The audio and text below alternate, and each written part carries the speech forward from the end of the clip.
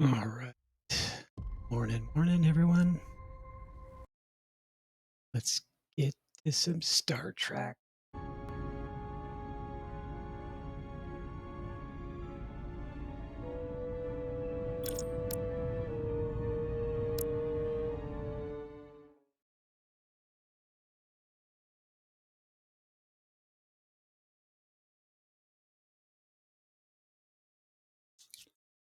All the choices.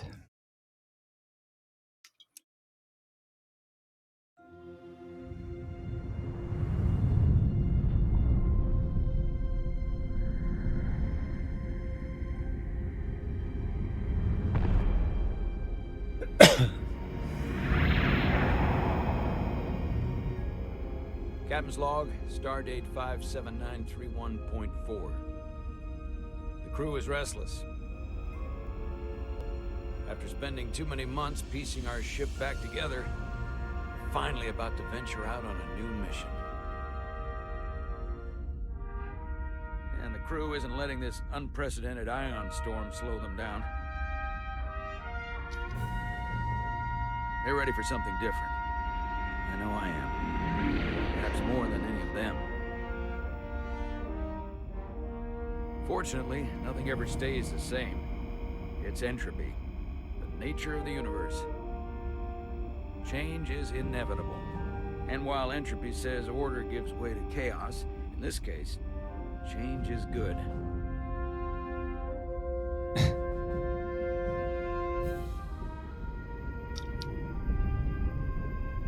Our new first officer is en route to the Resolute.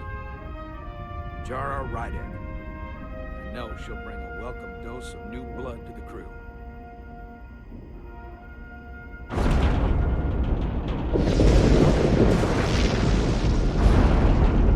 It's never good.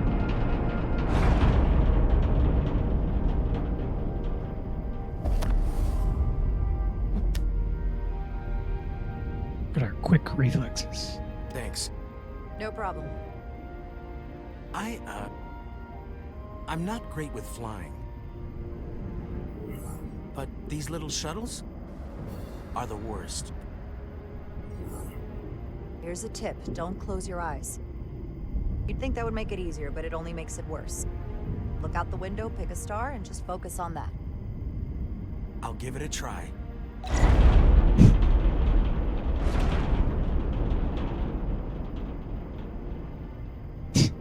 That was interesting smile. Sorry, I'm a little anxious. I hadn't noticed. I'm on my way to my first assignment. When we get to the starbase, I'm transferring on to the Resolute. So am I. It won't be easy for Jara to step in at the 11th hour like this. But if she's half the officer I knew she could become when she was a cadet at Starfleet Academy, she'll be the XO this ship needs right now.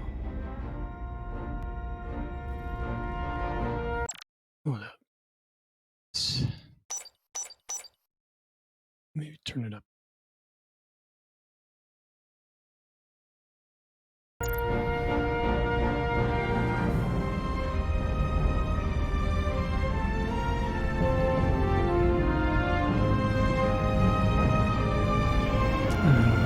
That's better or worse?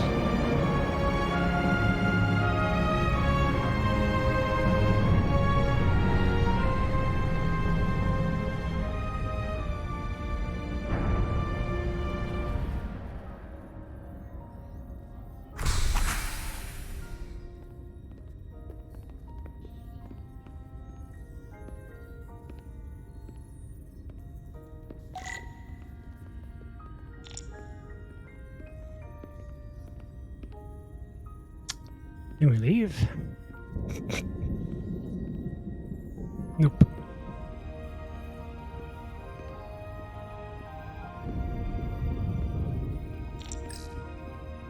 A starbase on the very edge of Federation space. Long way from home now.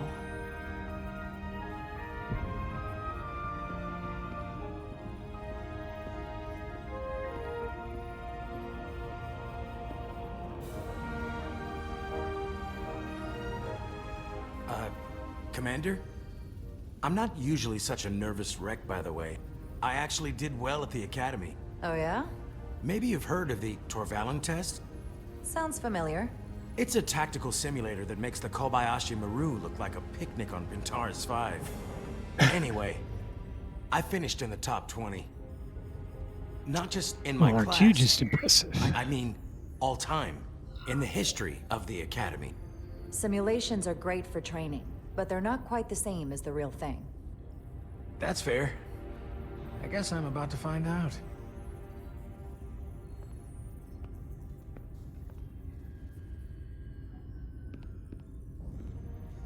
Please place your hand here. Hold it there for a few seconds. I guess.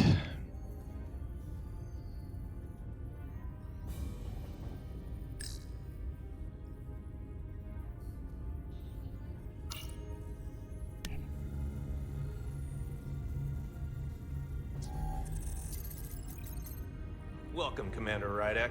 Wait, you're Jara Rydek? You absolutely crushed the Torvalin test. You finished in what, like the top 3? That would be me. Now I'm really... It's an honor to meet you, Commander. Sorry, I didn't realize before. I just came off the shuttle and was glad to be on solid ground. Well, now you know. Keep your eyes and ears open and you might pick up on things. I believe Commander Ermot is expecting you. He's in the concourse just ahead. See you on the Resolute.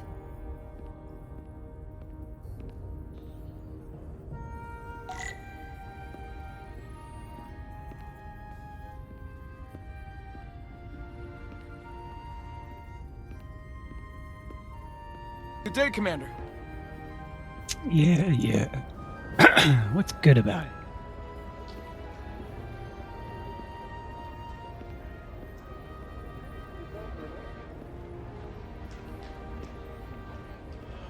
If I remember my briefing, Commander Ermot is a Bolian, so I'm looking for someone with blue skin. You're going to the Resolute too? Yeah. Who's this guy?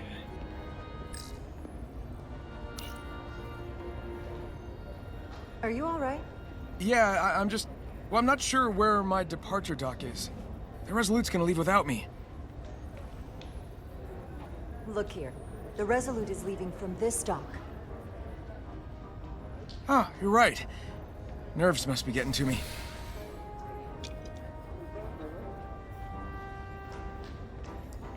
Thanks so much, Commander. Save the world again.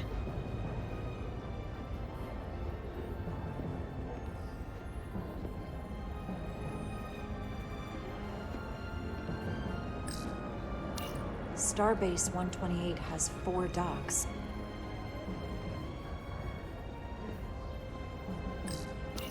I'll replicate myself a meal once I'm on board. Excuse me. Hello. This must be the guy.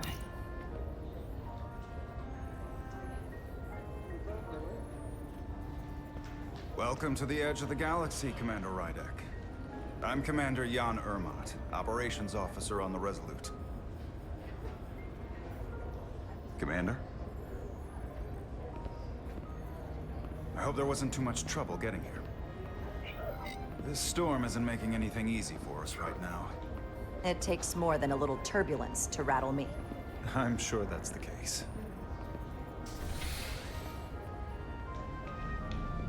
We're grateful you were able to come fill our first officer vacancy at such short notice. From everything I've read and everything I've heard, we're lucky you were available to us. Coming from a premier starship and all. To our little research vessel. You can spare me the flattery, Mr. Ermot. I'm here to work. Duly noted.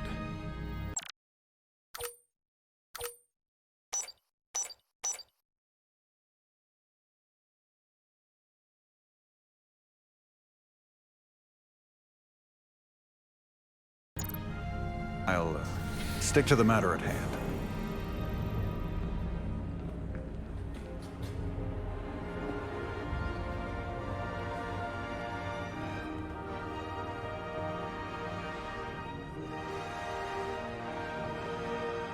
The USS Resolute. She may not look like much compared to the bigger ships, but as far as science vessels go, she can more than hold her own. And she doesn't look so bad considering 6 months ago she was nearly cracked in half venting plasma fighting for her life. It was an accident? Equipment malfunction. An accident suggests fault, but no one's to blame. It was a planned test, but the warp core was pushed beyond its limits. It destabilized the dilithium, there was a runaway reaction, and the warp bubble deformed. We thought we could reach a higher resonant frequency, but it was more than she could handle. Rookies. Cost us our first officer and 22 of our crew. Ouch. At the end of the day, we're all responsible for each other. To have lost so many lives. That's a high price to pay. Too high by any estimation. But there's nothing that can be done about it now except get back to work. And make sure it never happens again. Good point. Listen. I realize you've known Captain Solano for quite some time. And I'm sure you're ready to bring your best. But I should warn you that when the captain announced you would be the new first officer, there were those who felt it was a mistake, that he should have promoted from within. So you might want to tread lightly at first. Until they come to value your contributions as much as he does. All due respect to anyone that feels that way. They're gonna have to get over it. I'm here, and I have a job to do, just like anyone else. You That's tell true, but I wouldn't say it like that. Starfleet has assigned us a high-priority mission to the Hotari region. I'll let the captain brief you on board. I know he's eager to see you. Will we be mission ready in time? We have every intention. The crew has been working around the clock to get the ship ready. There's still so much to do.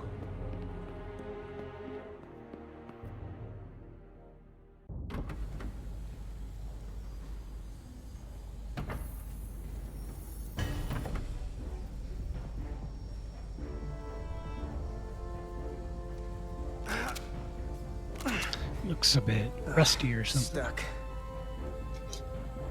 I got just the thing.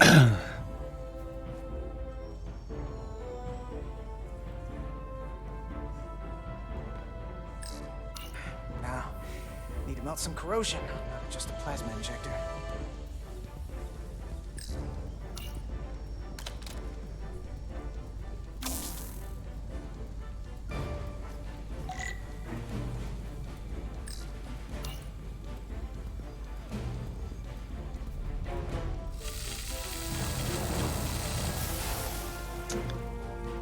Look at us gaming.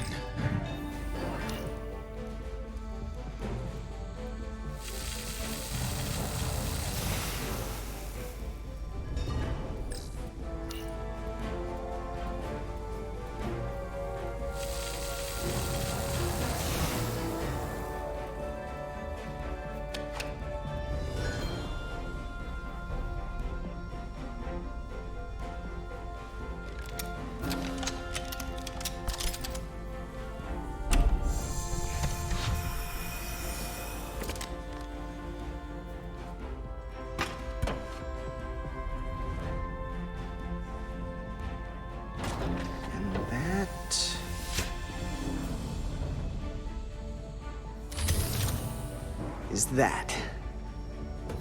Hope we don't have to do that under pressure.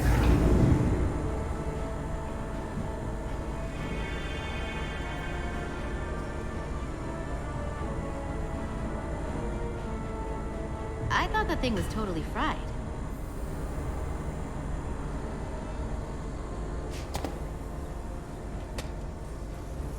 Nice work, Carter. Nothing to it, Neely. And not a moment too soon. The boss wants us down in engineering. Like, now. All right, Nelly.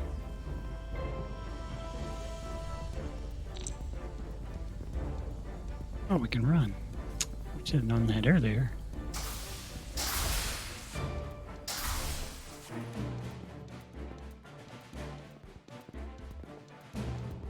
Now we can't run. Junction 34B gives you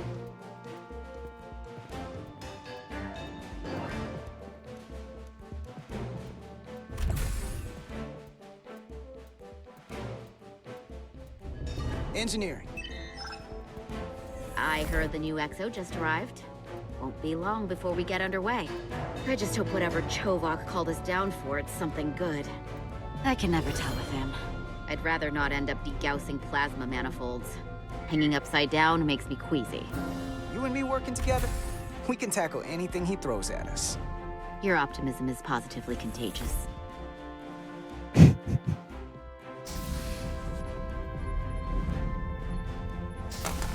Looks like we got here before... Lieutenant Commander Chovak. We were just looking for you, Commander. Petty Officers Edsalar, Diaz. I was beginning to think you would be late. We are all hands on deck right now, which means if you are not at your post at the appointed time, I do not have someone to replace you. A point I have been forced to make to Petty Officer Edsalar on repeated occasions. Commander Chovak, isn't it true that if we were almost late, it categorically means that we were not late? That is correct, Mr. Diaz. I mean, if anything, God. Edsalar and I are following the schedule to the letter. Yes, perhaps I should adjust the schedule accordingly. So, I don't suppose you wanted us down here to check in before we go off duty? Equip yourselves in EV suits to work on the exterior of the hull. I need you to tune the structural integrity field for optimal performance. The subspace distortions and ionic interference we are experiencing are preventing the proper calibration. But this ship must be ready to depart shortly, despite the storm. The precise nature of these disturbances are not fully understood.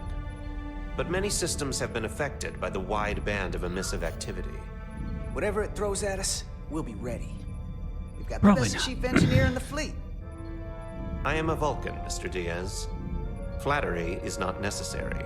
All that I require is that you do your job.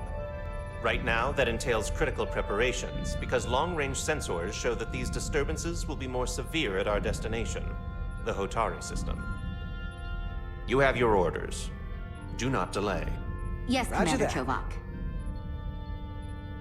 All hands on deck. Oh, what's that? All hands on deck. That's what Chovak said. You know what that means? It means this ship isn't ready to go out and the brass know it. So they're throwing every warm body at it. And they're going to leave on schedule. Consequences be damned. Now, you gotta have some faith, Nilly. Starfleet Command wouldn't send us out if we weren't ready. 6 months ago, I probably would have said the same thing. But this isn't just any old refit or any old relaunch. Oh, whoa. Excuse me. A lot of new faces coming on board. It's gotta be tough coming as a replacement. That's for sure. They may not be the same crew we started out with, but they're still Starfleet. They'll know what to do when the time comes. I prefer the scientific method. Evidence over assumptions. Hold on. Now there's an old face I didn't expect to see again. Hey, Miranda! You weren't gonna leave without me, were you? Ginger. Miranda, you're here? We thought you were staying on the Adirondack. Transfer came in at the last minute, so I figured I'd slum it on this bucket of bolts. Looks like you got her back together pretty nicely. I wasn't sure what to expect. Wouldn't take long to reverse that transfer and get you right back on the Adirondack. I didn't know you had that kind of authority. Oh, Carter's going places. You'd be surprised what he can do. Still, I am glad to be here. He still owes me a bottle of Saurian brandy. Don't think I forgot. Oh yeah, it's coming back to me now. Maybe Carter can rustle up that bottle and we can give you a proper welcome. As soon as we wrap up this quick little spacewalk. Sure, nothing bad will happen.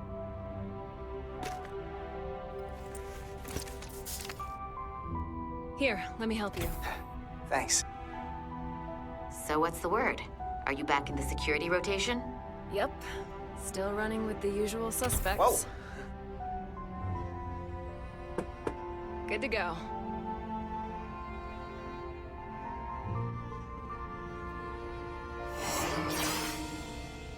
See you on the other side. Hopefully. Activating magnetic souls. I gotta do it.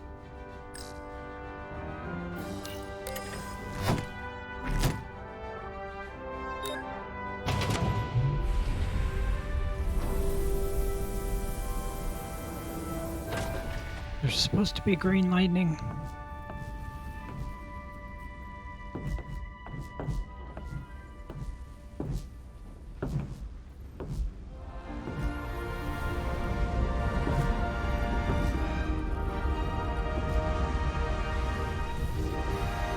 That view never gets old.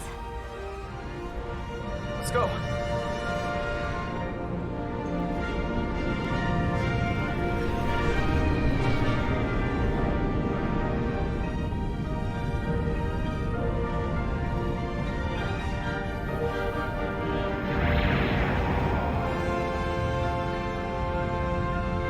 Interesting.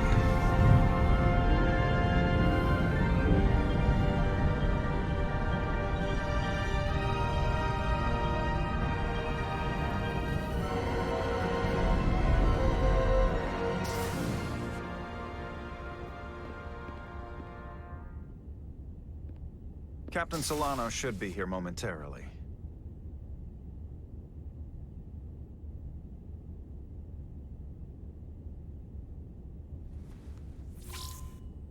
You'll have to forgive me, I don't know much about Kobleods. But my understanding is you need a steady supply of duridium to keep your cell structure stabilized, or bad things start to happen. And we have plenty of duridium in sickbay, so there's no risk of running out. Thank you. Feel free to make yourself at home. And help yourself to whatever you like from the replicator. Oh. Cake.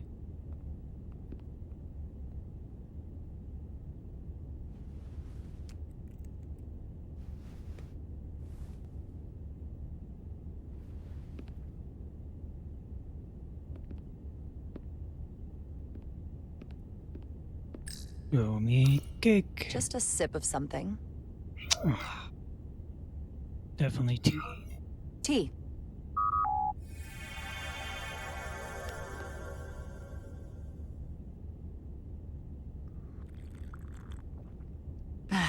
That's lovely.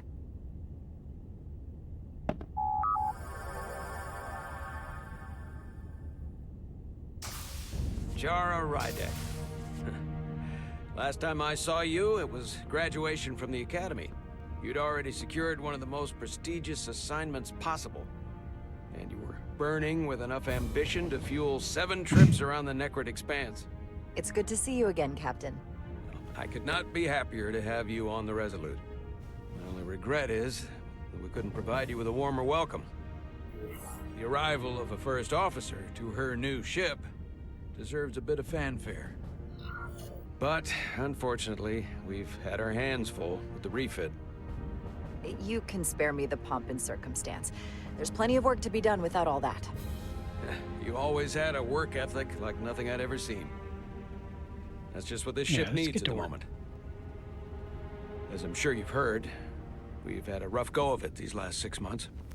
The ship suffered some damage, but not nearly as much as the crew.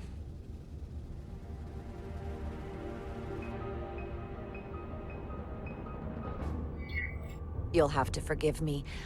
I don't really know the details. Starfleet has been kind enough to keep the story contained. Probably because they want to protect me. But I don't mind telling you. We were on the verge of a major scientific breakthrough. A quantum leap forward in warp core technology. 10,000 teradynes per second. The ability to travel at a sustained rate of speed longer and faster than we ever dreamed. Sweet. What would have been the crowning achievement of my career? Right there. Within our grasp. Until it all went so horribly wrong. We pushed her too hard, and a warp core malfunction overloaded the system, creating a pressure gradient way beyond what the ship can handle. It was heartbreaking. We lost some of our best people. As captain, I have to take full responsibility. It was my decision to make. and I have to live with the consequences. You have to look to the future. You can't dwell on the past, on things you can't change. There's nothing that can be done about it now. In my defense, I will say, I might have avoided the whole ordeal if my senior staff had been willing to trust me. There was a lot of sounds pushback bitter. from my former XO, and I think that cost me his confidence. I don't want you to pull any punches. Certainly not on my account. But once we decide on a course of action, I need everyone to fully commit to the mission. Anything short of that just won't work. And that's when things start to go sideways. Whether I agree or disagree, I can promise that I'll be honest to a fault. Good. That's exactly what I'm looking for. But at the end of the day, it has to be my call. Look, I'll be blunt. We can't afford another mistake. Or at least, I can't. I feel like my career is hanging in the balance here. We need a win. Something to restore the crew's confidence. I understand. On a more positive note, Starfleet has tasked us with what they're calling a mission of the highest priority. Escorting a senior diplomat to Hotari space. Two previously peaceful and otherwise non-aggressive civilizations now find themselves on the brink of all-out war. So it's a peacekeeping mission. I see it as a golden opportunity to not only prove what the Resolute and her crew are truly capable of, but also a mission for which we're uniquely qualified. This ionic storm. Our long-range sensors suggest it's several orders of magnitude stronger than anything on record. A total anomaly like nothing we've seen before. And you'll never guess where it leads. Hatari. Destination. Exactly. Very nearly in the precise location where we're headed.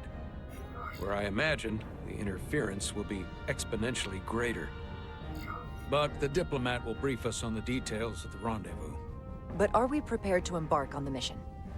As much as I'd like to think that's true, I have my doubts. But I don't want to get ahead of myself. I expect we'll have some rough sledding when we arrive, so I need you to prepare the crew for the worst. There's just one more thing I want to clarify up front. The metric that for me will be the ultimate measure of your success. What is it? If after serving as my first officer, you don't one day find yourself with a ship of your own, then I will consider it my personal failure. When that might happen is entirely up to you. But it goes without saying, you have my full support. Hopefully that day comes sooner rather than later. Pace yourself. Like I said, when it happens is entirely up to you.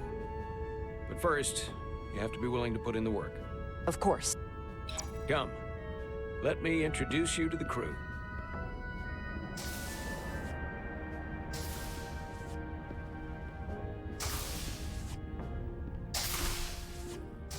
First. Oh no. Here.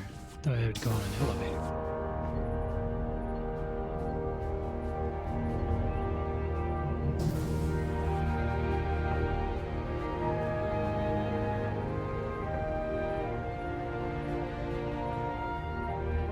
Everyone, if I could have your attention for a moment.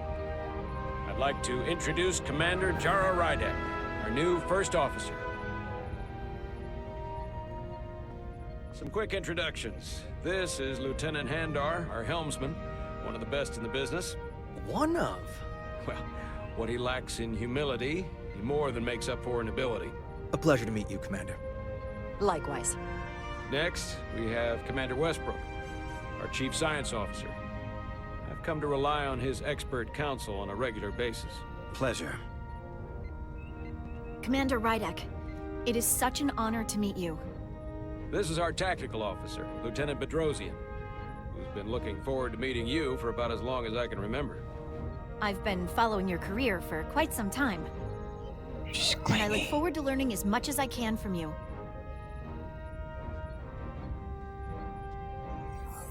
That's very kind of you to say. I'm happy to be here. Well, I have to admit, one of the reasons I've followed your career is because you're part Kobliad, because of what you've overcome. Starfleet stands up for people who can't defend themselves, and you were one of those people once. But since then, you've done so much to protect others who need it. I really admire that. So, you've been something of an inspiration to me. Not that I've done anything close to what you've done. I don't know what to say. That's incredibly flattering, thank you. I hope someday I can follow in your footsteps. I'm sure you will. And then, of course, you've already met Commander Ermont. Please, do everything Mr. you can Man. to make Commander Rydek feel at home here. I'll be on the starbase. I have an urgent meeting with the starbase commander to get our authorization to get underway. If they drag their feet any longer, we won't make our rendezvous. The bridge is yours. Sweet.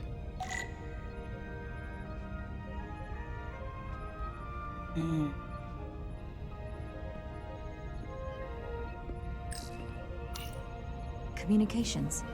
Keeps us in contact internally and with other vessels. Alright. Doing that. We get it. Yeah.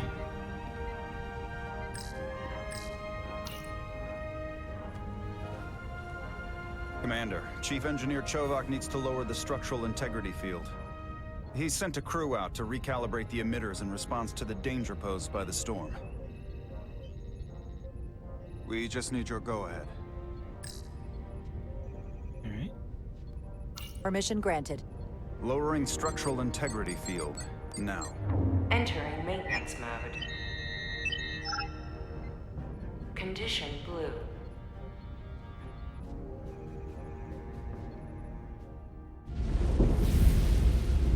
The storm is getting worse. Storm surge. Looks like they turned off the SIF. Great. Let's get to that emitter. Alright.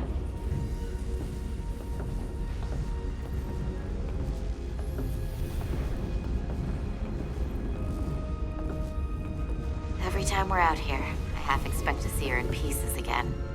She's still got some scars on her. It adds character. When I joined Starfleet, all I wanted was a ride out of town. But this isn't exactly how I pictured it. On the outside of the ship? No. Sometimes it feels like we're just part of the machinery. Don't you want more than that? I mean, Starfleet is noble and all, but it's still a machine. A massive, massive machine. I am more than that. And so are you. You wanted to get away. I enlisted because I didn't want to wait years just to get out and see the galaxy. Yeah. I wanted to go somewhere. See new worlds. Look up at a sky no one's ever seen before. Just because I'm cranking a hyperspanner up in a Jeffries tube today doesn't mean that's all I'll ever be.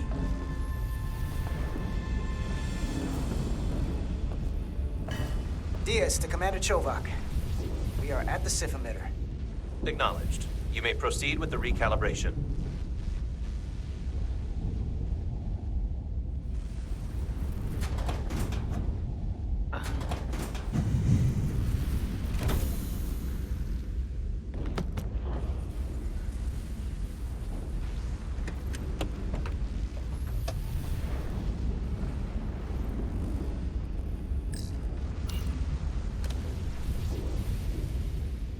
Beginning recalibration.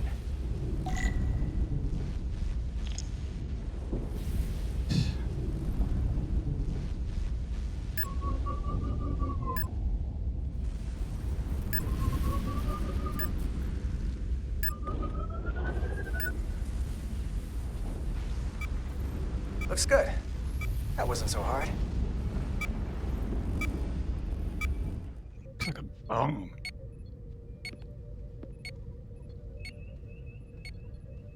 Commander Westbrook, right? Chief Science Officer.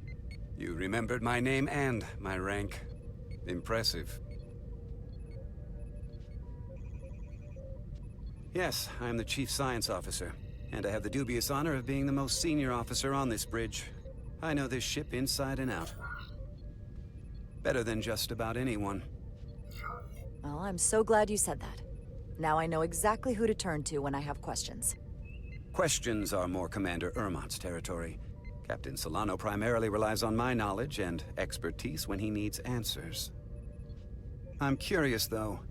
A Kobliad, or half in your case, is an odd choice for First Officer, given your vulnerable condition and all. But if, as an example, we found ourselves in a hostile situation, and you were suddenly incapacitated because you needed an infusion, what would happen then? Worry about it, buddy. You'd leave Captain Solano without an XO. Granted, that would be a worst-case scenario, but not outside the realm of possibility. In my entire career, it's never been an issue, or caused the slightest problem. And I don't expect this to be any different. I was just curious, that's all. Listen, can I be blunt, Commander? I see no reason to stop now. Commander Sutherland, your predecessor, was one of the best first officers in all of Starfleet. His record was impeccable and his reputation was without equal. I mean no disrespect, but the shoes you're stepping into are almost impossible to fill. He was loved by the crew, and he was one of my closest friends. I don't think I could ever replace Commander Sutherland. And it would be a mistake to even try.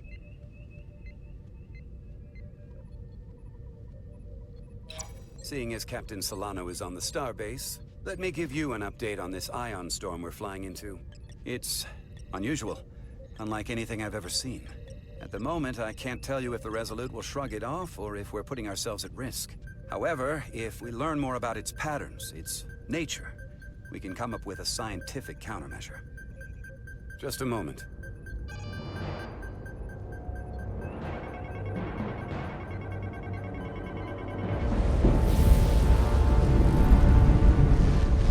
We've got a massive energy wave inbound. On screen.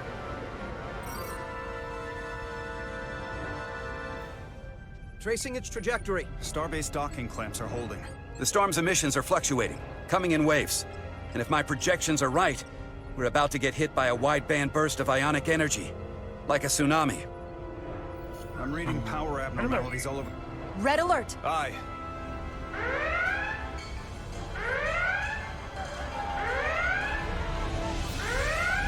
Evacuating main gangway and retracting. Putting sensor visualization on screen. With the structural integrity field shut down, we can't take a direct hit. Time to impact. 1 minute. Shield systems are severely impacted. We have limited protection. I need every available solution. What are our options? We can weaken the impact of the storm with a deflector pulse. There's a better way. I'm sending all auxiliary power to the deflector dish. Send the aux power to the shields. We can't reactivate the entire shield bubble, but it's a directional threat. So we can orient all we have towards the wave. You have to believe me. We only get one shot at this. We can't afford to get it wrong. Bedrosian, get those shields up. Rerouting power to shields. Stand by. I need a heading. We've only got one shot. Understood. On my command.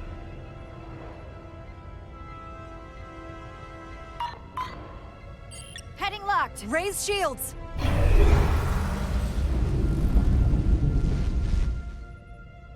This is it! All hands, brace for impact.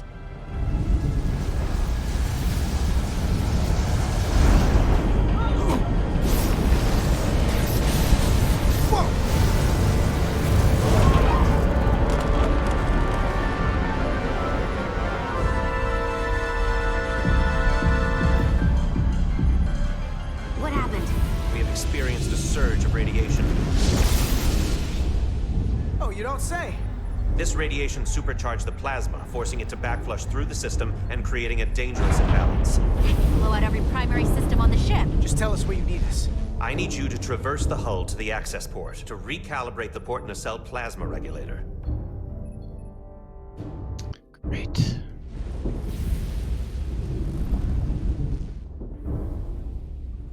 We've reached the first access point. Understood. Do you see the override for the level 1 failsafe circuits?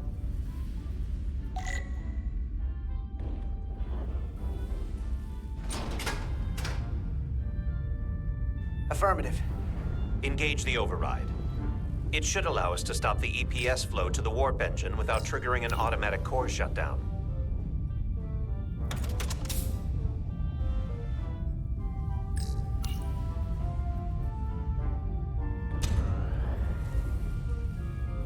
Alright.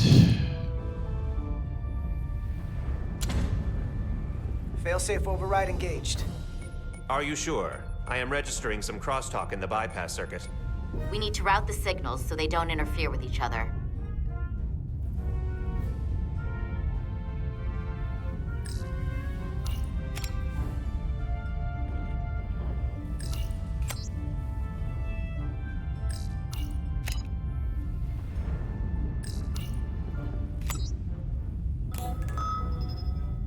Diaz to Resolute. The failsafes are temporarily disabled.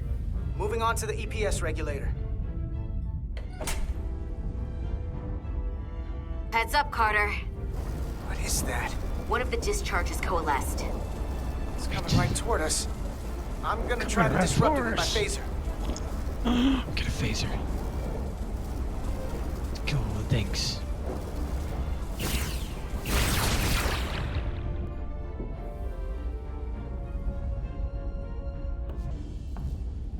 So we gotta climb up the pylon.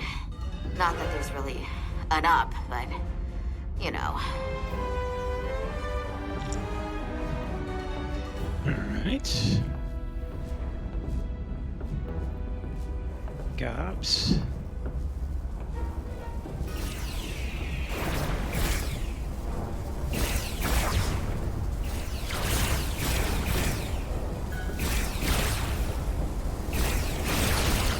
Hey, don't touch.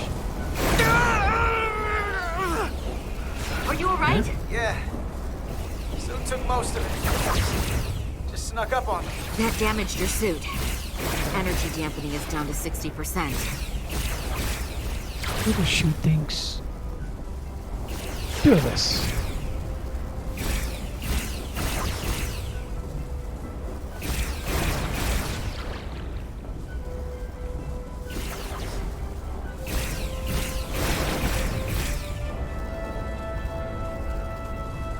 We're almost to the regulator.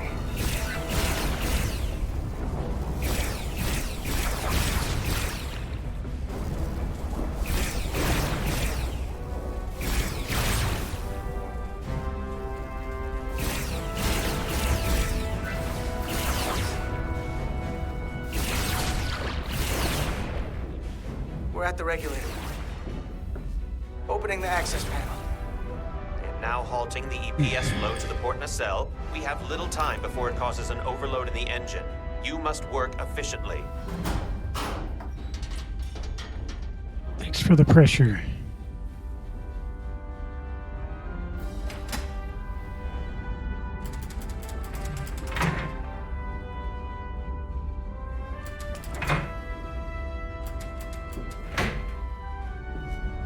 EPS manifold adjusters reset to neutral.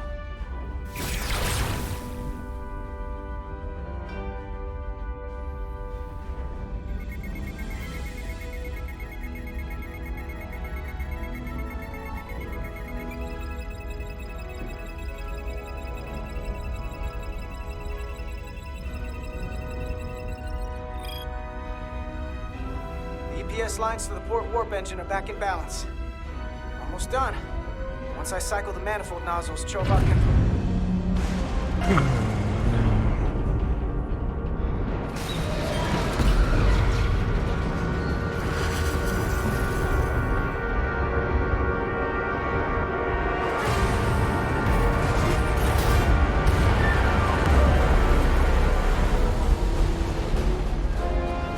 Huh?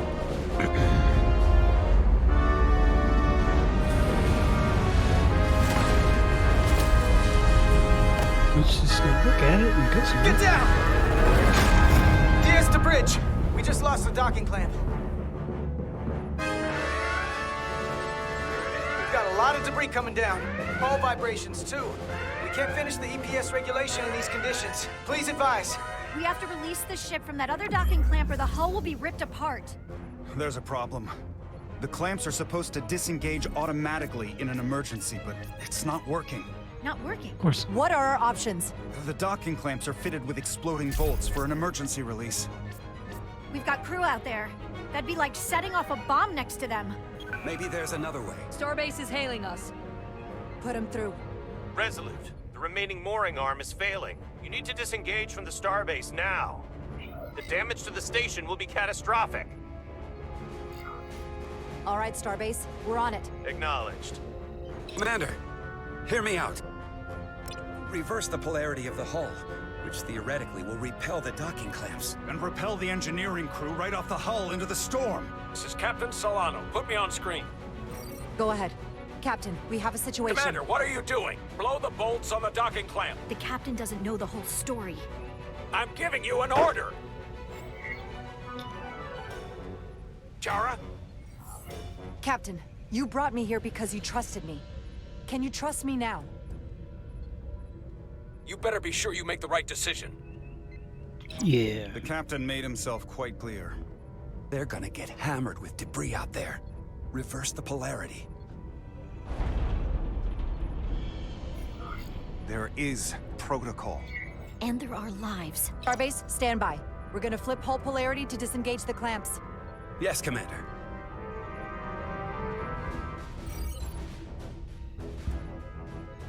Got this. Repair crew, this is Acting Captain Jara Rydek. Be advised, we are going to reverse hull polarity to free us from the remaining docking clamp. Tether yourself and deactivate your boots on my mark. Understood. 8, 7, 6, 5, 4, 3, 2, 1. Mark!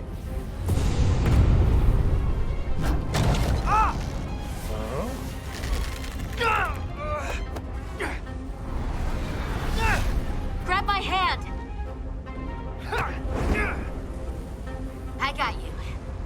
Thank you. Plasma imbalance is reaching critical condition. We are moments from primary system failure. I got it. We still gotta do stuff.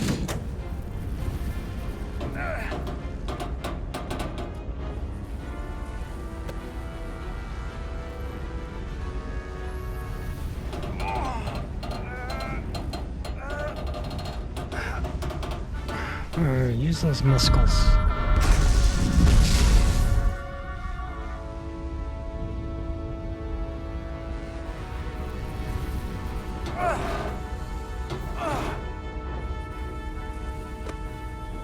Teamwork.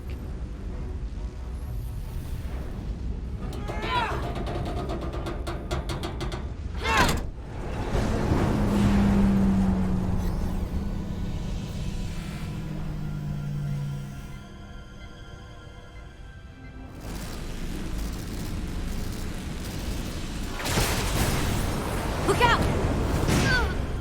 Ooh. Gonna fill that in the morning. I got you. Petty Officer Etzelar's hurt and unconscious. I'm gonna have to tow her back to the airlock. Mr. Diaz, the situation has changed. You are at risk of triggering a substantial electromagnetic arc if you approach the main hull the way you came.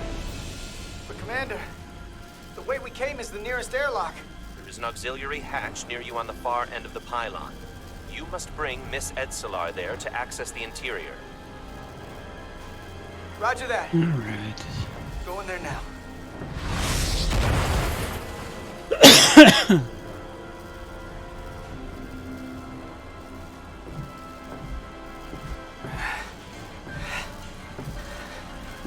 I'm at the auxiliary hatch.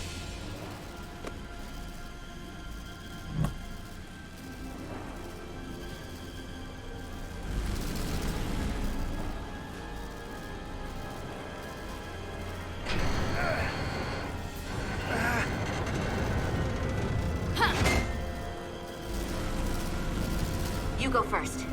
What? Let me save your neck this time. Absolutely. No time to fight me on this.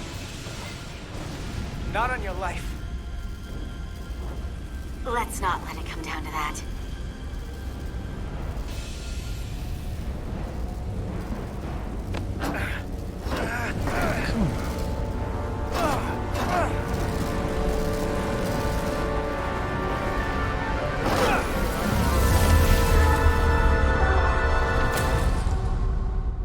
Yeah.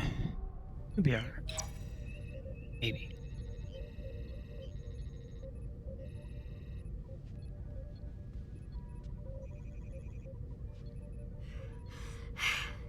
We made it.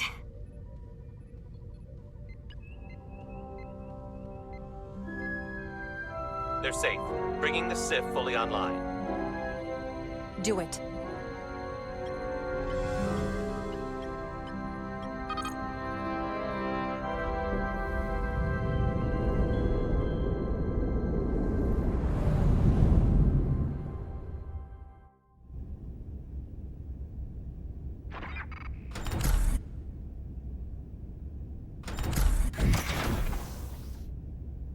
Nilly. I'm good. Help me with him.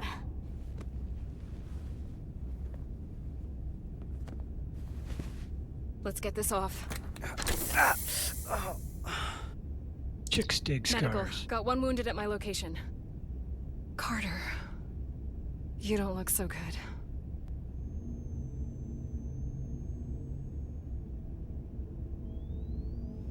You gotta be more careful. I just got here. I'm not ready to see you two get blown to space dust just yet. Now let's get you down to sickbay. Great.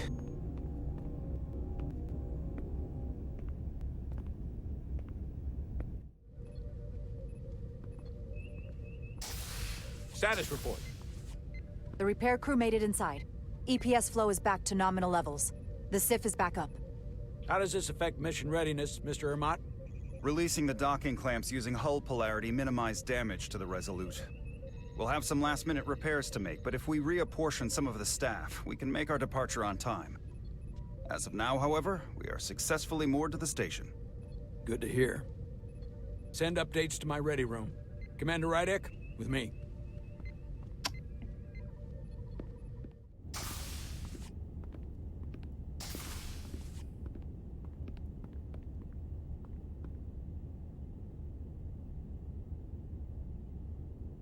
And You disobeyed my orders. Well? Respectfully, Captain, I made the right choice given the You information I had. disobeyed my orders! And not just in front of the bridge crew, but the Starbase staff as well. That's going to get around. My name's already tarnished around the fleet. But what is it going to do to my credibility on this ship? From the top to the bottom. Bridge to lower decks. Captain, I told you I'd be honest, so here it is. Maybe I shouldn't have disobeyed a direct order, but you were wrong. You weren't on board, and you didn't have all the information. So I made the right decision for the ship. If you're worried about your credibility, put your ego aside and trust your crew. Trust me. You might have won some fans on the bridge with that stunt, but not everyone. Lieutenant Commander Chovak has already bent my ear. I'm sure he doesn't take it personally. He'll get over it in time. Mr. Chovak is more complicated than he would want to admit. I guess we all are. And, if I'm being honest, I'm not sure what I would have done in the moment either. You never really know if you weren't in those shoes. So, let's just boil it down to, you did what you had to. That'll have to be good enough for me. Am I dismissed, sir? Dismissed? We have work to do. Despite it all, we got our final Starfleet clearance to depart.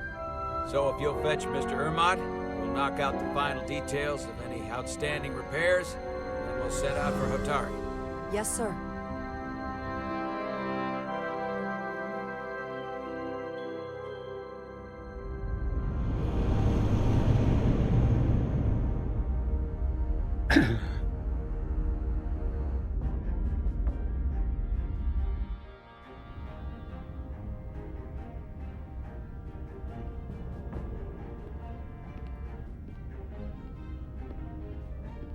All departments reporting full mission readiness. We've got our full complement on board. This is my favorite moment. right now. The start of a new mission is always full of possibility. The Orion Syndicate could sell it as a drug. Don't let the Admiralty hear you say that. Elevator. Captain on the bridge. Sit. Sit, everyone. You all know, I'm not big on speeches. We're embarking on the first mission since our refit. Let's make it a good one. Disengage docking clamps.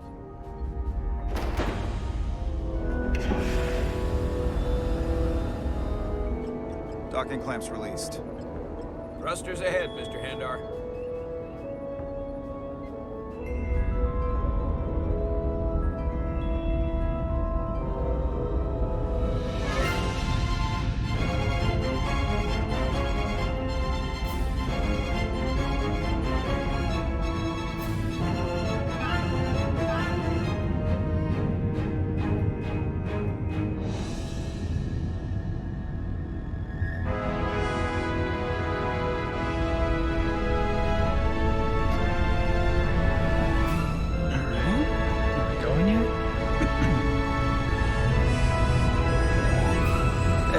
Should do it.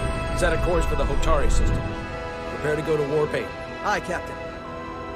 You know what? You take this one. Sweet. Me?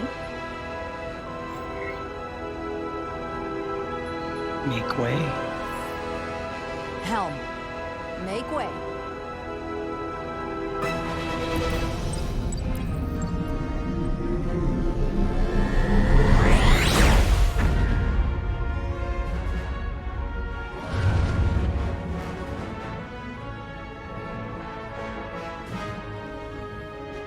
Make way. It's a sailing term. I know that. Better than age.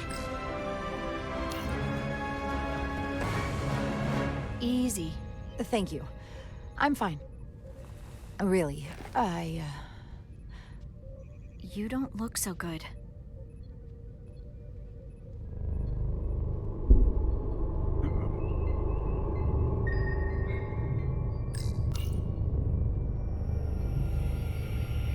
I have to get to sickbay. Go.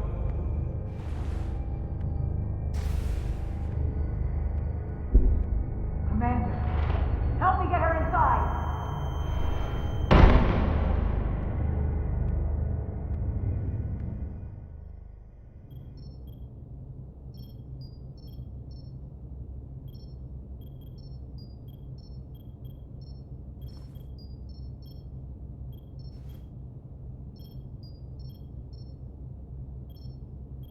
Well, that was quite a scare.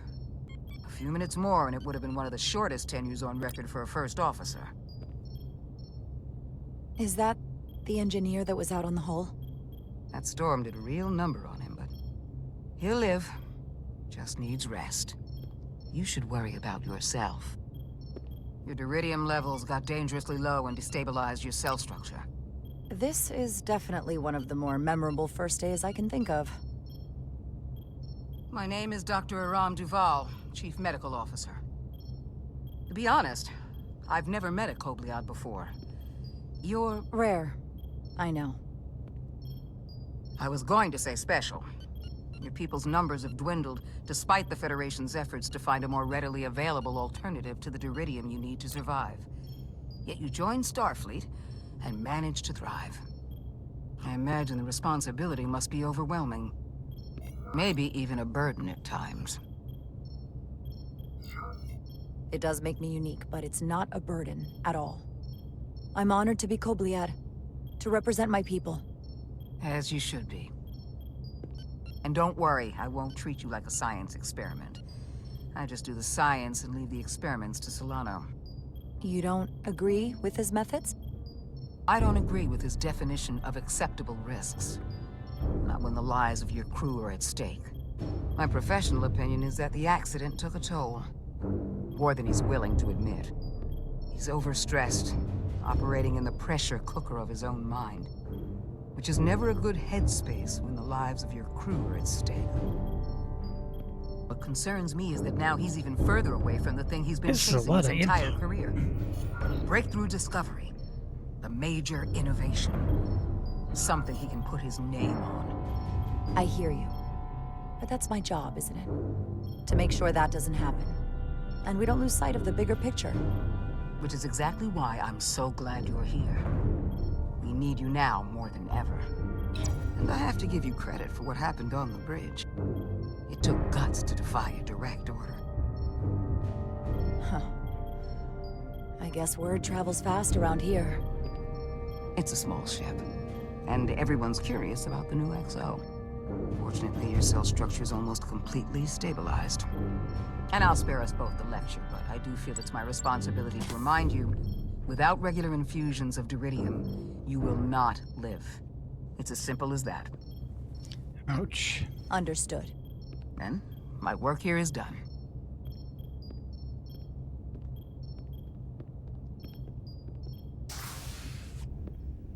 Lieutenant Bedrosian. I came to see if you were okay. We were all pretty worried on the bridge. No one knew what was happening. I'm feeling much better. Thank you. It's just part of who I am. You don't have to explain to me. I understand. I'm just glad you're okay.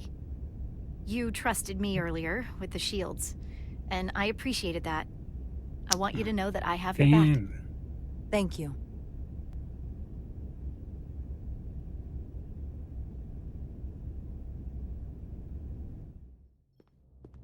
Now, Carter, the emissions that gave you that burn are quite unusual, like everything else that goes with this storm.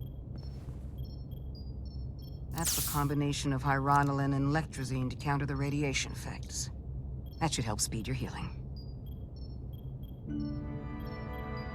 She's come by a couple of times to see you already. I'm too impressed with our new scar. Be brief. It's good to see you awake again. I was starting to get worried. Not that you aren't in good hands with Dr. Duvall. You did take one hell of a shot, though. So, be honest. How bad do I look? You look rugged. Rugged? She likes it. Okay, how about heroic? Millie was looking in on you too, by the way. But since it's just us right now, I had a chance to think about this while I was away. And I thought it was important that I just come out and tell you, instead of tiptoeing around it. It's okay, Miranda. You can tell me anything. I know that. Then come on. Just spit it out. I'm trying. Let me talk.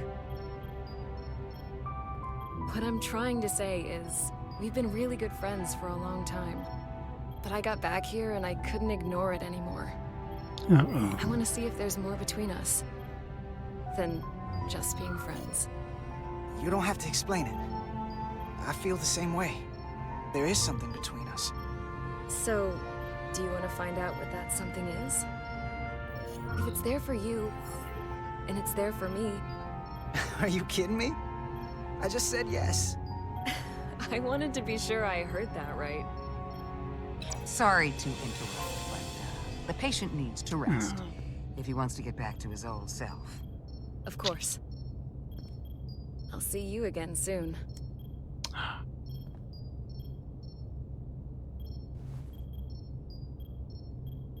We got gingivitis.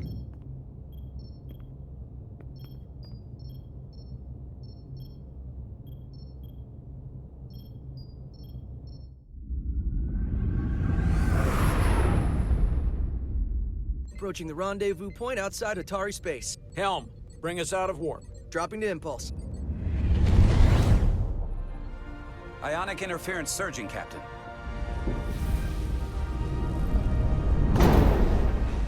Shield What's integrity supposed to holding. happen? We can take it. We are at the correct coordinates to meet the shuttle. Commander Rydek, find us our diplomat, if you will. Aye, Captain. Let's reduce the noise. Filter out environmental signals. I can manually tune what's left for Federation signal types.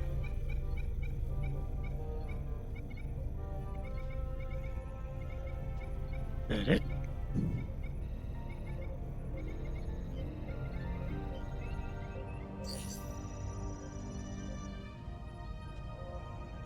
I've located the shuttle. Opening comms. On screen. Shuttle to Resolute. Shuttle to Resolute. Debris field. Lost maneuvering. Losing. I can't get it any clearer. It won't get a transporter lock. It's just not happening. Power up the tractor beam. We'll pull them directly into the docking bay.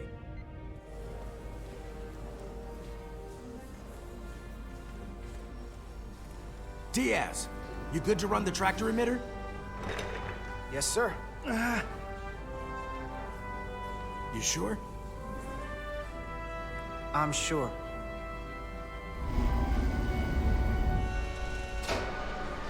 Come on, Diaz. First thing, lock onto the shuttle and stabilize the rotation. Alright.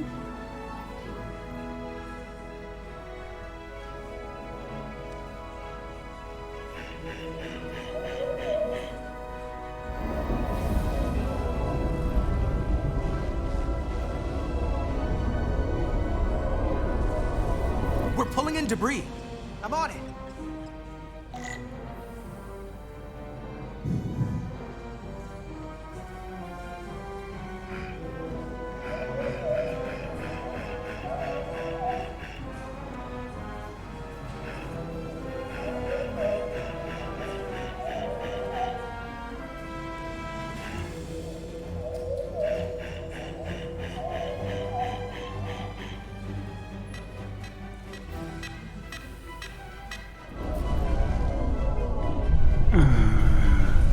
That's not good. That's gonna take out the shuttle.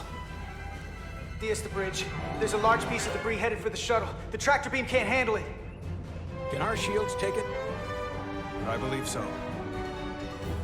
Commander Rydek, plot an intercept course.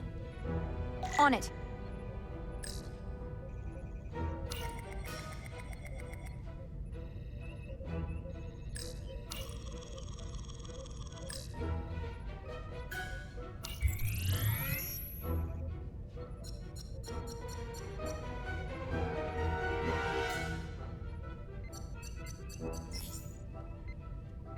Here we go. Maneuvering thrusters bearing 53 Mark 17, 200 meters on an intercept course. Maneuvering.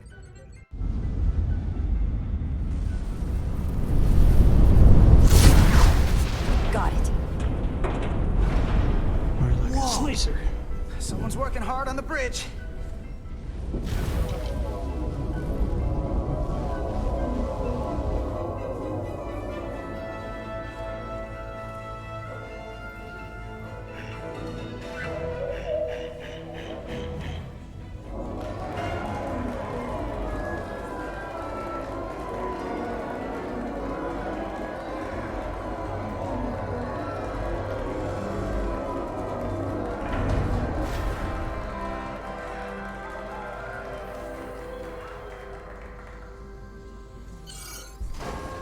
We've got the shuttlecraft on board. Good job. We're on our way down to meet them.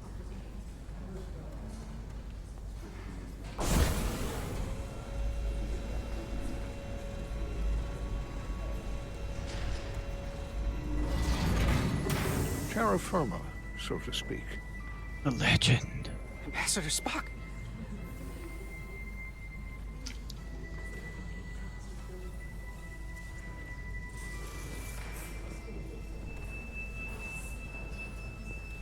The captain will be right down to meet you, sir.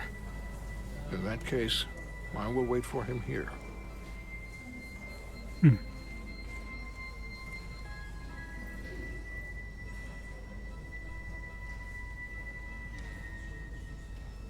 Awkward.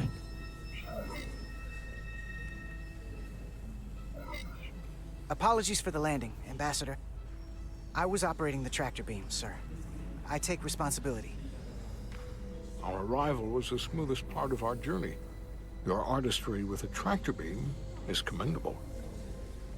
We thought we were prepared for our arrival in Hotari space, but it is evident my craft was not sufficiently robust for such intense ionic activity. The storm has been pretty intense. There was an element that was most unusual. Before you came to our aid, our maneuvering thrusters and impulse engines were rendered inoperable. So we attempted a short traversal at warp speed, only to find that we could not achieve warp at all, even though our diagnostics computer showed no faults or anomalies. What do you make of that? When all indications say that warp speed is possible, but in practice, we find it is not. I'd rather investigate than speculate. A sound principle. Take readings, run some additional diagnostic checks, and we'll get to the bottom of this. Quite logical. Petty Officer... Carter Diaz. Sir. Thank you. Ambassador Spock. Excuse me. I'm honored to have you aboard. I'd like to get right to it. We're already behind.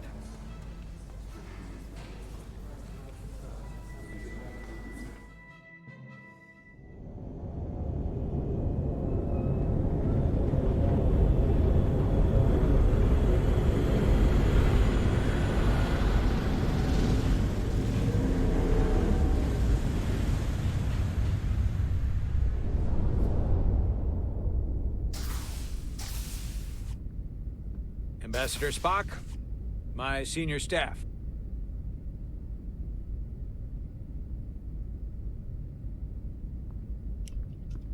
It's not every day that a captain gets to welcome a Starfleet legend aboard. You flatter me, Captain Solano. But legend implies the past tense, whereas I am very much focused on our present circumstances. I didn't mean to suggest you were stuck in the past.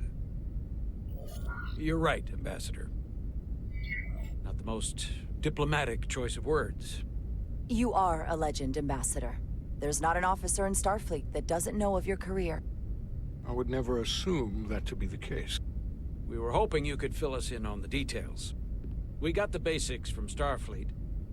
Two formerly peaceful neighbors are now on the brink of war. Indeed, and the tension between them grows fiercer by the hour.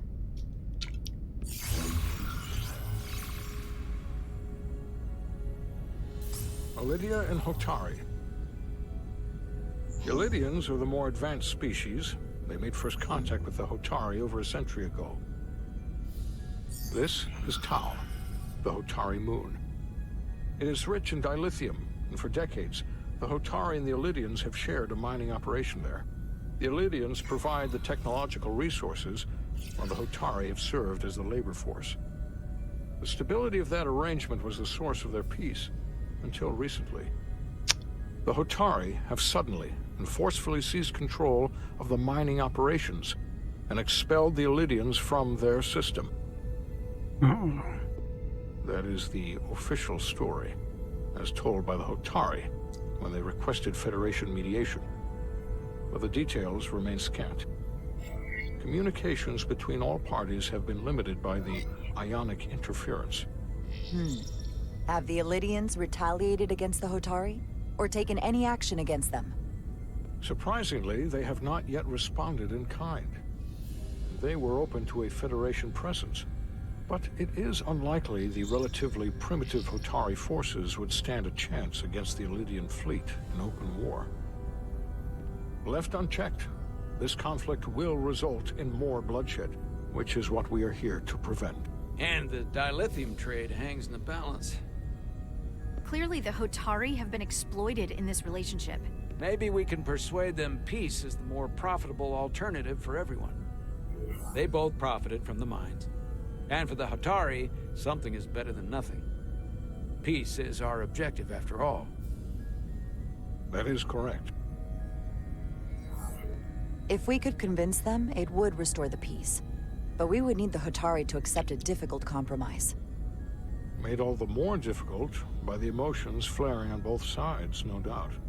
Neither the Elydians or the Hotari are members of the Federation, so we can't make them do anything. There is an additional complicating factor I should mention. In the past, the Federation has relied on the Elydians as a source of dilithium. Oh, great. That certainly changes things. Federation sources its dilithium from a lot of places. Yeah, and this is one of them. So we've already played a part in this. Unfortunately, that is indeed the case, Commander Ryder. Thank you. We're morally obligated to make this right. Hold on. Our only obligation is to negotiate the peaceful resolution of this conflict. Given the Federation's involvement in the Iridium dilithium trade, Captain Solano and I must make every effort to appear neutral in these negotiations. What worries me is if this whole thing unravels, and we're at the mercy of the storm at less than full strength. We can't let it come to that. Considering what the Ion Storm has done to our ship, and the Ambassador's shuttle, we have to assume the Ilidian fleet has had problems with it as well. This recent surge in the energy disturbance temporarily levels the playing field. Commander Westbrook is correct. The energy anomalies around the Hotari systems have been noted in the past. That may answer why the Hotari were able to strike back after so long. They finally had an opportunity, and they took it. That would also explain the Ilidians' restraint. And reason to learn as much about the energy anomaly as we can while we are here. We do not want to be caught at a disadvantage of our own. So I trust we understand our circumstances. We're operating on a strict timetable here, and we're going to be leaving for the negotiations shortly. Commander Westbrook, I want you to leverage our systems to investigate the anomaly from here while we're gone. Aye, Captain. Thank you all. Dismissed. I want to speak to both of you privately.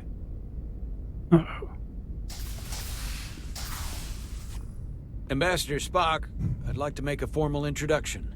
My first officer, Commander Jara Rydek. Commander, as you are aware, there are limits to what Captain Solano and I can do in our official capacity as representatives of the Federation. But someone in an unofficial capacity, your first officer, for example, would not be bound by those restrictions. Commander Rydek could ingratiate herself to certain parties behind the scenes, where they may be more candid in revealing information that could lead to a resolution. She certainly goes her own way. Maybe that helps in this case. I'm perfectly happy to work outside the lines. And by extension, you will be doing your duty, Commander. Just not too far outside the lines. Well, I hope Commander Rydek will have more luck finding out what really happened than we will through official diplomatic channels. The fate of the negotiations, the interests of the Federation, and the prospect for peace may very well depend on it.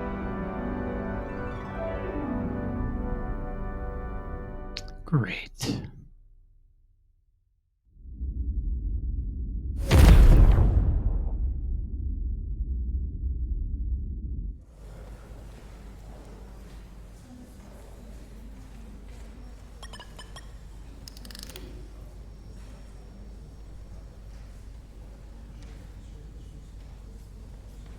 Mr. Diaz, I understand you have already discussed the warp drive failure with Ambassador Spock? I have. It is imperative that the Ambassador's shuttle be flight ready. I need you both to ascertain the root cause of the system failures he encountered. I'm surprised, Commander. I thought you would have wanted to work on Ambassador Spock's shuttle yourself. I respect the Ambassador and his many accomplishments, but I do not derive any satisfaction from interacting with his shuttle as if it were somehow transubstantiated through its association with him. Especially when I have the entirety of this starship to concern myself with. I am not the chief engineer of this shuttlecraft. Commander Chovak, is there anything you do enjoy? I take pleasure in the satisfaction of a job well done. I suggest you try it sometime. Make note of any abnormalities in your report. Carry on. Was that a joke? No, couldn't have been. It seems like he's warming up to us. Yeah. Even Chovak has to look at that face and know you've earned some real respect. And I have to admit that I owe you one. You were right to make me go first. I don't know what I was thinking. You've pulled me out of trouble how many times? Call it even. Okay. At the very least, maybe I can track down that bottle of Saurian brandy you're still on the hook for. But first, we have work to do. Of course. Ready to go? All set. Let's run the diagnostic. Right.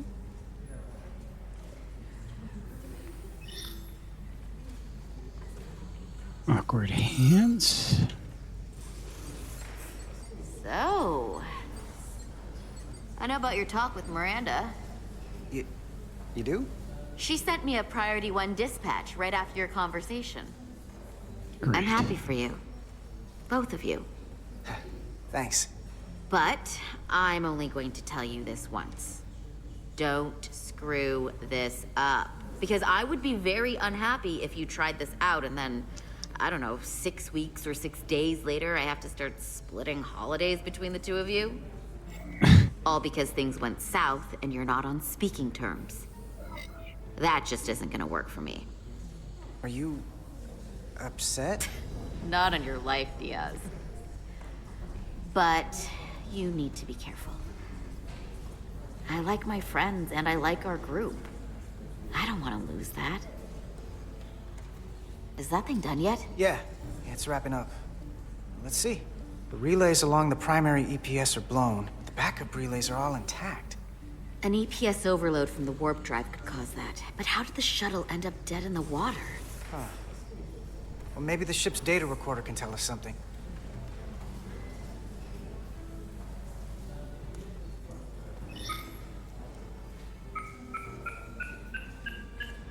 Here.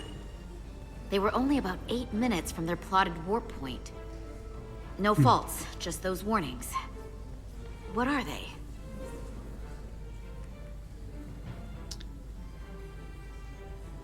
We gotta find out. The warp field became inverted suddenly. I've seen this happen when the center warp coil cracks. A cracked warp coil throws a fault code. Still, we should take a look.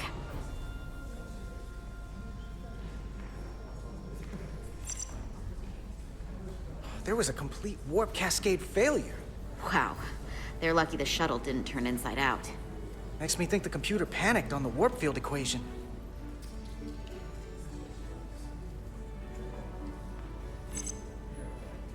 Subspace variance out of tolerance. What does that mean? It means the main navigation array lost sight of space somehow. Will the array going offline cause that? Yes, but it should have also thrown a fault code. Any one of these failures should have thrown a fault. If it was caused by a system failure. None of this caused the relays to blow. Roll forward to when that happened. Yes, ma'am. So here, they take a moment to get their bearings and they attempt to re-engage the warp drive. There. That's the relays blowing. And look, there's another warp system alert. They're all the same. Subspace variance out of tolerance, or warp inversions. Finally, there's a complete warp cascade failure. Then it's one of two things. Either a warp coil is cracked, or the navigation array is offline. That makes sense. Divide and conquer. You want to check the warp coils or the navigation array? I'll check the other. Let's not overcomplicate this. One of these systems is likely broken. I'll check the nacelles for a cracked coil.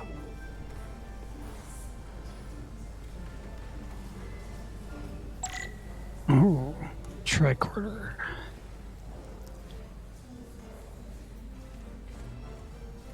All right.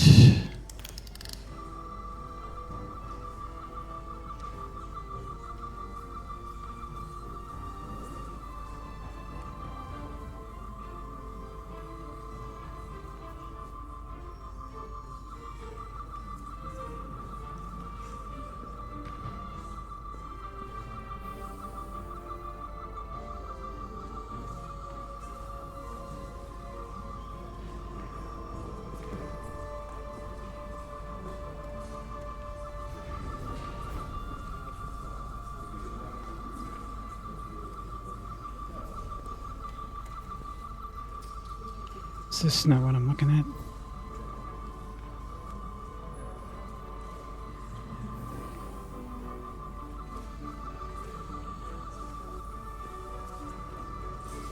Out of range. Oh, there we go.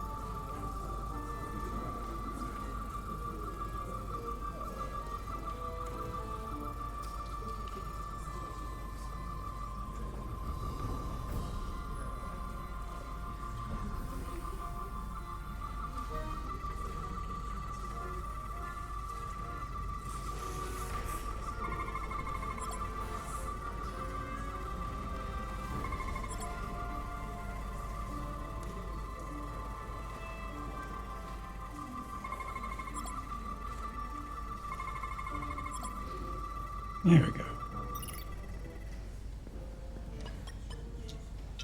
I checked every coil on the port nacelle for imbalances. If any coil in either engine were cracked, I would have detected it. So, it must be the navigation array. Except it's not. Checked and double-checked. Well, the readings don't lie. Here comes the security detail for the way team.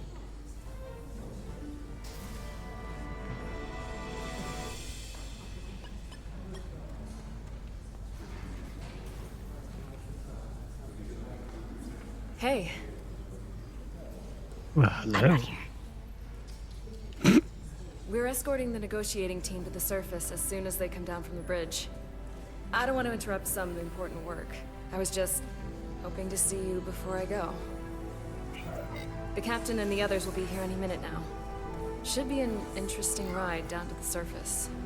Come on, I'm never too busy to make time for you. That's not true. No. But I am glad you came by. Now that's more accurate. I gotta be precise with you, huh? Hey, Maris. Aren't these those button pushers you're always hanging out with? And you're the phaser jockeys we always beat in Parisi squares, right? All aboard for Hotari. That another one of the captain's railroad things? Gotta be. I just usually zone out by the time he gets to the whole, steam engines were the warp drives of their day part. Catch y'all later. You don't want to miss your train. No, you don't. I do have to go. Of course. Not gonna lie, Right. I'd rather not leave right now.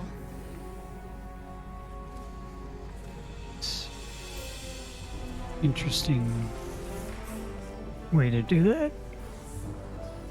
That was nice. Yeah, it was. Save some of that for when I get back.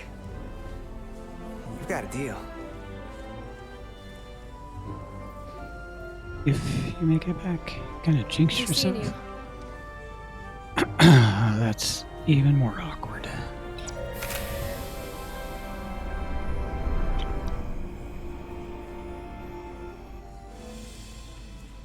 Etzelar Diaz. If you could float back down to reality, we still have a ways to go. All right, where were we? So, the warp coils in the navigation array are fine, but the nav computer doesn't seem to think so. I'm out of ideas short of field stripping the shuttle from bow to stern. You wanna take this out of the shuttle and throw it on the bench? Oh, real hands-on maintenance. I like it. Okay, the nav computer is patched into the ship. The ship's computer can double-check our work. If the shuttle's nav computer is putting out false data, we'll know. Let's run through the shuttle's logs again. Running now.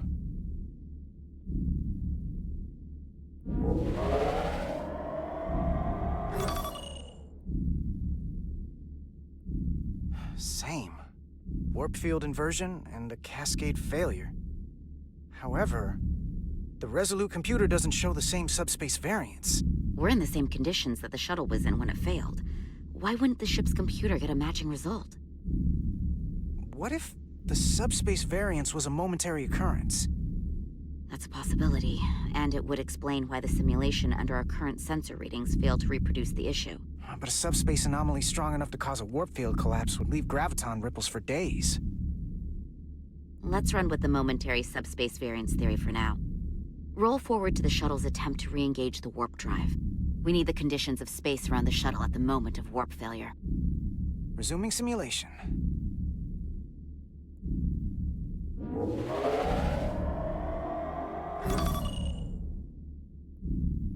Error in warp field calculation. Cochrane formula variables are out of range. That right there. Take the shuttle sensor data from that moment. Computer, why did the warp field calculation fail? Warp field pressure returned non-orthogonal. Results are undefined. That doesn't help. Wait. Nope. What if we use a different ship? Put the Resolute into the simulation instead of the shuttle. Yeah. It should warp just fine. Unless... Computer, run the simulation with the Resolute.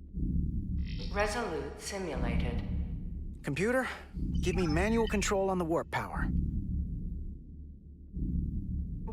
Static field intensity, warp 1.1. 1.2. 3. Warp pressure is destabilizing. Error in warp field calculation. The warp drive has experienced a system-wide cascade failure. Warp field collapsed. Subspace variance is out of tolerance. Cochrane formula results are undefined. Bingo. What-o? The same moment when the shuttle failed to warp, so did the ship. Whatever happened to the shuttle just happened to us. The Resolute will not sustain warp. We can't leave Hotari space.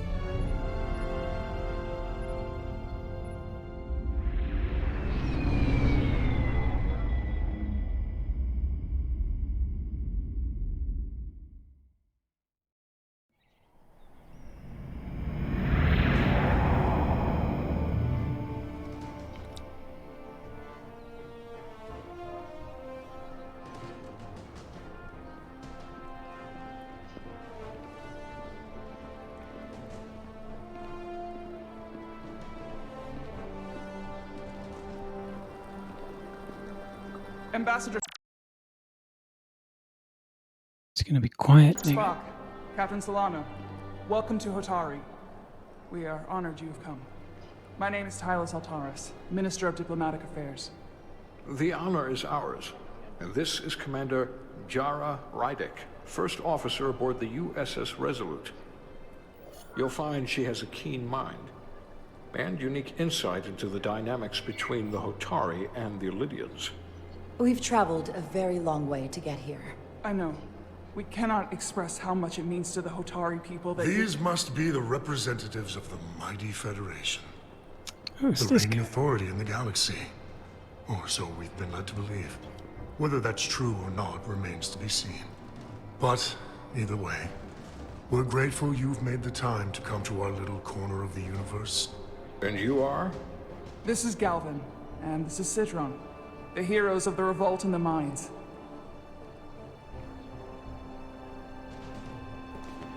What's that face? Oh. Let's hope this is the last time we ever have to come here. If you'll excuse me.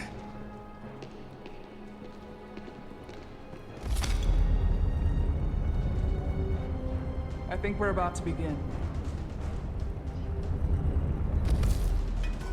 Did you hear the arrogance from that guy? I don't know what we're walking into here, but that guy was something. That may be true. But let's keep an open mind going into the negotiations. Hopefully he's just one voice amongst many. Then let's hope he's the outlier. The Hotari have invited us as their guests, so we must show them the proper respect.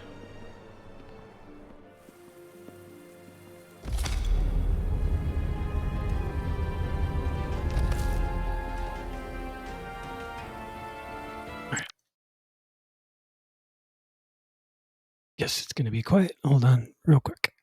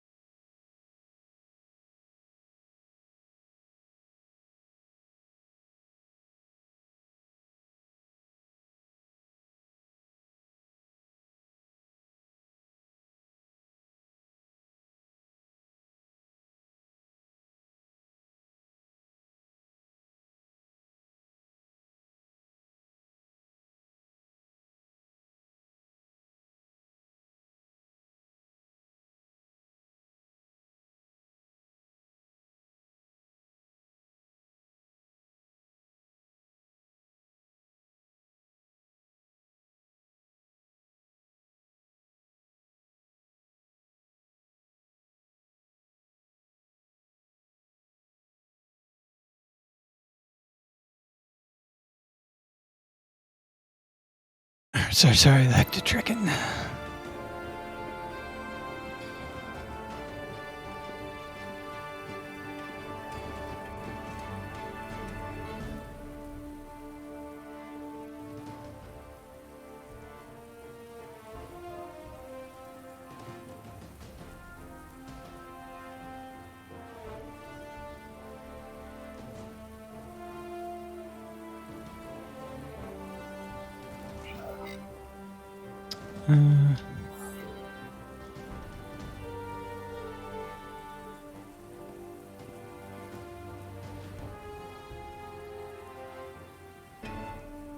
Ambassador Spock, welcome to Holtari Prime. The honor is mine, Your Majesty. That the Federation would send one of their most respected representatives is not only an honor to the Holtari people and their queen, but a recognition of our stature and importance. Let's get on with it, shall we? With all due respect to the Federation and their ambassador, they have no authority here. We are not members of their alliance. We are not subject to their rule, nor yours. We demand the immediate return of all mining operations to Elydian control, as it has been for centuries and will be for centuries more. That has always been our understanding. That understanding has changed. Then you invite war! And if you cannot remain silent, you will be silenced. But his point is well taken. What is the Federation's interest in this matter? Perhaps you would have us trade one oppressor for another? The Federation remains neutral. Our only interest is the peaceful resolution of this conflict. We are here at your request, Your Majesty. For now. I'm trying to keep an open mind here, but it's not easy. I thought they wanted us here. Was there something you wanted to say, Captain? Oh, no. My apologies. And what about the Kobliad? She's not part She can speak for herself, can't she? Then let her.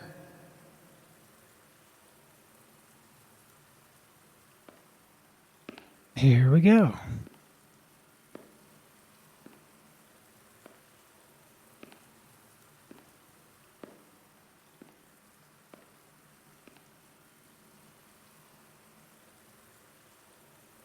Now then, what is your name? Commander Jara Rydek, Your Majesty. Being a Kobliad, you would know better than anyone. Your people suffered brutal treatment at the hands of the Cardassians. Their injustice towards the Kobliad is as unimaginable as it is unforgivable. Not unlike how we have been treated by the Elydians. As much as they'd have you believe they are the victims here, remember it was the Hotari who attacked us. Hundreds of innocent Elydians were slaughtered without mercy in those mines. The blood is on their hands, not ours. Quiet! If after all the Kobliad suffered, you finally had the chance to right that wrong, to get out from under their control, would you take it? Or would you negotiate a peace?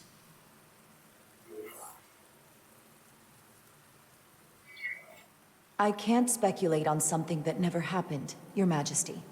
Sadly, that opportunity never came for the Kobliad. No, it did not.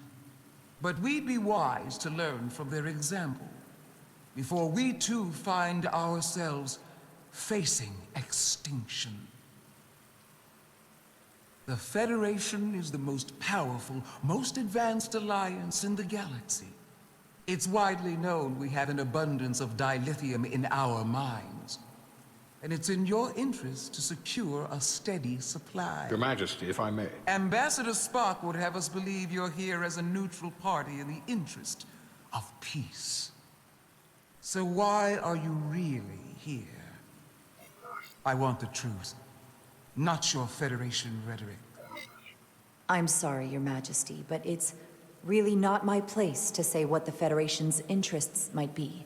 You are their representative. I am. But Ambassador Spock is better suited to address your concerns. What they haven't said, but cannot deny, is a simple truth. The dilithium trade would not and will no longer exist without a Lydian involvement. We created it for the benefit of everyone, especially the Hotari. We've given them warp technology. We've let them share in the profits. We've made their lives infinitely better than before dilithium was discovered. All of that goes away if the Federation turns a blind eye to their treachery. That is enough of your lies! The Hotari are quite capable of running the mines. We've done so for centuries. Don't tell me, who deserves control of the dilithium trade and the mines on Tau? Who should the Federation recognize? The Hotari or the Alydians? Only be one or the other, not both. If I have to choose only one, then it would have to be the Hotari. Well said. How could the just and wise Federation make any other choice? This is an outrage. The Federation has lost all credibility. The mines are ours. Lydia will not be deterred. We will take back our mines by any means necessary. And you will see more blood spilled. I am more than willing to address your concerns, Your Majesty. Yours as well, Representative. But I suggest we could have a more productive conversation with a smaller group. Perhaps only the most essential representatives.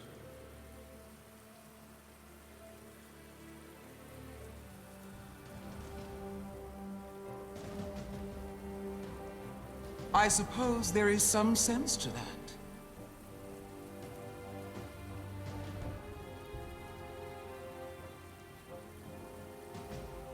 All right. We did our best. I hope we meet again, Jara Ryder.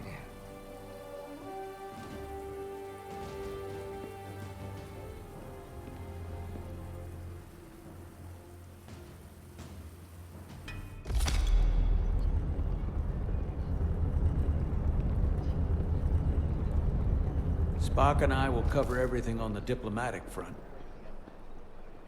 You make nice with the locals and see if you can get some answers. We need to find out why the Hotari are so willing to risk war. What happened in those mines?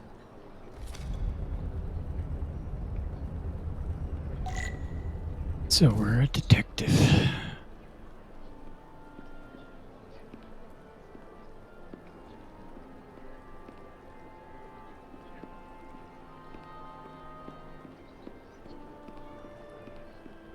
Can't talk to that guy.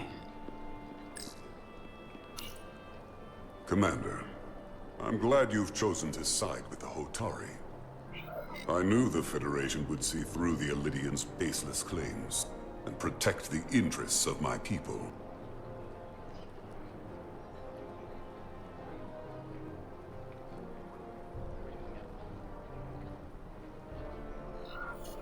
Even though the Hotari should have control of the mines, some of the Illidian claims are still valid. There you're wrong, but we can agree to disagree.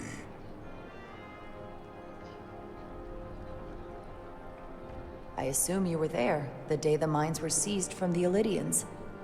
Not seized. Reclaimed. And restored to their rightful owners. Yes, I was there.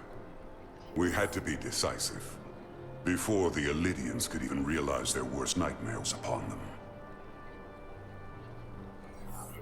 Were the Hotari miners armed during the revolt? I'm just trying to understand how it happened. If by that you mean armed with centuries of abuse and exploitation at the hands of the Illidians, then yes. Which doesn't really answer my question. We had them vastly overwhelmed from the start. They respect one thing above all else, and that is force. The greater the force, the more certain the outcome. Any talk of making peace is just that, and worth little without the strength to secure it. Which makes me wonder about your ship, the Resolute. Undoubtedly the Federation's finest warship. Ready to contend with anything the Illidians might have in store. Or is that not true? Maybe I've misjudged it. It wasn't designed as a warship. More for scientific research and exploration. But the Federation must have ships designed for war.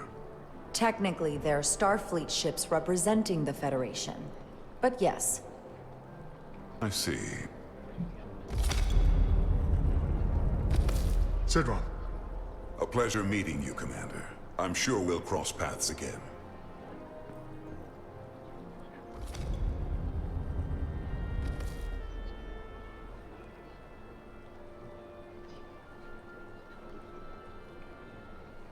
All right.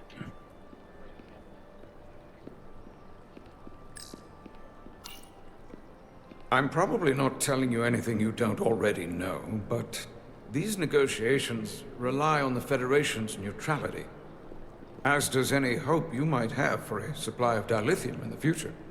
So, why you would choose to side with the Hotari escapes me.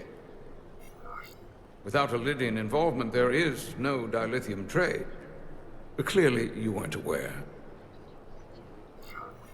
Of all my concerns, dilithium is not one of them. I could care less about securing a supply, now or in the future. I'd be curious to know if the rest of the Federation shares your indifference.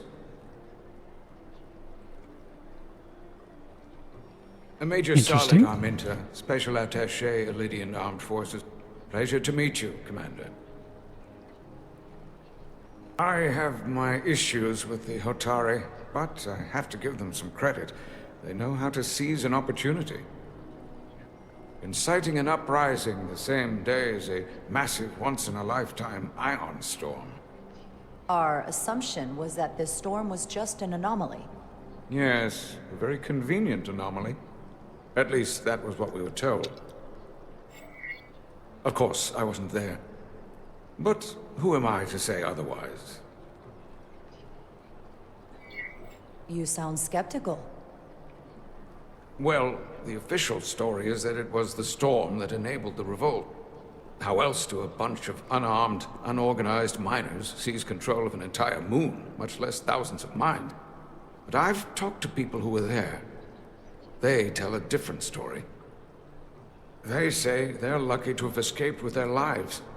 That it was more than just the storm. That somehow the miners were able to harness the energy from the storm. I know it sounds crazy. I'm not even sure I believe it myself. But that's what they said. You just answered your own question. How do a group of miners do something that in theory can't be done? That's how. Harnessing the storm. But even if it's true, how does that even happen? You tell me. If you'll excuse me, Commander Ryder.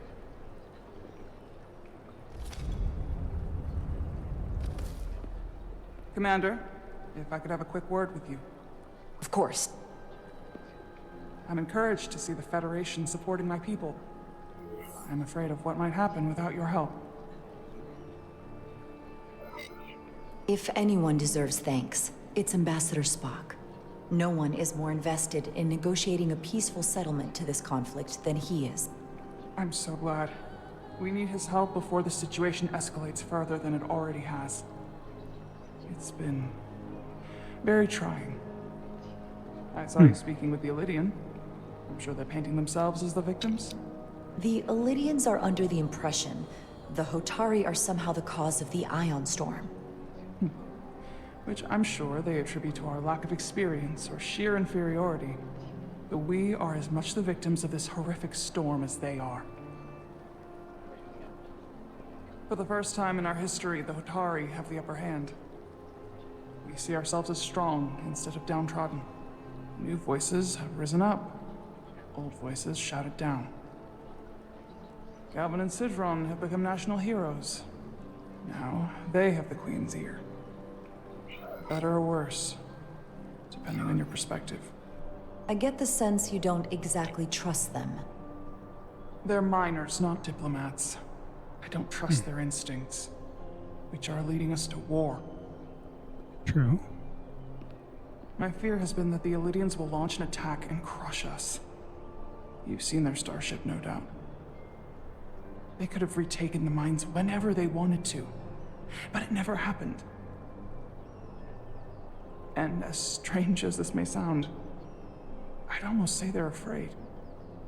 I just don't know what they're afraid of. It's still the same bluster and bravado you would expect from them. But it has no teeth. Like they're afraid of what might happen. Do you think it has something to do with the Ion Storm? Right now, it's stronger than ever, isn't it? It's entirely possible. I'm not a scientist, but I do know the storm has knocked out all kinds of systems.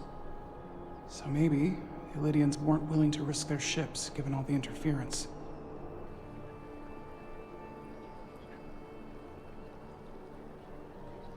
Since the day of the revolt, Galvin has seized control of the mines and restricted all access.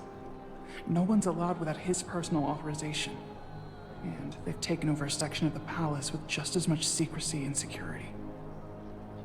I'm told it could be something they brought back from the mines. I've made inquiries, but everyone pretends it doesn't exist. I strongly suspect they're hiding something.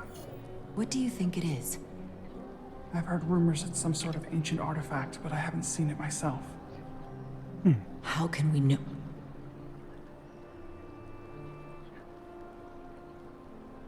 I'd better see what's happening.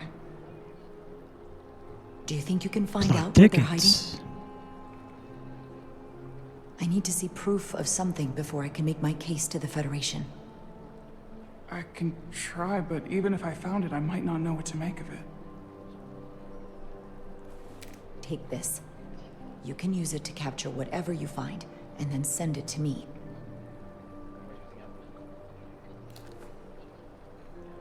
Thank you. I will let you know what I find.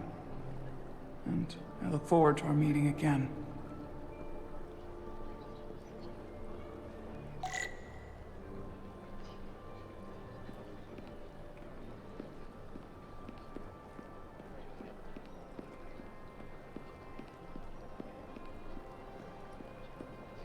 All right.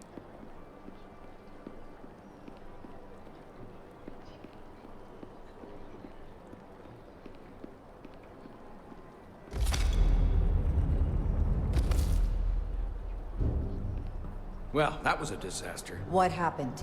The Hotari refused to concede anything, so the Illidians stormed out. The Hotari did not invite us here as peacekeepers. I hope your efforts were more fruitful than ours.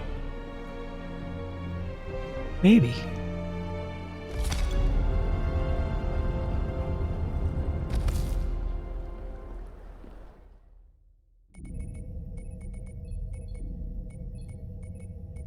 Gravitational harmonics failing to resolve. Warp bubble stability degrading. Increase output to maximum. Increasing warp output to maximum. It's happening again.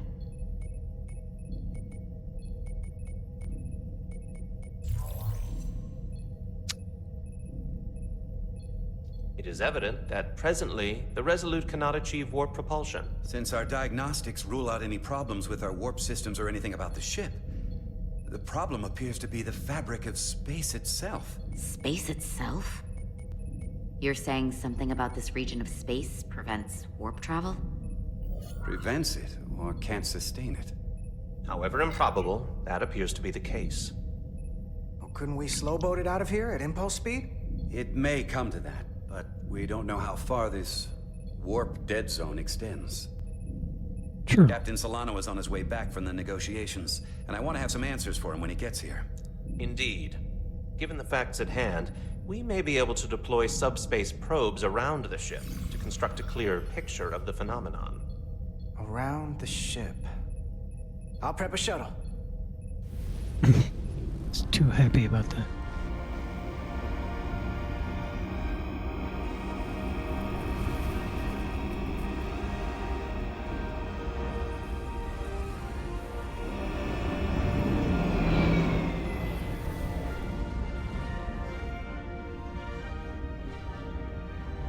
I'm setting up a waypoint at a distance roughly corresponding to the edge of our warp field.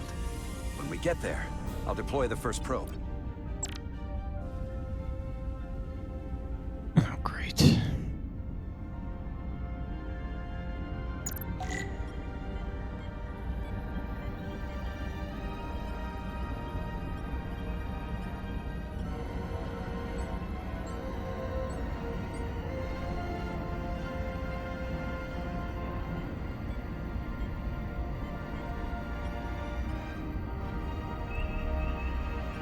Commander Westbrook, the Resolute systems are calibrated to receive the probe's readings.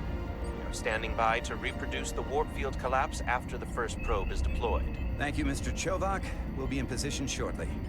And, Mr. Diaz, do take care in piloting the shuttlecraft. Now is not the time to indulge in the human penchant for joyriding.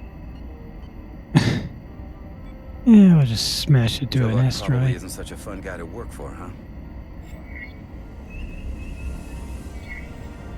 Nah, Lieutenant Commander Chovak's not so bad. You know, once you get used to him.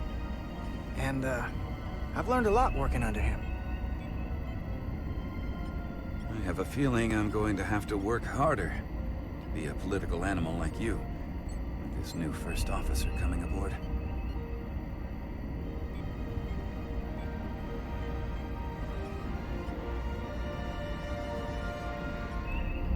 Can we make it through the donuts?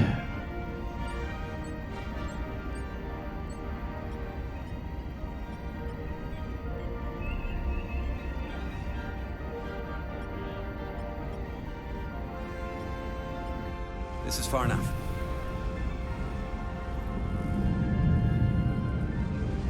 Transporting the first probe into position.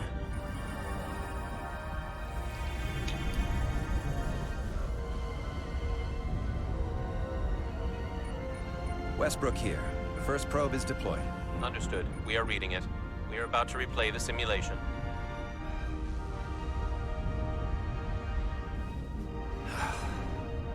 Problem? Just can't get a handle on her. Commander Rydek. She rejected my plan to use a deflector pulse against the storm surge. But on the other, she did listen to my advice and use the whole polarity trick to get you through that excursion alive.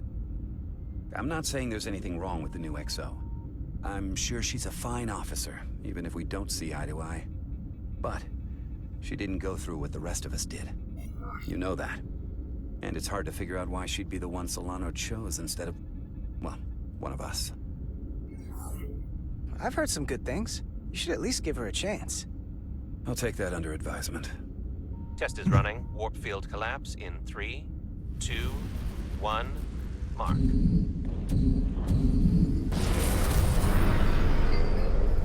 What was that? Whoa. All right, that is definitely a problem with the fabric of space. We need to get another probe out there. Of course. 2 points of data, the Resolute and the probe, we've managed to get an interference pattern. I'm setting a waypoint to a particularly strong area of interference. We'll deploy the second probe there.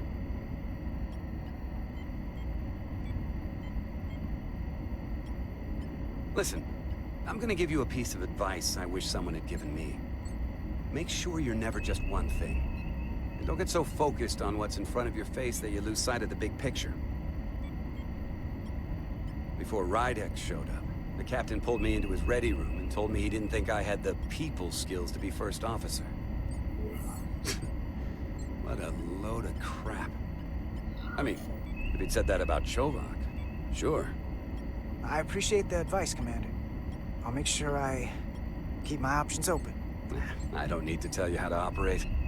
You're already well on your way. You're a capable engineer. You're good in the field. Keep up the good work. In Who an knows? asteroid A field? solid jack of all departments like you could be Commander-in-Chief of Starfleet one day. Hell, Admiral Jellicoe started as a shuttle pilot. And there are places to go in the enlisted ranks, too. Of course, if you get an officer's commission, they'll put you on another ship. I don't know. I'm pretty happy where I am. You must be a glutton for punishment. Lieutenant Commander Chovak has been known to take decades to warm up to people.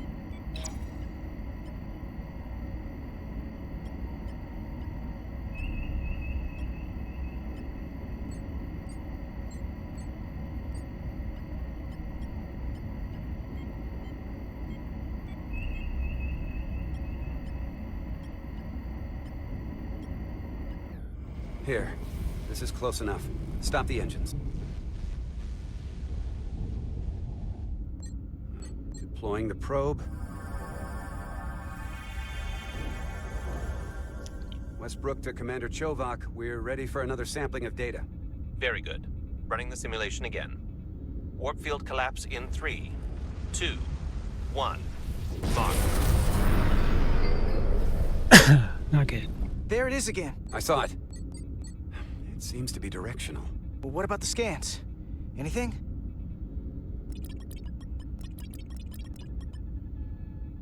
Here's the readings in relation to our local space. We've got the Resolute, Otari Prime, and the probes. All this interference is overloading the sensor buffers. We're gonna have to triangulate the sensors manually. Come on.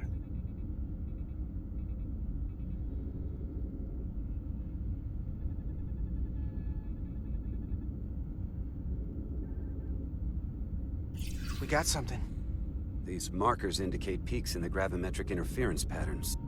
Let's see if I can find some more.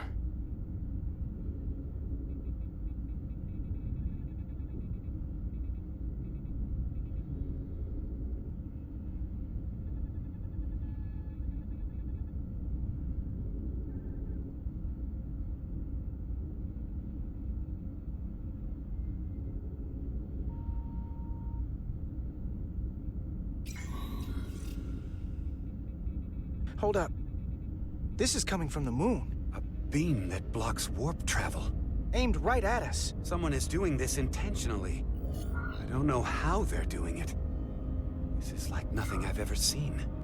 We're under attack and we didn't even know it. We need to stop them. Unplug whatever it is they're hitting us with. Now, look here. It's our current readings of the ion storm. These concentrations. They line up with the interference pattern. The storm, and this beam, they're coming from the same place. Carter, whatever petty local conflict brought us here, it's just a small part of something much bigger.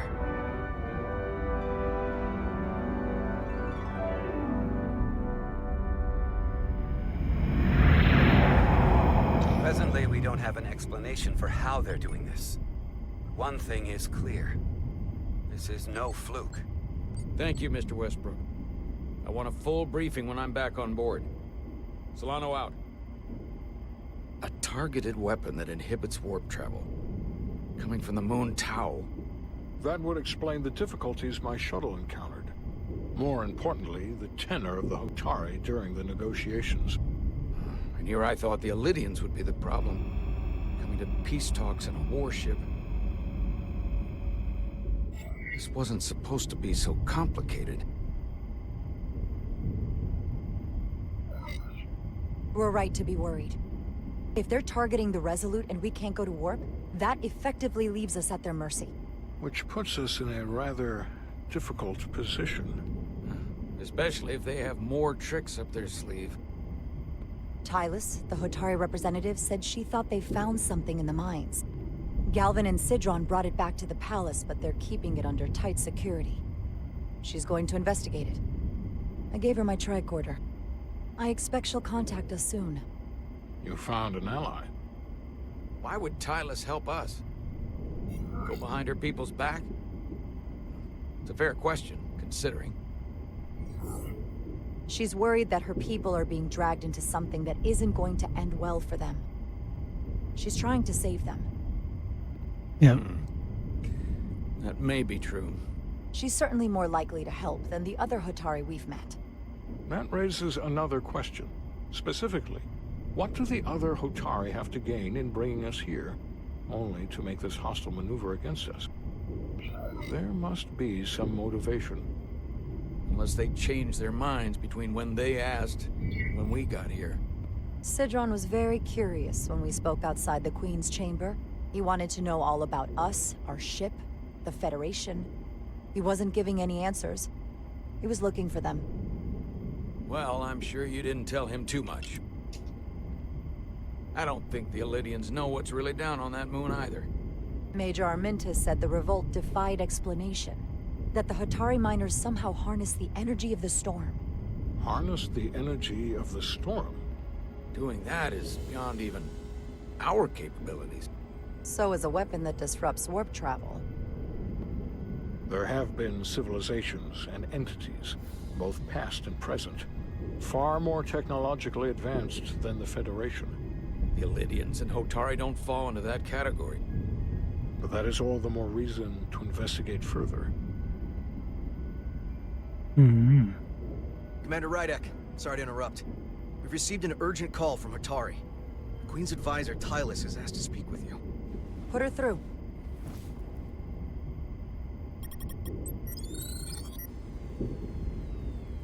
Galvin and Sidron are still with the Queen.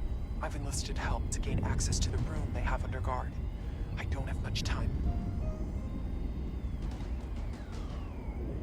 I'm not supposed to leave my post. It's only for a moment. I so appreciate your help.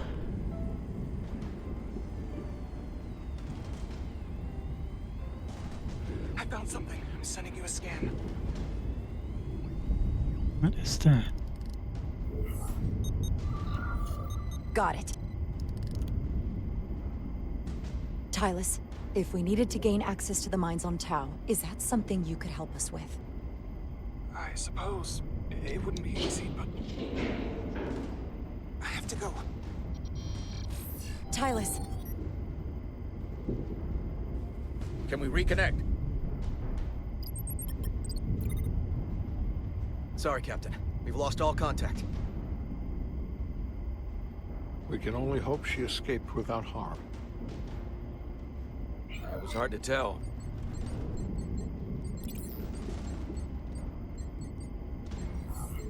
I'm the one who got her into this. If something happens to her, it's my fault. She's one of the Queen's closest advisors. I'm sure she'll be fine.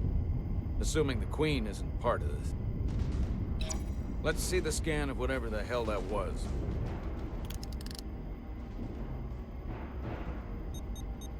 Tylus suspects this came from the mines on Tau. It appears to be of ancient origin, but the markings are unfamiliar. We can run a full analysis when we get back to the Resolute. But if this came from the mines, Looks like a console. then it might be the key to how they got the upper hand against the Illidians. Then we have to go into the mines. The Federation would not allow that. We're, after all, sent here to be a neutral party in a peace negotiation. However, we could demonstrate that the Hotari have acted in bad faith, which would enable us to investigate the mines on Tau with full justification. But of course, we would need conclusive proof before taking action. Otherwise, it could put us in a difficult position. What the Federation doesn't know won't hurt them. If I do it right, nobody will know I was there. Commander, I'm surprised at you. We may have a better understanding once we analyze the device. But a mission to the mines, covert or otherwise, is not out of the question. And I will handle the Federation.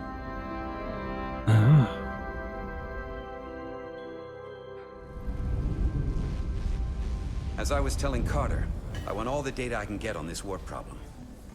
And the negotiating team's shuttle has been recording data all the way back from Hotari. Even better than our probes. So pull the sensor and engine ISOs from the Melville when it sets down. Will do.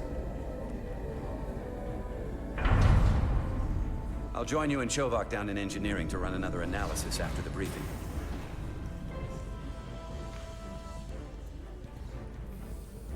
I didn't like this warp problem when we thought it was some astronomical anomaly. And I like it a hell of a lot less now that we know someone is doing it to us. How does it work? What do we even do about it? What do you say we pull these chips and find out? Took some damage on the way.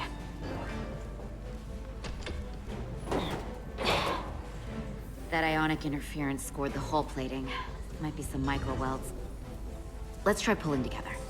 All right. 3, 2, 1. It won't budge. Gotta be the storm damage. We need to... Welcome back. Hey, there she is. Any excitement down on the surface? Excitement? No. Nothing like that. Hey, can you hand me the EJ7 interlock? From the toolbox. I don't know what that is. Not much use for one on a security detail, huh? Carter? Yeah, I'll get it.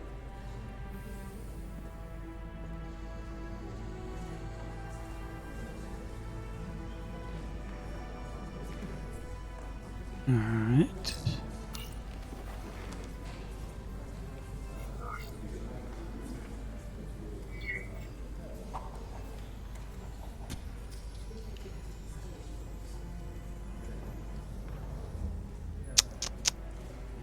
You didn't like it. Okay, I'll apply pressure while you decouple the panel.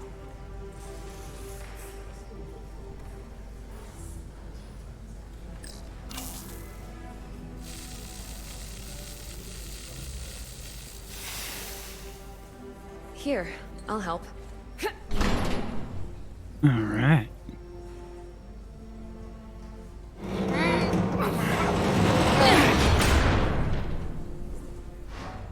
We've got this. Open up and say ah. Thanks for the hand. We have to get these isolinear chips down to engineering. No problem. You really know everything about these ships, don't you? The tools, the systems. Like a walking Starfleet technical manual. Well, I wouldn't say everything, but I know my stuff. I can see that. Come on, start pulling chips.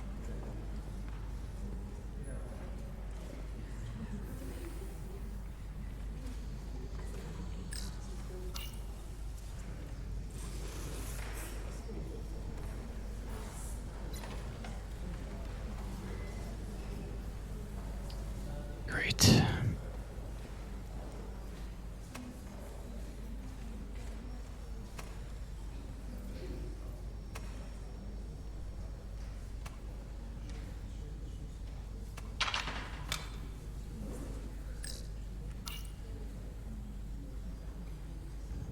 What's this? What's this?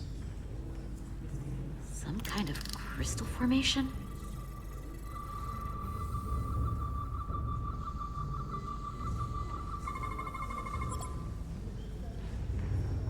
Whoa.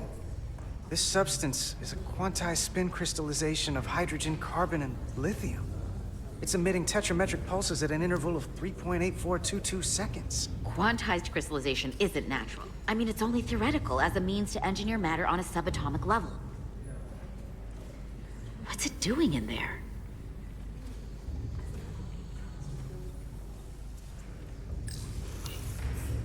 You're supposed to touch it. Wait. Regulation 364, subsection 9. What? Regulation 364 subsection 9 orders that in the case of an unknown foreign substance infiltrating a sealed system, it will be placed in secure confinement before further examination. Retrieve a containment module.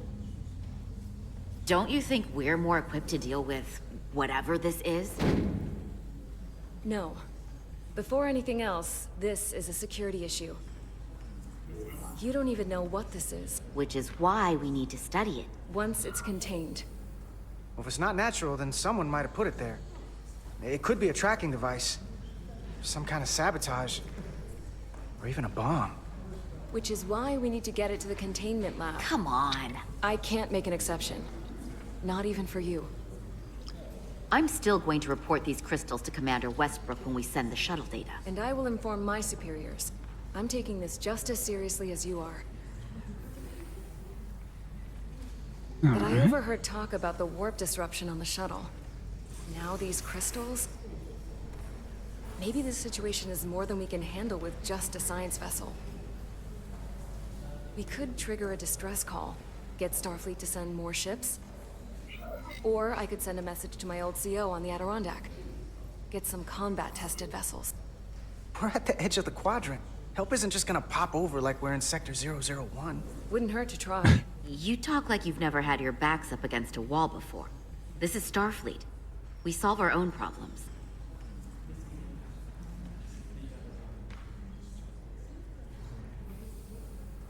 Okay, stand back.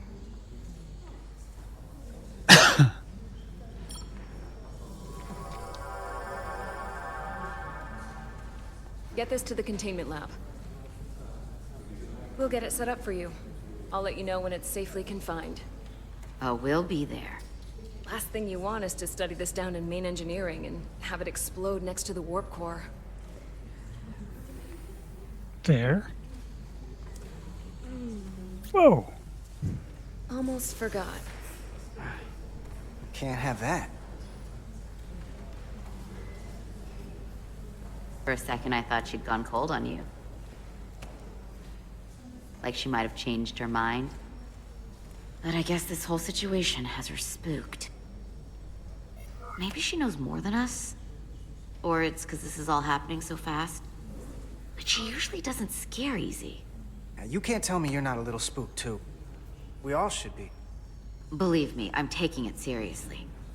But Miranda talking about sending a distress call on her own? That's going too far.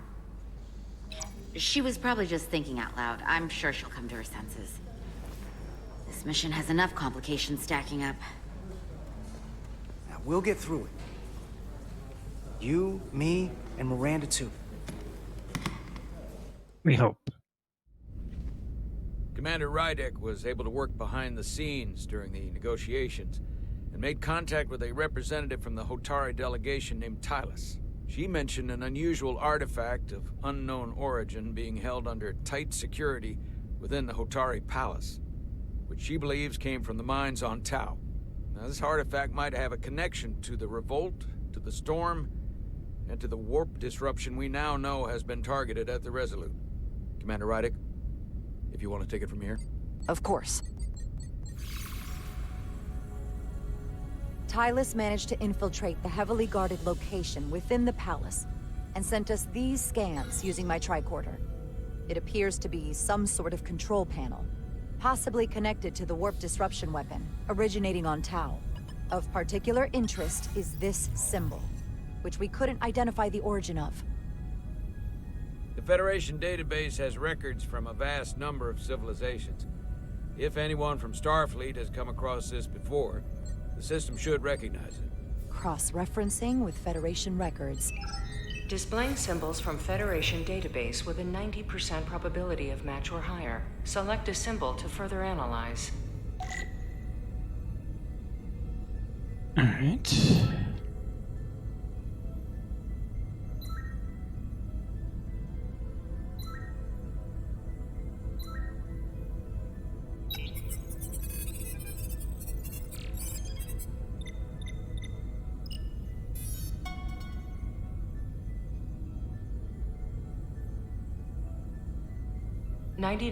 .2% match. Got it.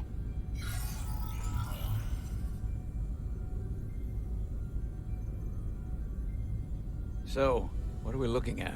The design and composition indicate this is a glyph associated with the ancient Khan Empire. Their civilization collapsed over 600,000 years ago, but once spanned millions of systems with a population numbering in the trillions. Fascinating. The Takan were once the most advanced, most powerful civilization in the galaxy. Is it possible the Hotari found Takan technology? I wonder if they even know what they have. Our knowledge of the Takan is limited.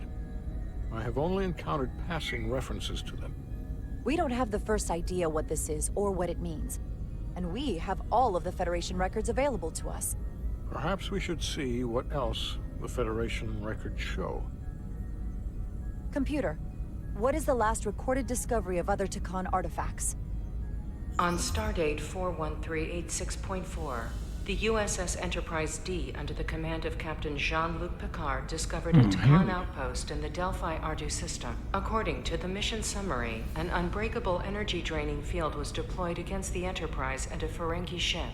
The Enterprise was only able to escape after negotiating their release with an entity known as Portal 6-3, Guardian of the Takan Empire. Unbreakable energy draining field. It starts to make sense.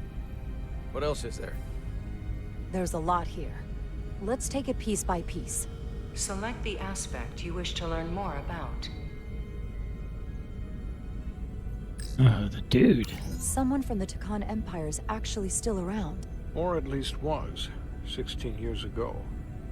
Computer, what other information do you have on Portal 6-3, Guardian of the Takan Empire? The entity known as Portal 6-3 is of an unknown nature. A biped humanoid, he was unaware that the Takan Empire no longer existed at the time of the encounter. He was able to control the crystal-based technology of the Takan outpost through apparent telepathic means. It was by his choice that the Enterprise was released from the energy draining field, after Commander William T. Riker of the Away Team argued on behalf of both Starfleet and the Ferengi. Telepathic control of their technology. As I have said, they were the most advanced civilization in the galaxy. All right.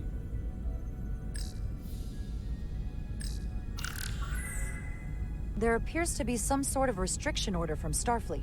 Computer, explain this restriction. A Starfleet directive similar to General Order 7 forbids entering the Delphi Ardu system or attempting to make contact with Portal 6-3. Starfleet doesn't throw up a no trespassing sign for just anybody. I suppose it makes sense considering what happened to the Enterprise D.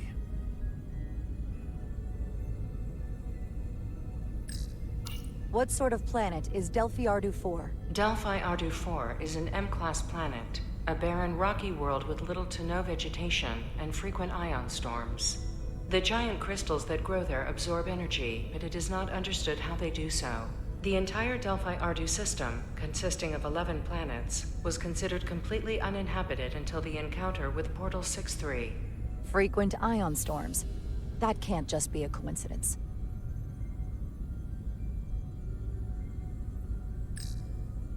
The technology to capture and hold the Federation flagship would have to be unbelievably powerful. Computer, what else can you tell us about the energy-draining field the Takan used? The Enterprise D was unable to break free on its own. The precise nature of the technology was never fully understood.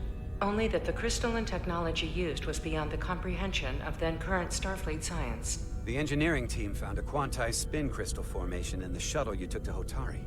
They registered tetrametric radiation coming from it. We have Takan technology on board right now? We might. I'll run a full analysis in the containment lab. The Elydians should have crushed the revolt.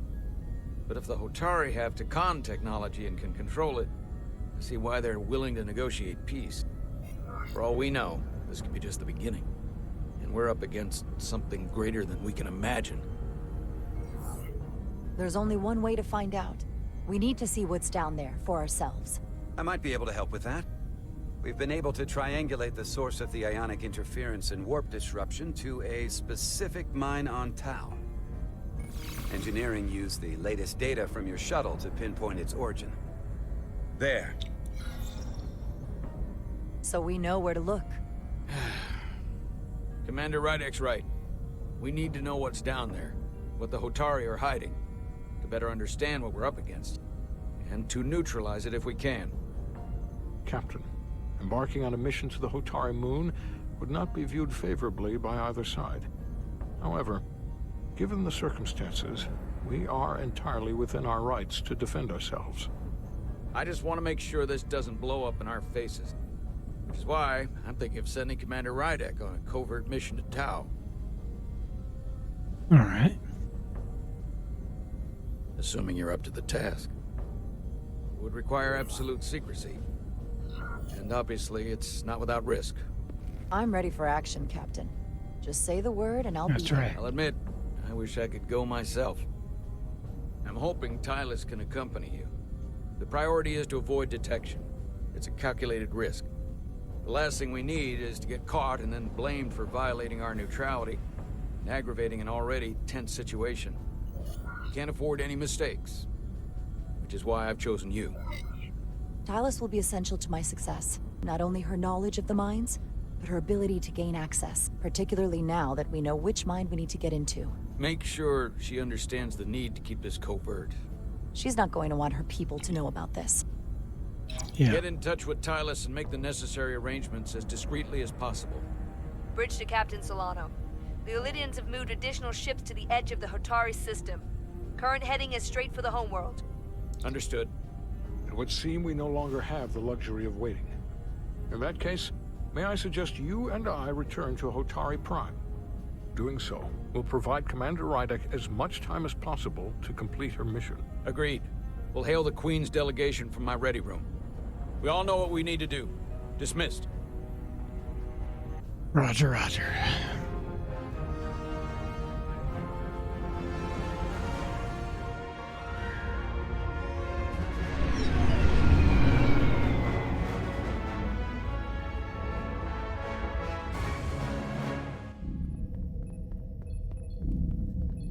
Petty Officers Diaz and Edsolar, where is the crystal formation that you found in the shuttle?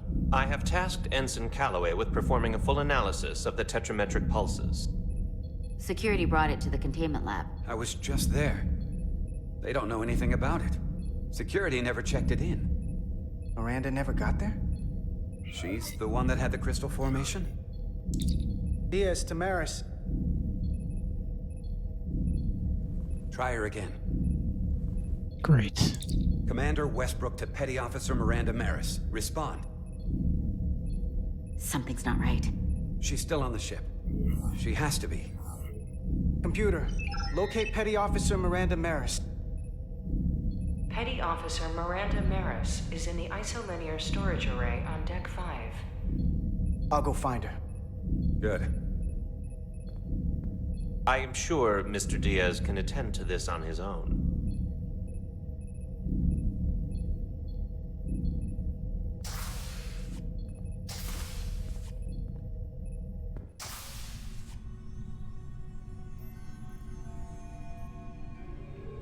This don't look good.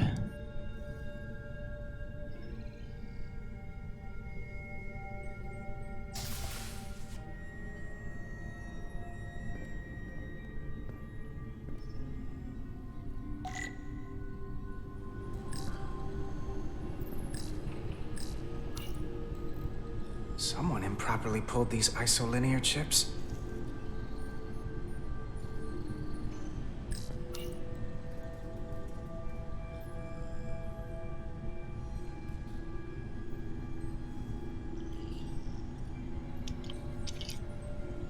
This smells like a trap.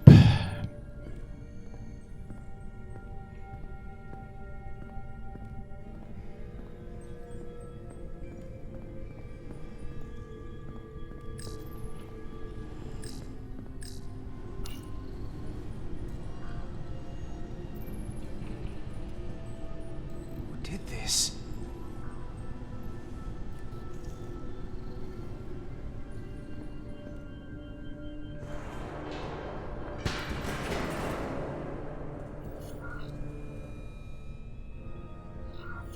Miranda?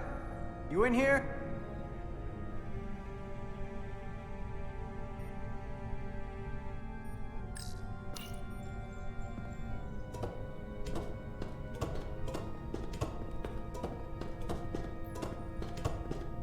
Hello?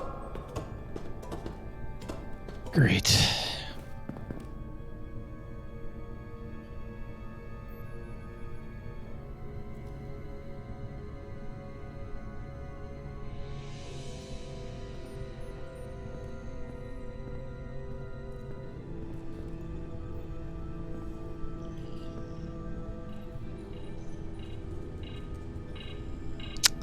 That's not good.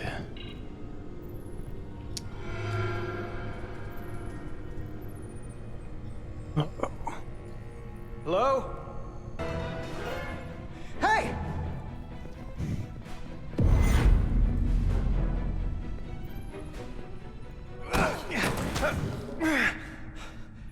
Miranda? What the hell are you doing, Carter? You almost knocked me to the lower level. What's wrong with you? Look, I'm in here looking for you. Well, I'm busy. I was just leaving. Well, hold on. Commander Westbrook said the crystal formation we found in the shuttle never made it to the containment lab. I don't know why he'd say that. I brought them there myself. Whatever he told you, he got it wrong. All I know is where I left them. Why didn't you answer when I tried you on the comm badge? When I called out to you in here? I guess I was caught up in my work. Now, if we're done here, I have to go. Do you mind? I'm in the middle of my shift. I saw the data terminal and the isolinear chips. Were you copying data? There's no one else in here. I wasn't. I was performing a security sweep of the area. And you didn't see the open terminal? I want a straight answer, Miranda. What are you doing here? Gonna hit us. Carter, if things are gonna work out between us, I'm gonna need you to trust me a little more than this. Uh-oh, she's playing the card. Because this is not a good start to a relationship. And I don't get why you're acting this way. I trust you. Really, I do. I'm just trying to understand what's going on here. Then you can go back and tell your superiors I delivered the crystals, and that's all I know. That seems simple enough to understand. Edsalar de Diaz. What's the holdup? Don't answer that. You and I can work this out. Please. Alright. Edsalar de Diaz. Are you okay? Carter? Carter! Damn it. All right. Now can we talk? Knew it!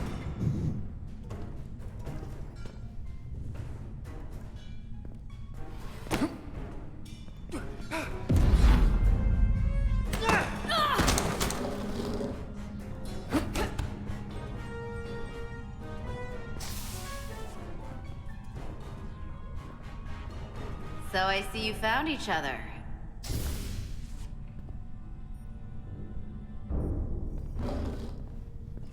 You were taking so long, the commander sent us to see what the problem was. Diaz, you were sent here with specific orders, and fighting your crewmate wasn't one of them. What the hell is going on here? Let's just let them explain. I'd like to hear that, because I know what it looks like. Ask her! She was doing something with this. Copying all kinds of data. This drive is unauthorized. There are ISOs all over the floor. And that's why I was in here, investigating this situation. And when Carter came looking for me, we got our wires crossed. It wasn't anything more than that. Check the data on this drive. I'm sure it'll show her access codes were used. And there were probably files copied while I was still with you two in engineering. That makes sense. Then get someone down here who can prove that. But until then, I have to go. I don't know what's going on here, but I think we need to call it into security. She can explain herself in the brig. Hold on a minute. We don't need to put this on anyone's permanent record. Miranda, maybe you're feeling out of sorts and we should head to sickbay so the doc can check you out? Yeah, I haven't felt right since I came back from Hotari. I think I should see the doctor. You two know her? If you really think she's not well, we can take her to sickbay first. But what I know is this is a security breach, and we should treat it as such. Please, just let me go see the doctor. Let's take her to sickbay. It's better than the brig, isn't it? Yeah. Yeah, it is. Fine. Get checked out by medical. You two go with Interesting. her. I'll put this back together.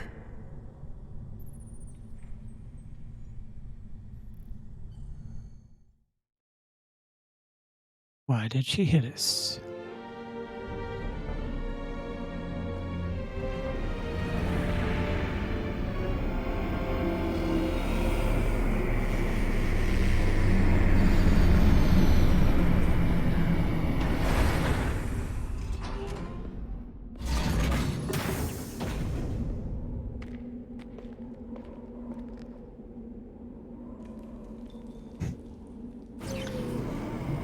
It's not a good movie.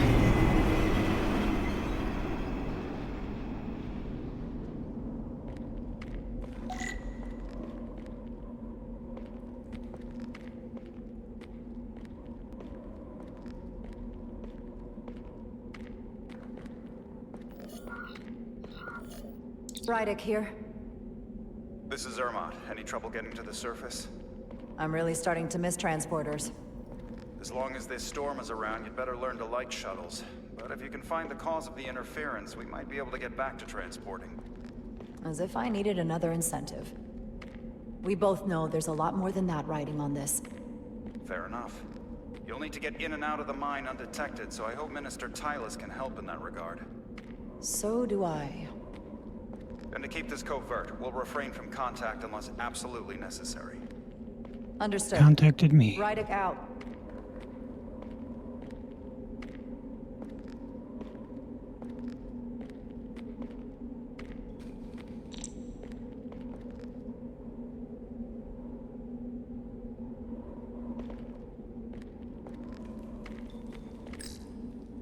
The ionic interference is coming from underground. I should find a safer way down there.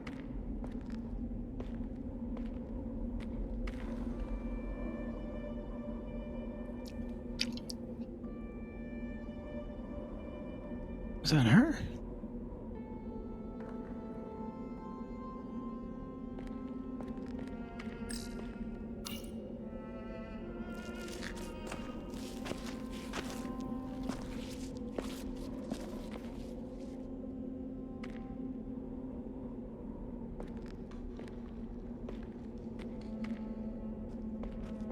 I saw your shuttle take off. Hopefully no one else did. It's good to see you. Even under these unfortunate circumstances. When you called to give us a scan, it sounded like they caught you. I was worried you'd been hurt. It was nothing I couldn't handle. Lead the way. I'll fill you in on what we've learned about the situation. Follow me.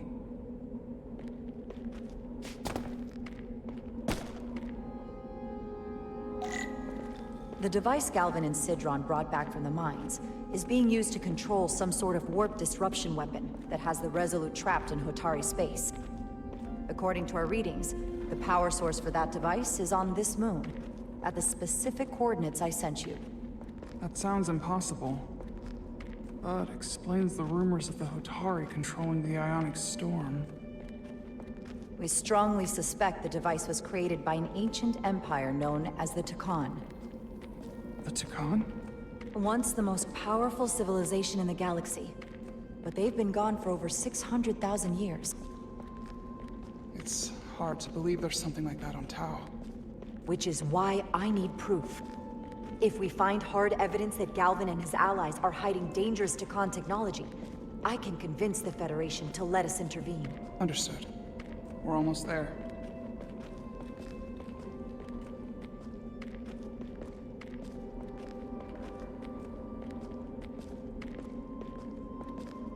we though?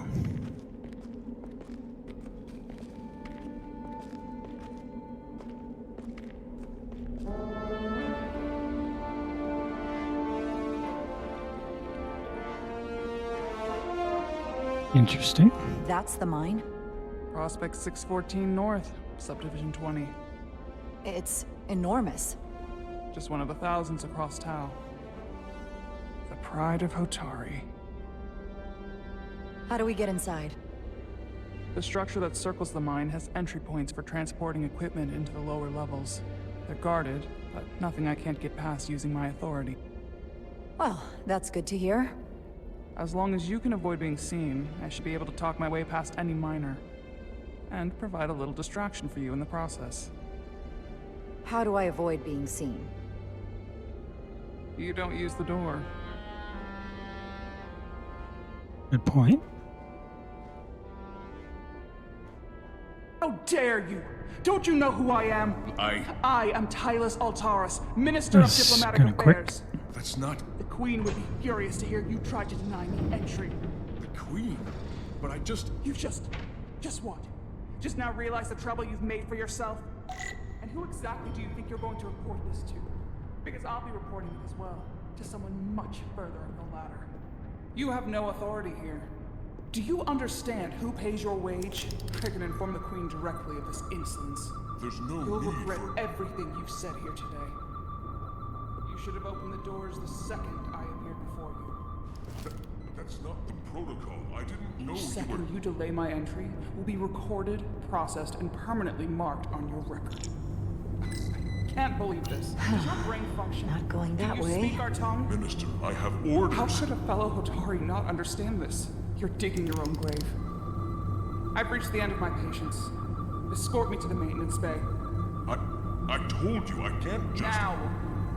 But fine. A wise choice. Force field. Lead the way. Looks like it was installed recently. No safe way around it. Okay.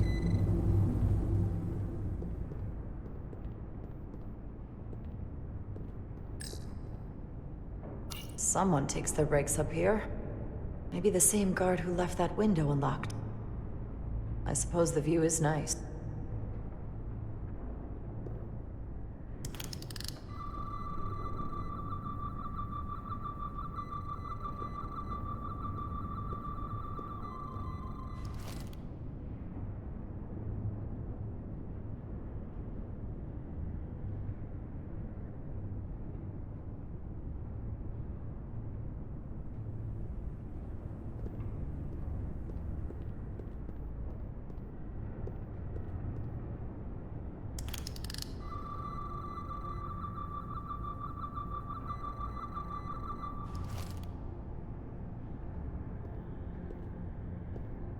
Can't just jump.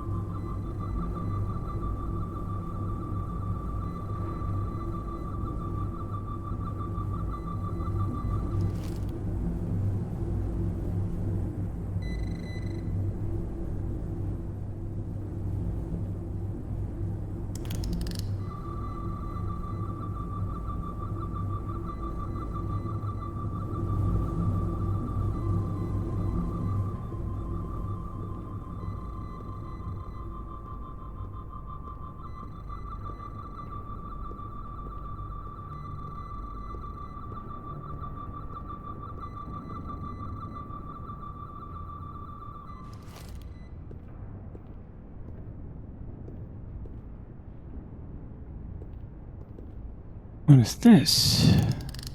Nothing.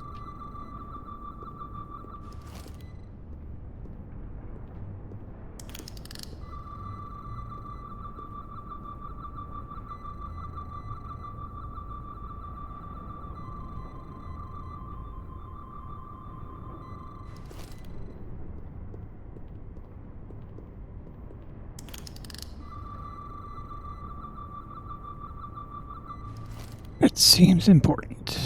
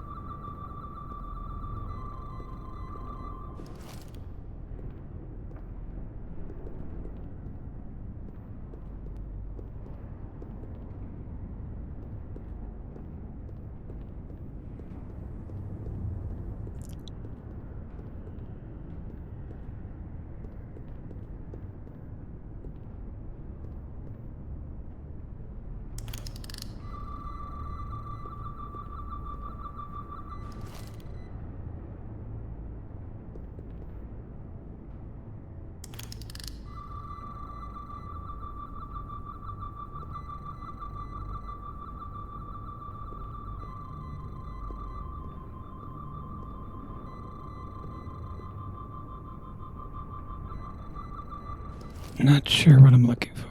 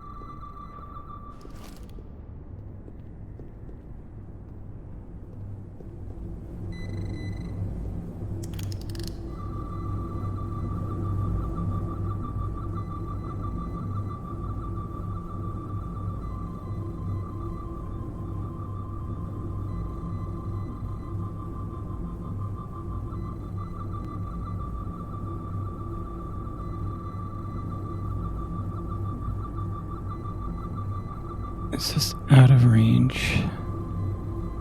Oh my gosh. Okay. Let's get a look inside you.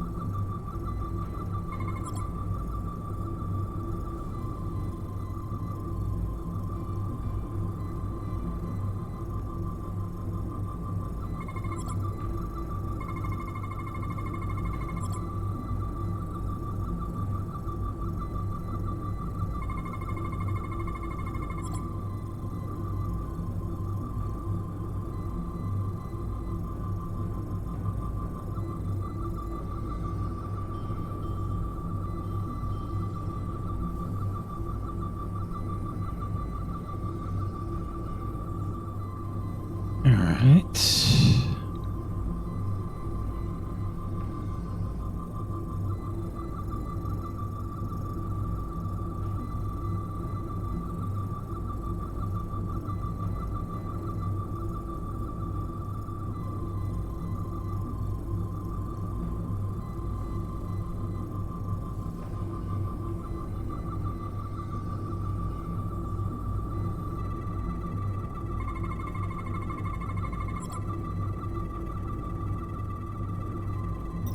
full system access. Let's see if I can just... Bingo. That took way too long.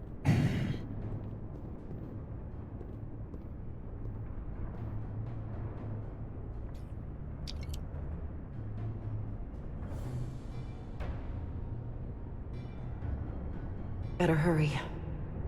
Not sure how long she can keep him busy.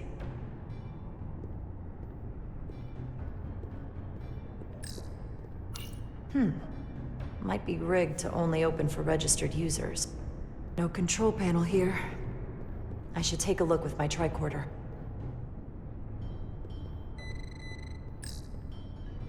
Might control the exit door. Need to see inside it.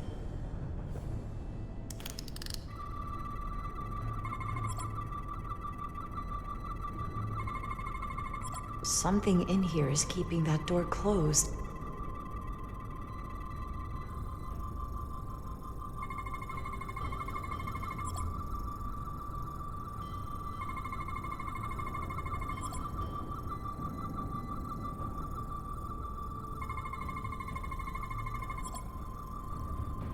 Got it. Should remove the security check on the door.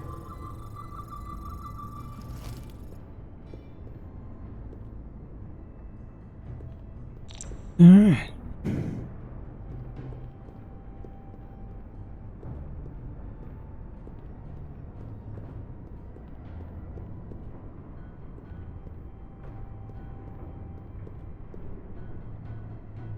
For some reason didn't do it before.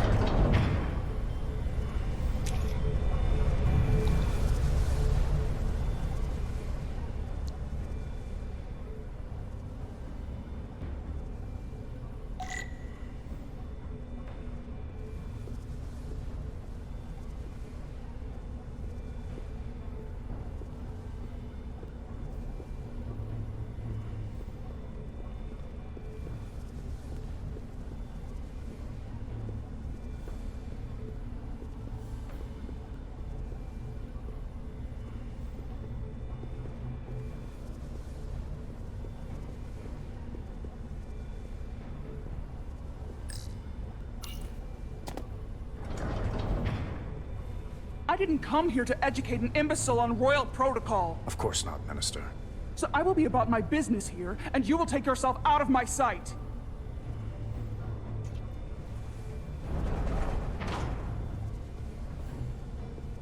There you are. You really let that guy have it. It worked, didn't it? I'm used to having to throw my weight around. Hard to get anyone to listen to you otherwise. I'm impressed. I didn't know you had it in you. There's a lot you don't know about me. Underestimate me at your peril. The catwalks were booby-trapped. Galvin and Sidron have gone to great lengths to keep out the uninvited.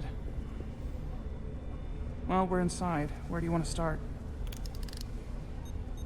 The ionic interference is coming from below us. We need to go deeper. That lift goes down, at least to the changeover station. But we can't use it without DNA authorization from one of the guards. I have an idea, but we need a few samples of DNA from the miners who work here. Samples? Fingerprints, sweat, blood. Which will trick the machine and get us control of the lift. That's the theory. Let's test it. Okay.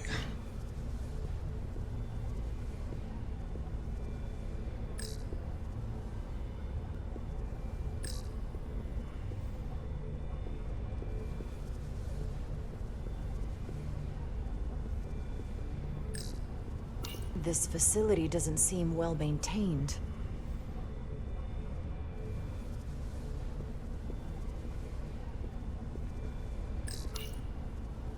No luck. Unless this console thinks I'm a Hotari guard, it won't work. The guards work out of that building back there. Might have some DNA.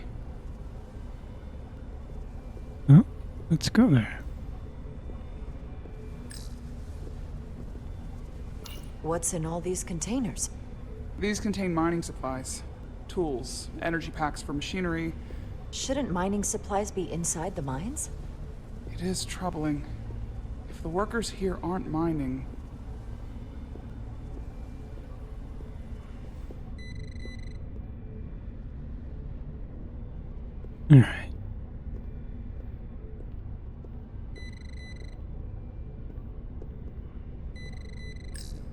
Hygiene clearly isn't a priority down here.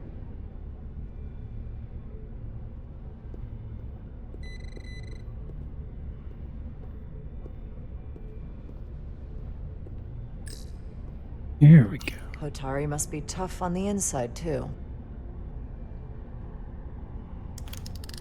Wow, that is a lot of DNA. I should look for the most concentrated spots.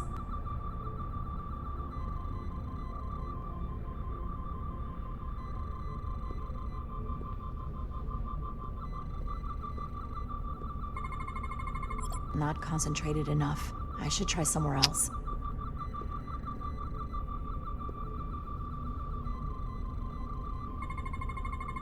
There's gotta be stable DNA here.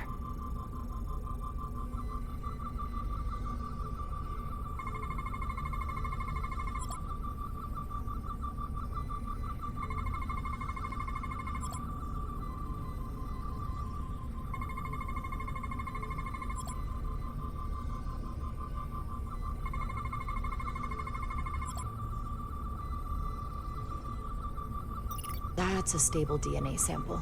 It's only partial, but a few more should do it. Few more.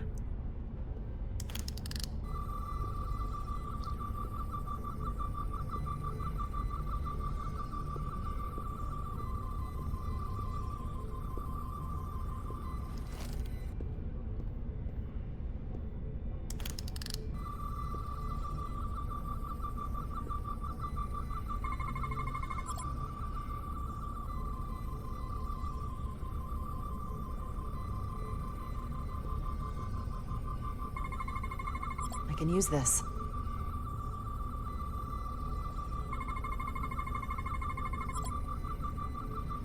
Good. That's another I could use. Just need one more sample. Of course.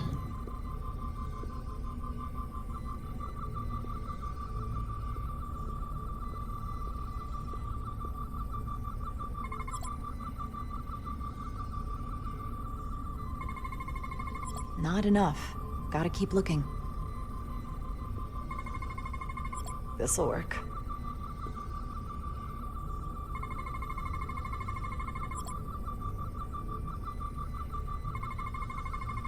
What exactly is that? Imprints, I hope? Perfect. That's enough to make the DNA profile. Time to go back to the lift.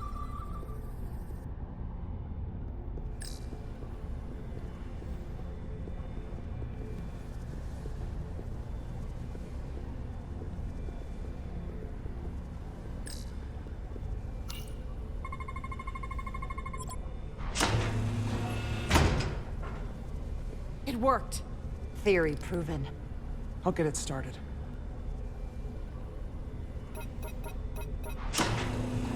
Ready?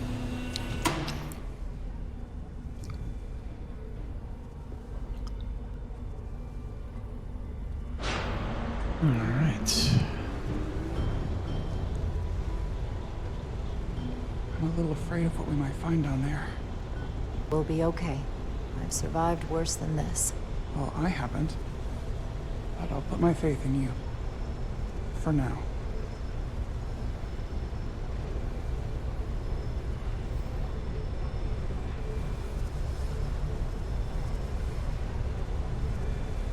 Jara. No, stay back.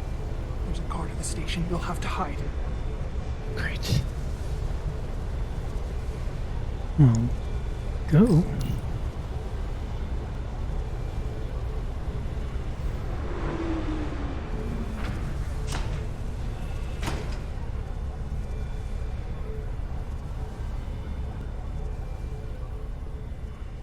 Who are you?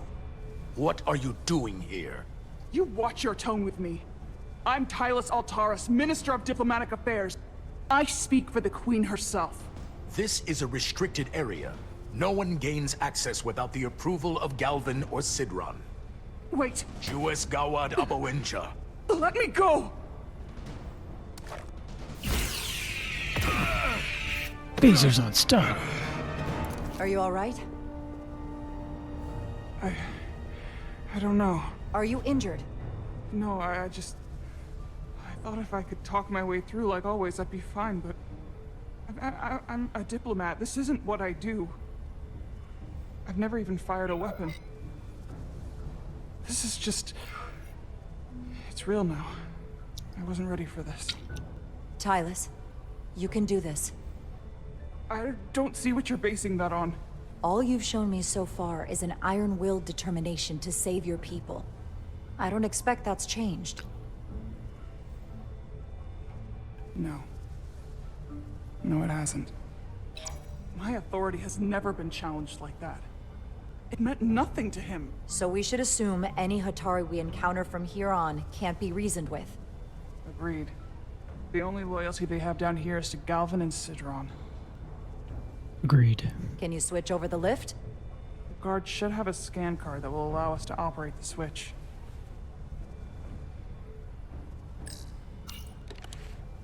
Got it.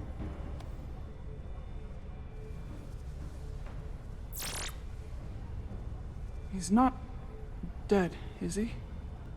He's still one of my people, and I didn't come here to take Otari lives. My phaser's set to stun. He'll be perfectly fine, just unconscious for a while. I see. We don't have that sort of technology on our weapons. Good to know.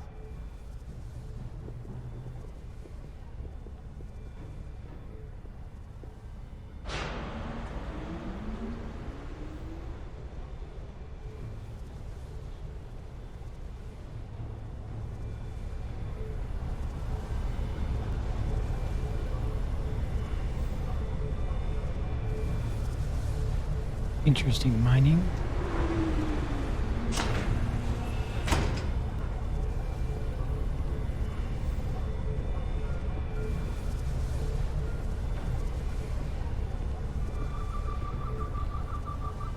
The energy readings are emanating from this tunnel.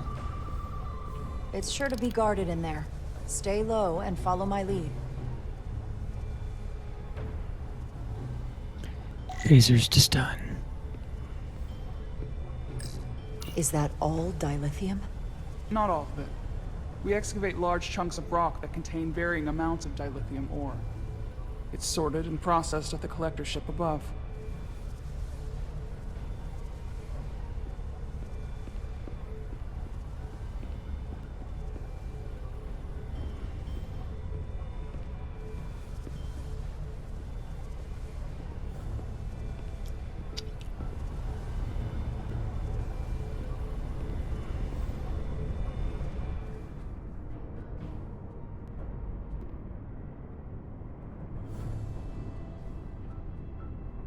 A lot of guys.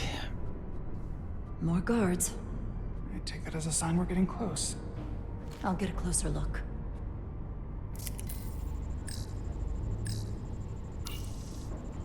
Looks like they've improvised a barrier. Yes, we must be getting closer.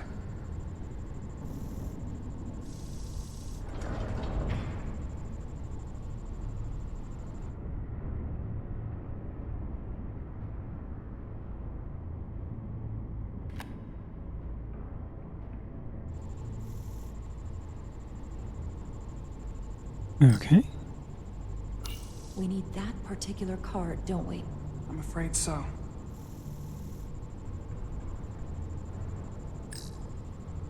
We don't have time to wait for them to finish whatever they're doing. We'll have to try to keep low and sneak past them. I'm starting to see the utility of a phaser. I wouldn't stand a chance against all three of them. We got one yet? Can you open that door? Not without that scan card. I don't like our options here. I have to get us that card so we can open the door. How? If they detect you, Galvin and Sidron's followers are clearly willing to kill to protect whatever's in this mine. Hey, I'm trained for this. I'll be fine. What should I do? Avoid being seen. Stick to the edge of the room, and meet me at the door.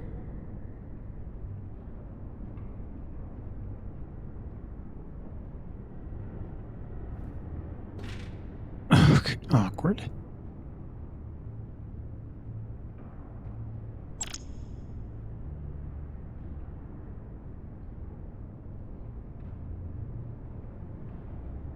Ring cell sequences. Okay, okay.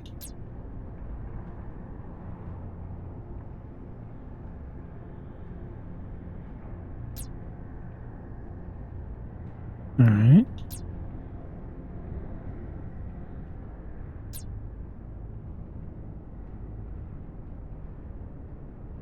Great.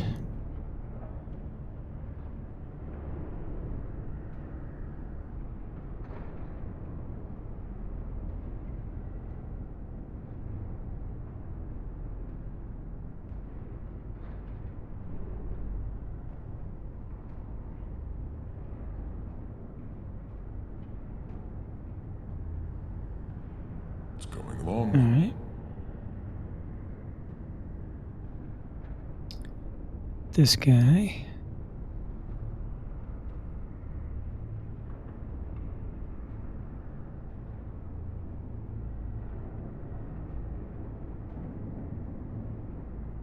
wish the Lydians would try something else. They saw our power, our resolve. They're terrified of us. Until the plan is complete, we're vulnerable. Then get back to work, and we'll complete the plan more quickly. Processing.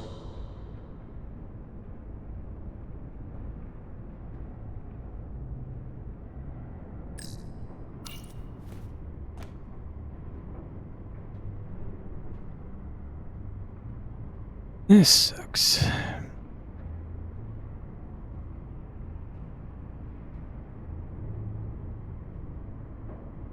Anyone who prevents our destiny should be eliminated.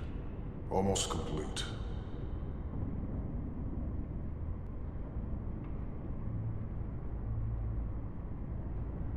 What was that? This guy hasn't moved. Oh, come on. No, come on!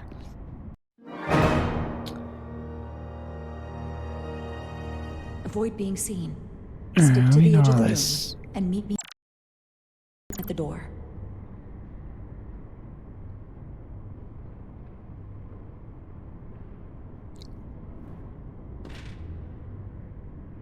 Alright. Got it.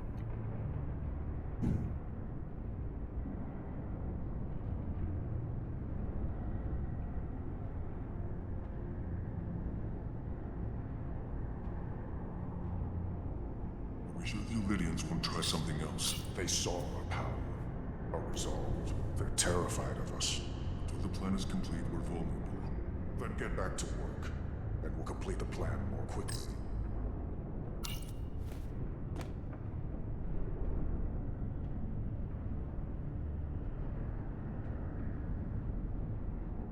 Too slow. Come on!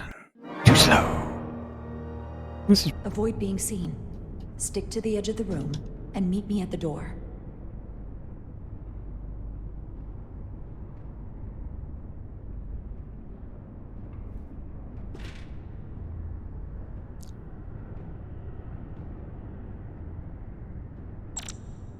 Got it. Soon we'll be in control. Almost done here. I wish the Lydians would try something else. They saw our power, our resolve. They're terrified of us. Until the plan is complete, we're vulnerable. Then get back to work, and we'll complete the plan more quickly. Arrogant Olympians.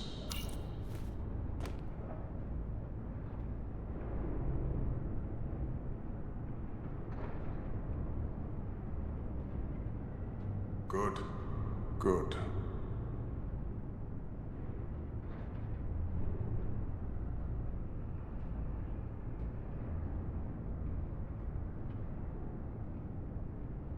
Now...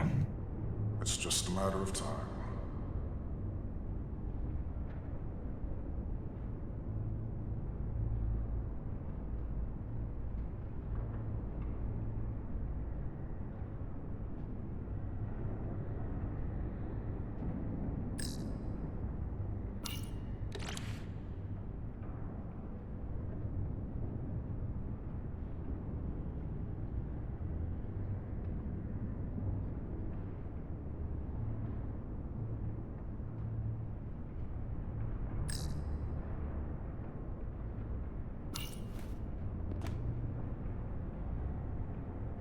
long is Galvin going to make us wait? I'm not worried. He's led us well so far. It's a miracle we're even here. We've been waiting for so long. Patience, brother. We'll get our chance. It's inevitable after all. That it is.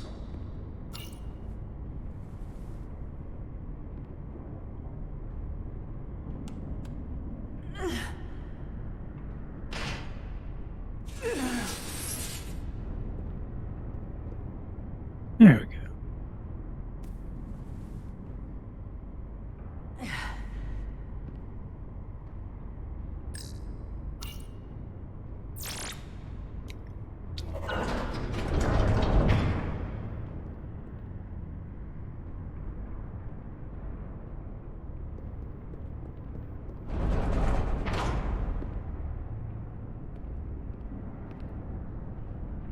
Stay close. Looks like a force field or something. Stop! What? Motion sensors. They'll trigger an alarm. We'll be found. Invisible to the naked eye. They could be anywhere. How will we get through?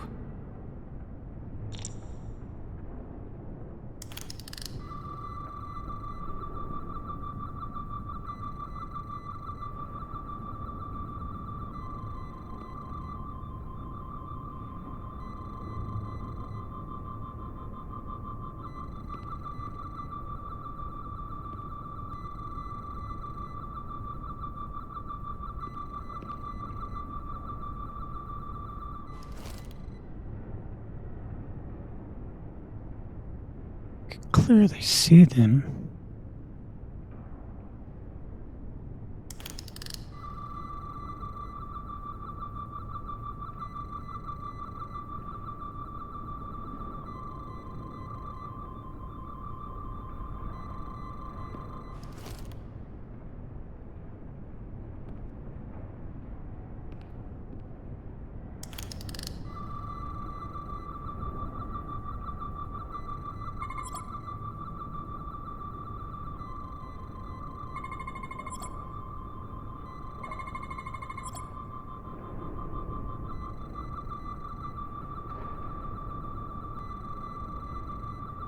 Okay.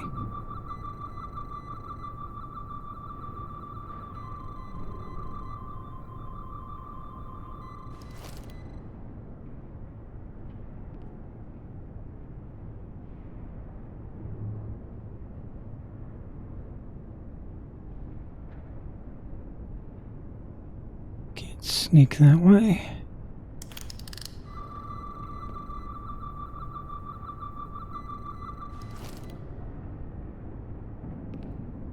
What are you doing?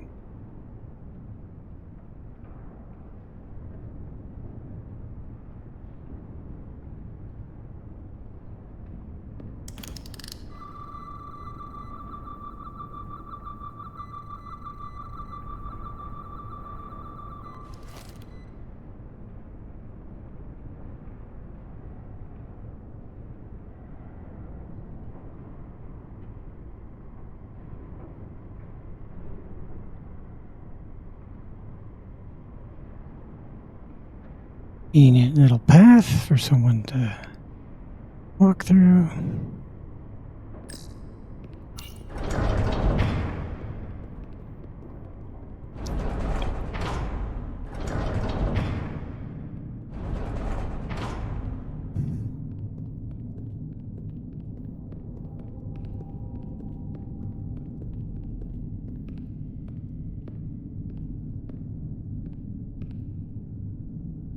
That's not a good sign.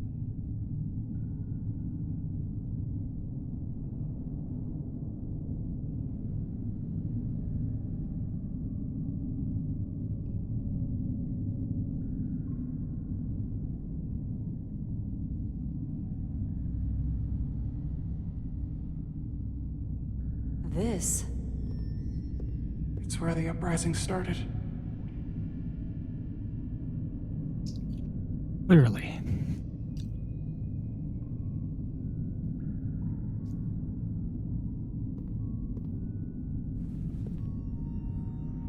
Hotari, don't do this. We defend ourselves, but we don't kill on this scale, this level of savagery. There's no such thing as a bloodless rebellion. I don't know if we should keep going. So much death. I don't want to end up like them.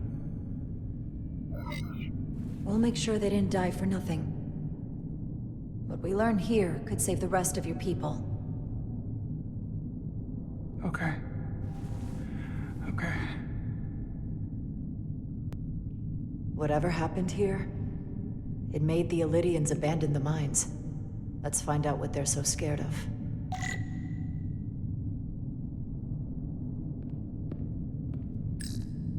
Is this the effects of an Illydian disruptor? Yes.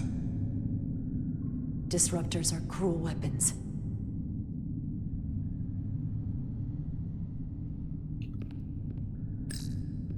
Hotari and Illydian.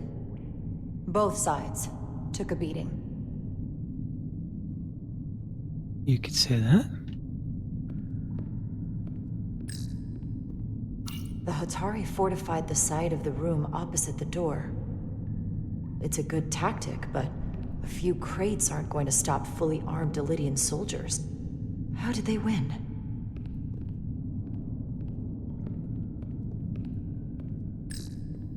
Footprints. Illydian boots. Running back the way we came.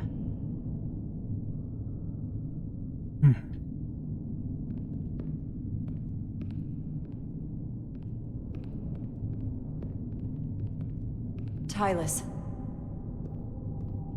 What? What kind of weapon did this? This is like nothing I've ever seen or heard of. My people don't have a weapon that does this. What else can you tell me?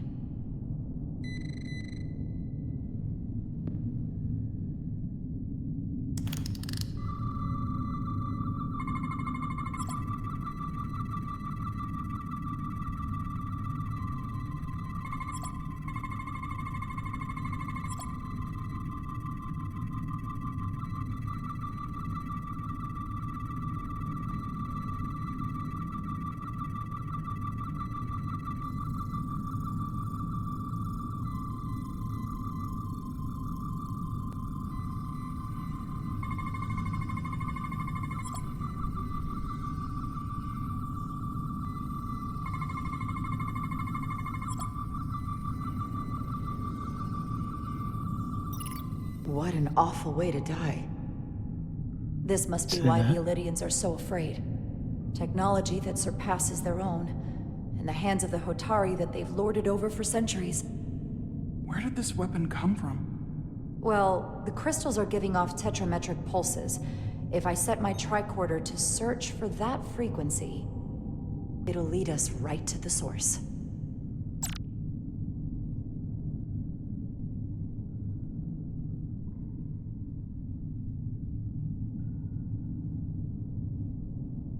Okay.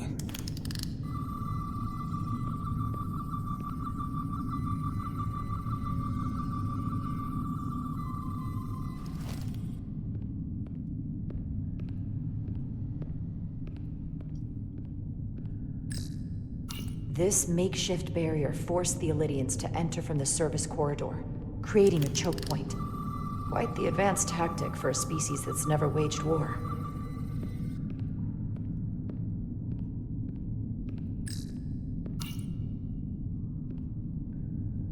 The Illydians shot to kill. But if they killed him, why was he shot in the back? Huh, you're right. The shot came from the side the Hotari were defending. We don't kill our own. And he wasn't just caught in the middle.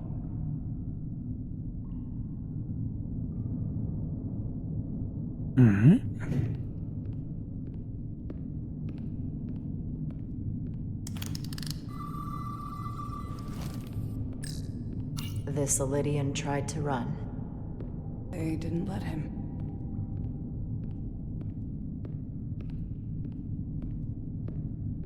It's over here, isn't it?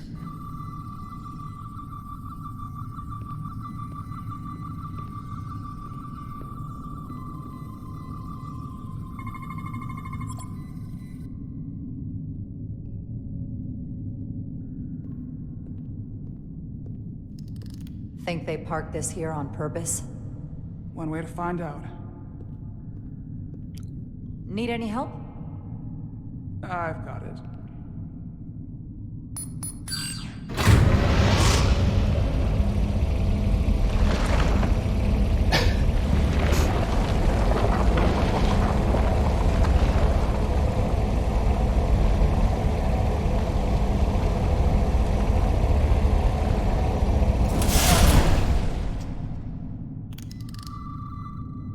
This concentration of tetrametric radiation has never been recorded. Whatever they're hiding, it's right through here.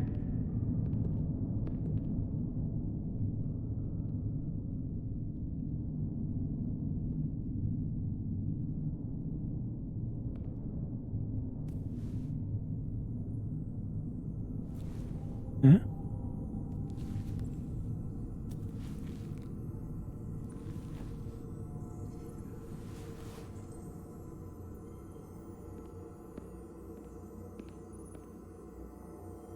This feels strange. The crystals are increasing, growing outward. The crystal calls. Replacing the soil. It's like an infection. A parasite. Growing inside Tau.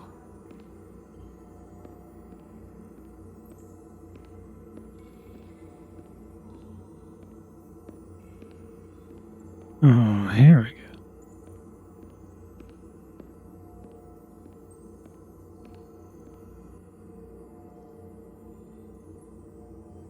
Incredible. This is definitely not Hotari.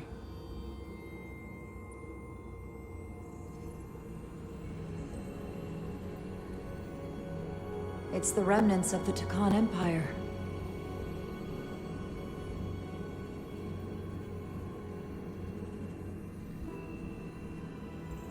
I don't think we should be here. This is exactly where we should be. Every strange thing we've seen in this system, it might all come from this room. We need to learn everything we can. Without dying.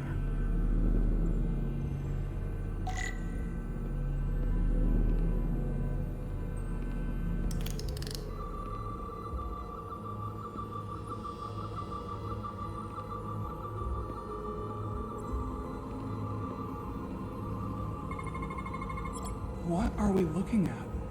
It's made of the same crystalline material as the rest of this place. But I can't tell much else. Might be some kind of sleep mode. I can't analyze this further unless it starts working normally. Maybe we can turn it on from somewhere else. Hopefully. Let's keep looking around. Get around. What else was there? This thing?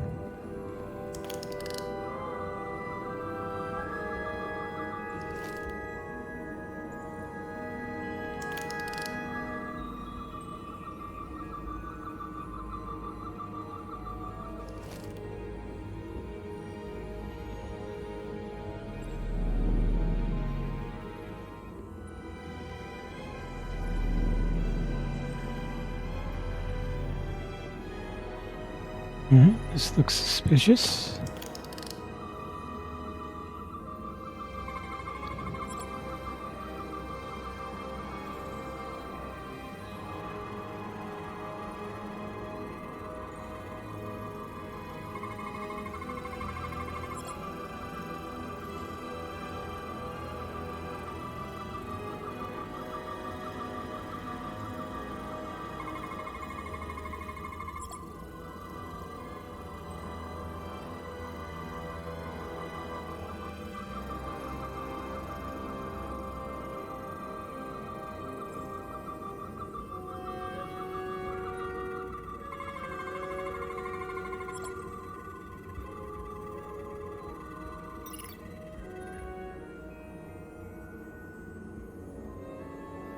What is it? The device's primary function is to transmute lithium into this quantized crystalline compound. Possibly for the creation of weapons. Do you think one of these was used on that Elydian in the tunnels? Such a cruel weapon.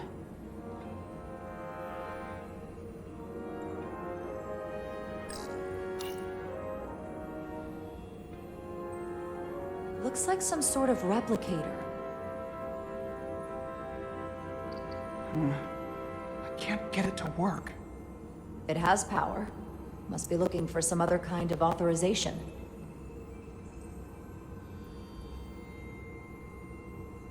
Like this thing?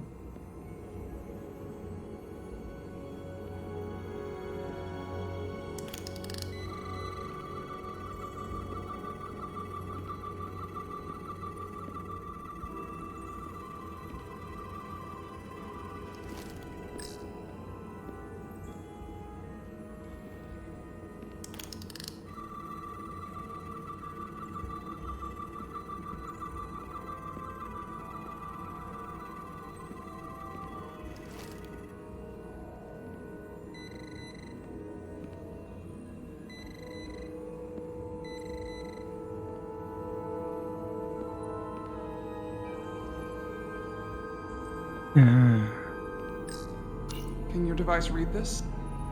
It can roughly translate the words, but we don't have enough Taconian language on record to understand how it's structured. Oh well.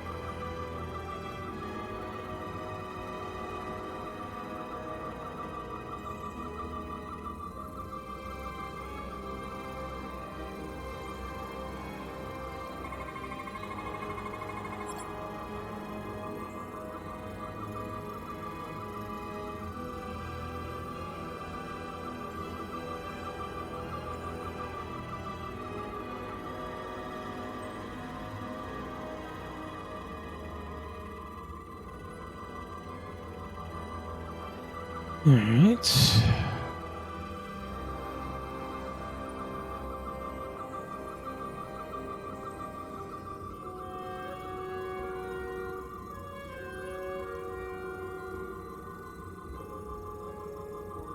It's gotta be.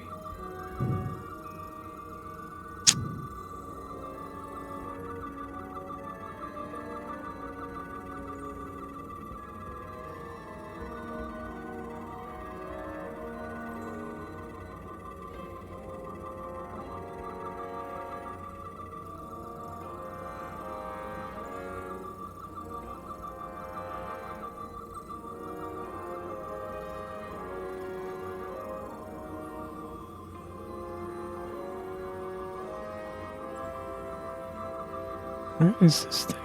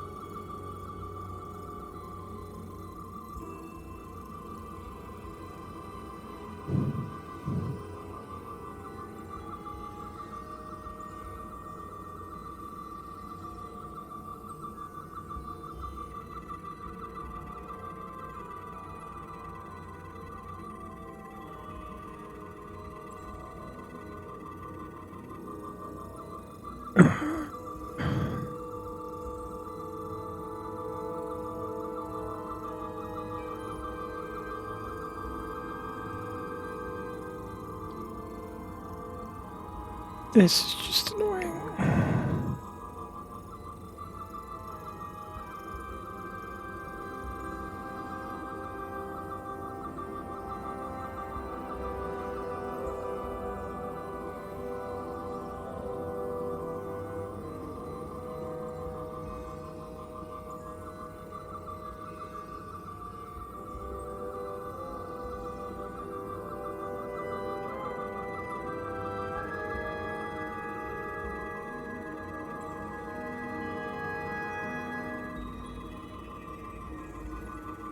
Am I looking for?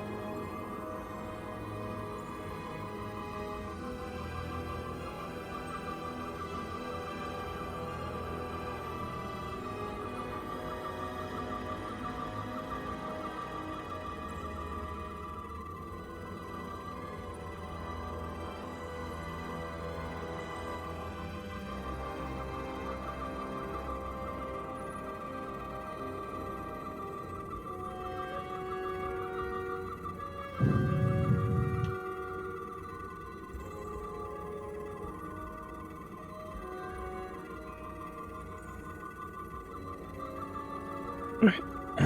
There's the one.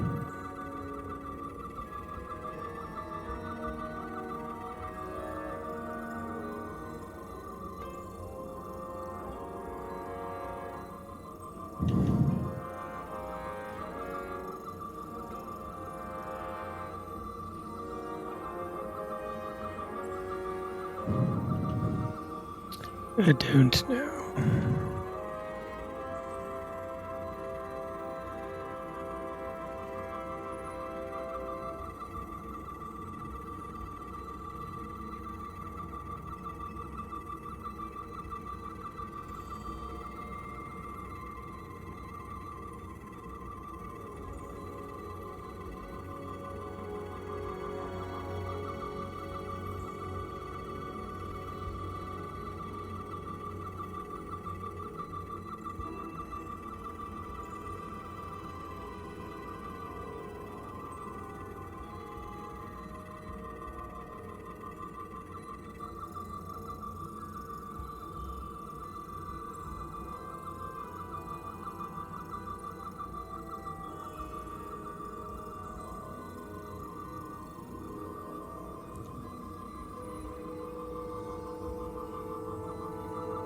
What am I looking for?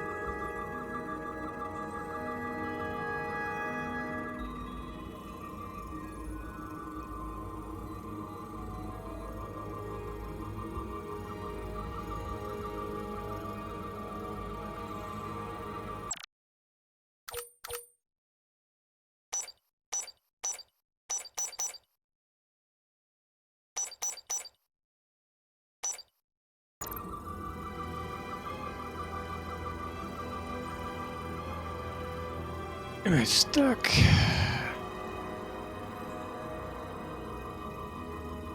We'll just be forever in tricorder land.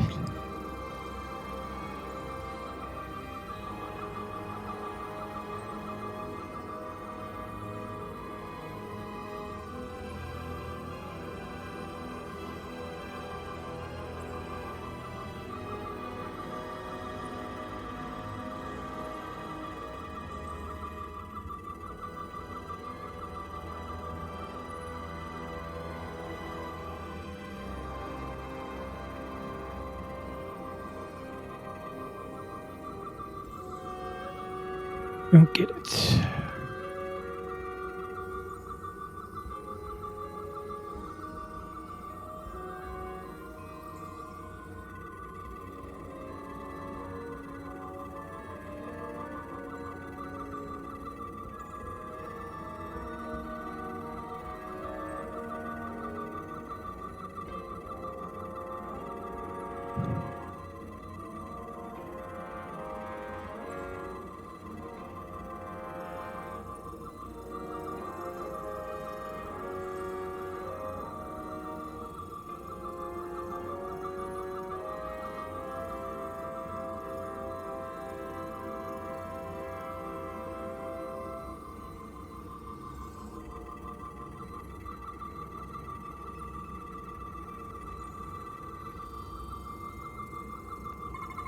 Oh my gosh, I'm so dumb.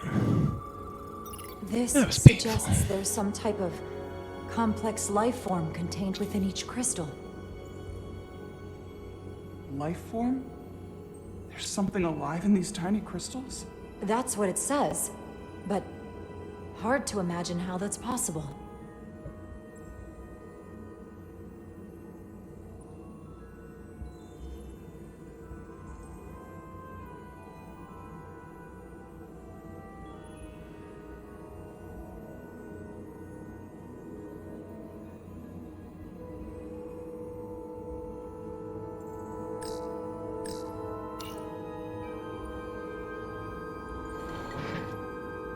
Our science division will have a field day with this.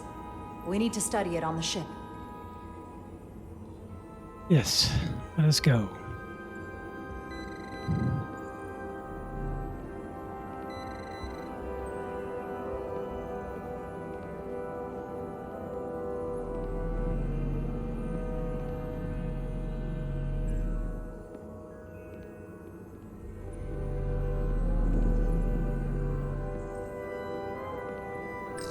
Somewhat resembles a transporter pad.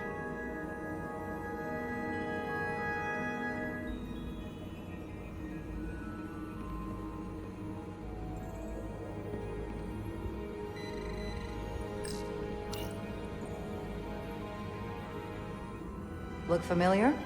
It's almost identical to the console Galvin has hidden in the palace. It looks like a control surface.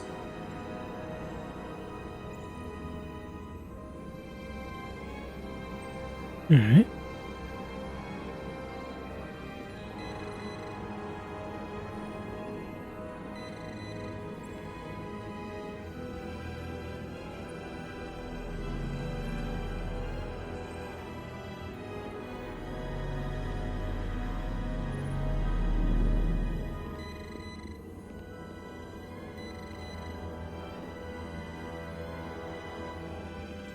Are we leaving now?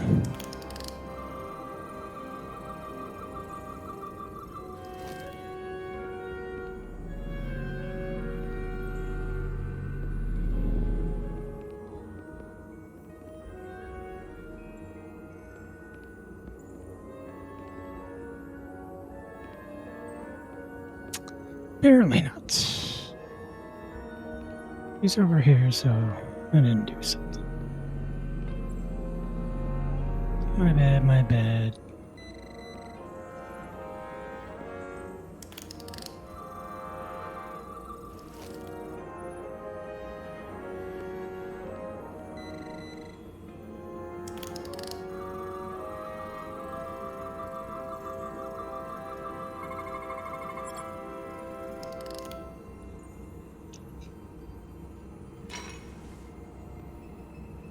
Crystallized lithium compound. Its internal structure is extremely ordered. In fact, the states of these crystals on a subatomic level suggests a storage device of some kind. Energy levels are both stable and ordered, like information. Some of them appear to be depleted. What kind of information would you deplete?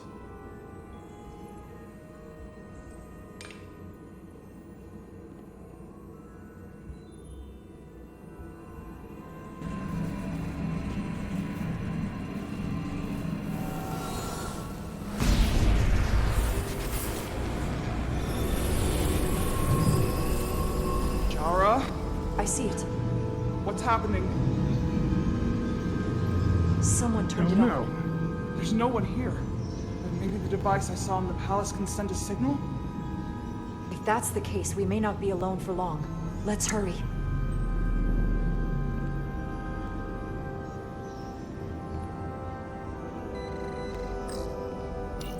can feel the power coming off it. I've never seen this kind of energy before. I'll need to record this with my tricorder.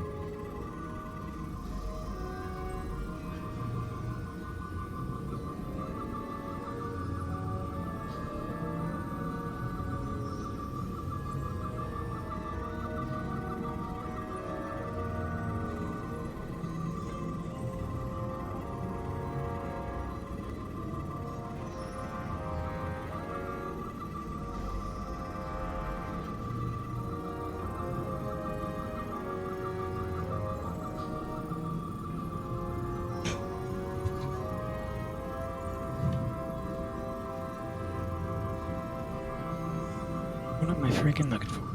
Every time.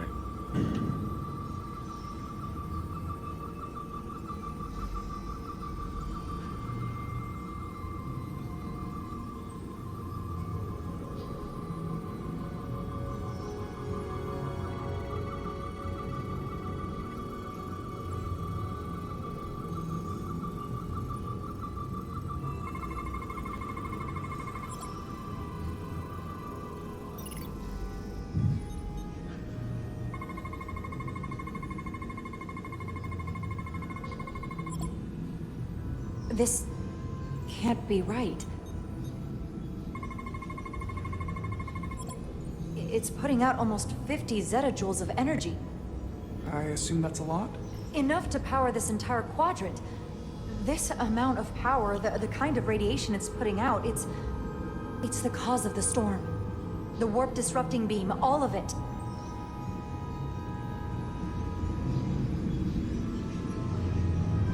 What do we do now? We get back to the Resolute. They have to know about this. Come on, let's...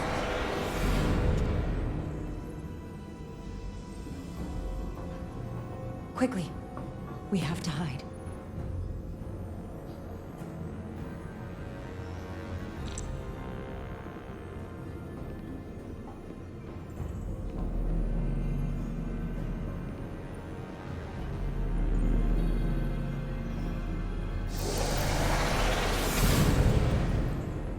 This is outrageous! I demand you let me go! No need to complain.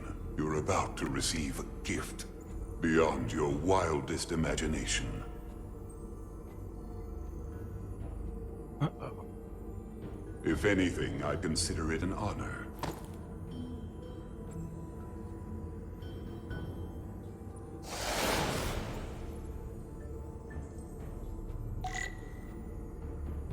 What are we doing?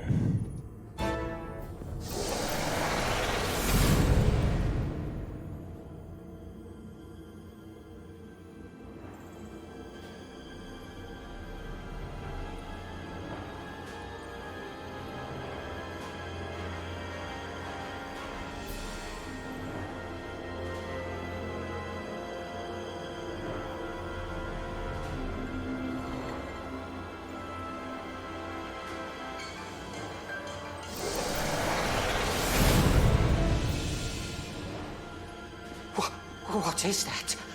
What are you doing? You'll see soon enough. I can influence the course of the negotiations. I can make sure the Hotari get the better end of the bargain. So can I.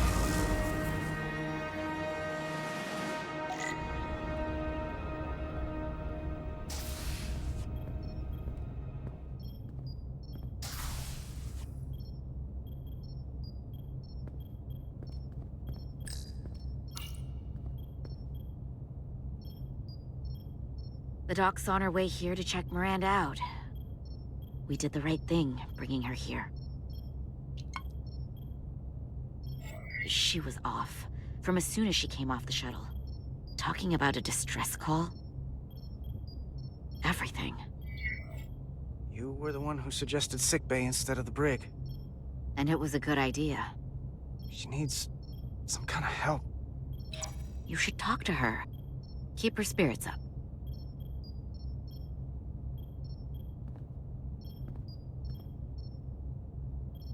And to think, yesterday I couldn't wait to get back on the Resolute. To get back to see you. You can't imagine how stupid I feel right now. I can't even believe it myself. I wonder what they're up to on the Adirondack right now. Hey, this is just a bump in the road. But we'll get through it. Together. You and me. I'd like to believe that. We'll believe it. I'm scared, Carter. I don't want to find out that there's something really wrong with me. Something they can't fix. Or even explain. Hey, you're in good hands here. There's not a lot that Starfleet Medical doesn't have an answer for. I'm not so sure about that. They don't know everything.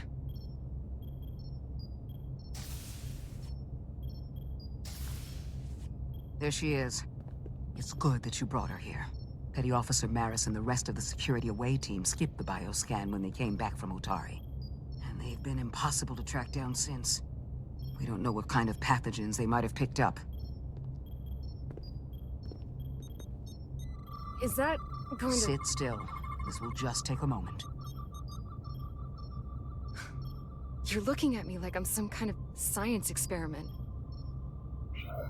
Or a monster. It's kind of freaking me out. This is for your own good. Trust me. That's easy for you to say. Uh-oh.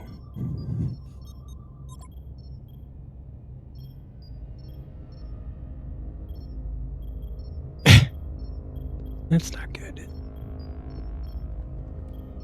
What is it? A pathogen? No. That's not Petty Officer Miranda Maris. That's crazy. I don't know who that is, but it's not Miranda. I know that sounds hyperbolic, but that's the simplest way to put it. What? Then who is it? I couldn't begin to say right now, but comparing the baseline readings I'm getting here with the DNA and brainwave records in Miranda's 15501, well, I'm seeing impossible variations. I guess you could call the process bioforming. This body is Miranda's, but her DNA is changing into something else. But what's more troubling is there appears to be another mind layered on top of her baseline brain scans. Miranda isn't in control. Someone else is. That explains a lot. But it's not the explanation I wanted to hear. But the real Miranda's still in there. It's on top of her personality, but she's not completely gone. The new brain patterns have overwhelmed her baselines. If her engrams are still there, it's at the level of background noise right now.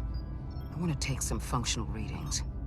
Take this and get her talking while it scans her.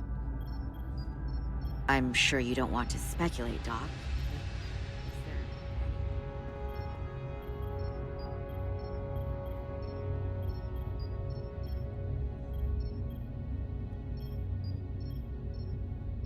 All right.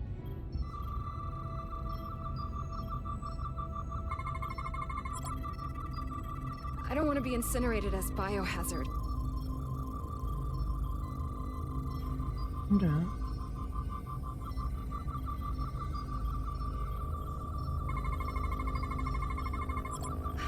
I don't know why I did it. Any of it. Yes, Ganya. But it's like there's a voice in my head. It was telling me to go download the data. It told me not to let you stop me. And there was nothing I could do to say no. But I didn't want to. It's okay, Miranda. I know it wasn't you. Thank you. It's hard to keep straight what is and what isn't.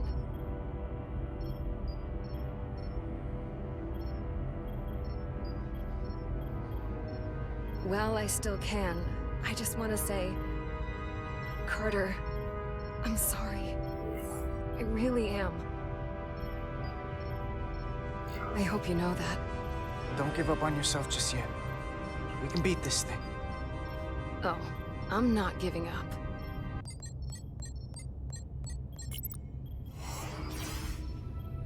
What the? Back off! Ow. Computer, erect a force field between biobeds 2 and 3. Computer, lower force field! You do not have authorization. I just want to live. I have a right to exist. Give Miranda back! 1 sec. Go! I'm right behind you.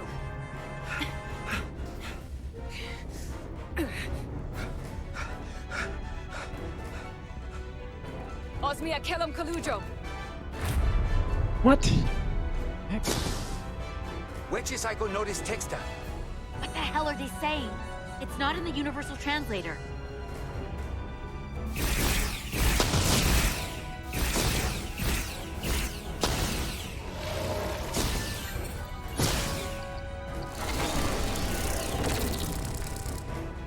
Is that some kind of transporter pad? Seokinos. The drive!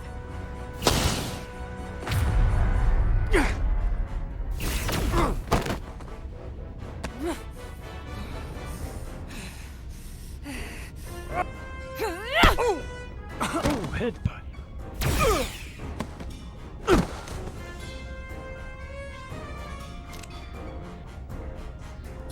Who the hell are you? We are scions of the flame. They can't get away with that. You have to shoot Miranda. Do it.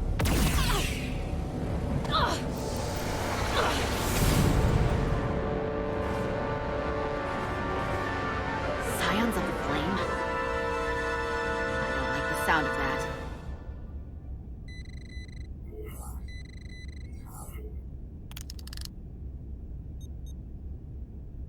You're never gonna believe this. The reason the Universal Translator didn't recognize that language is because it's only ever been read. It's the Takan language.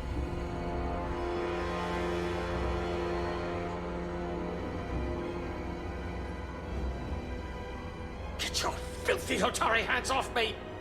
We'll burn your planet to the ground, animals!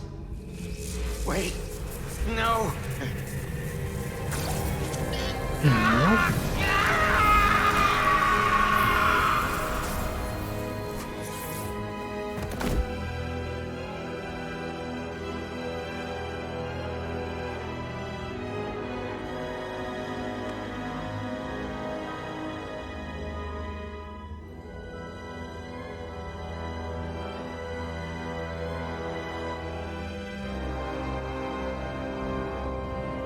Rise, brother. Rejoin the flame.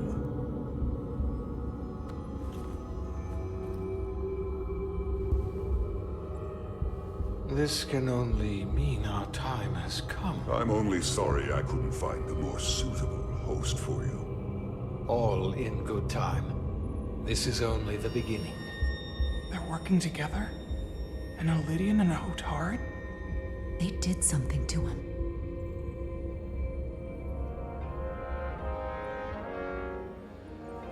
Secure the Cartabula. Cartabula. It's the energy source.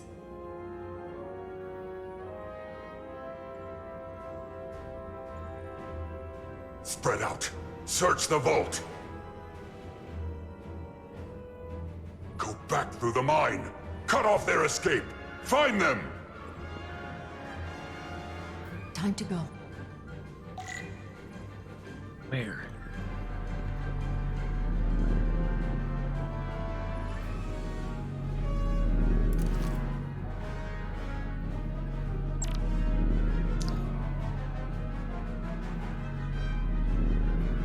Okay.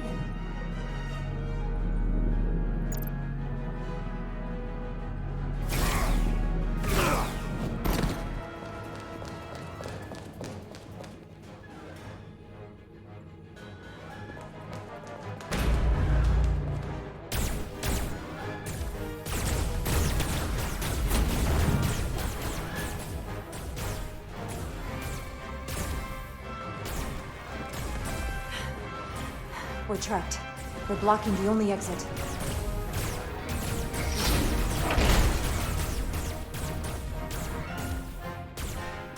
Maybe not. Can you buy me some time? For what? This vehicle looks a lot tougher than that barrier. All right.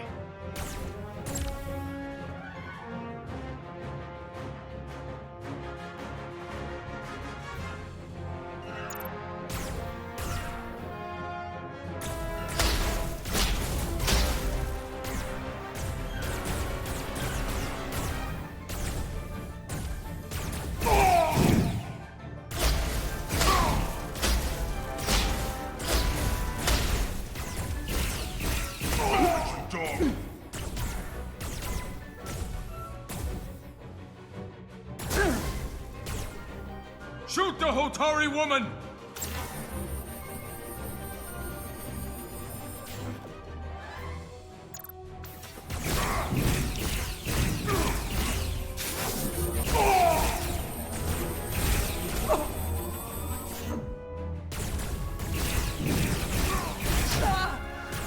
Come on!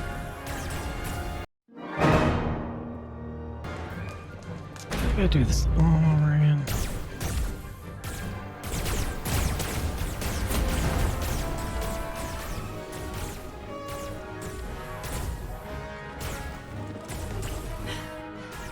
We're trapped. They're blocking the only exit.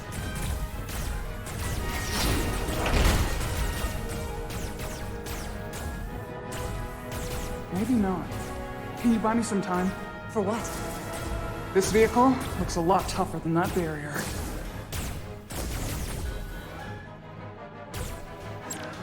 It's just...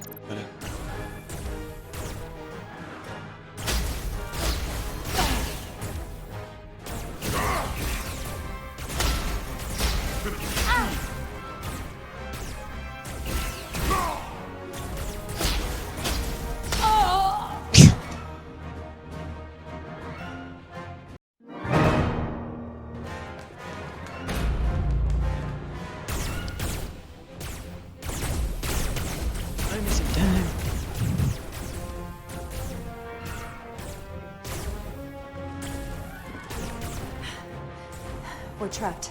They're blocking the only exit.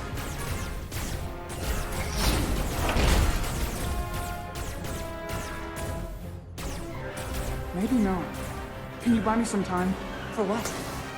This vehicle looks a lot tougher than that barrier.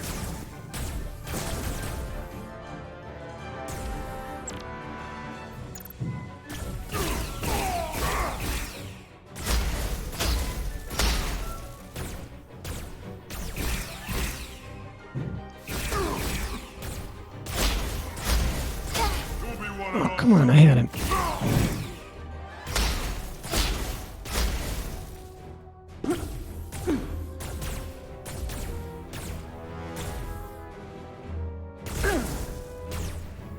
Shoot the Hotari woman!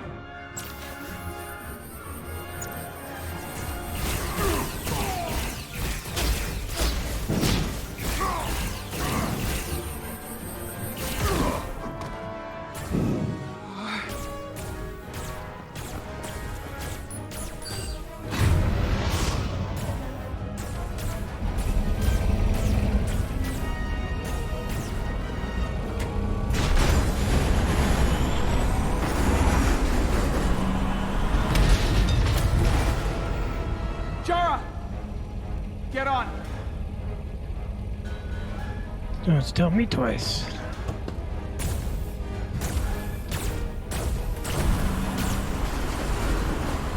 Oh.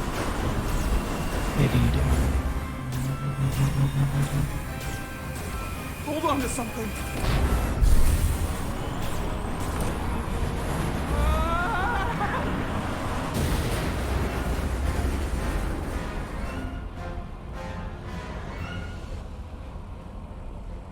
Oh no. Don't stop. I'll handle them. Come on. Alright.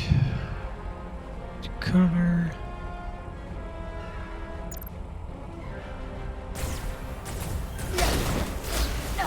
What the heck? Shoot the one driving the machine!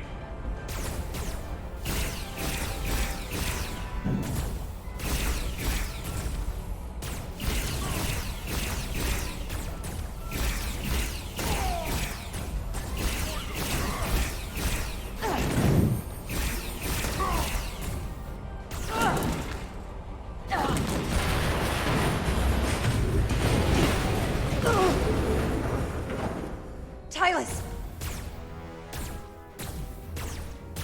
We're surrounded. I'll get it working. I just need some time. Again.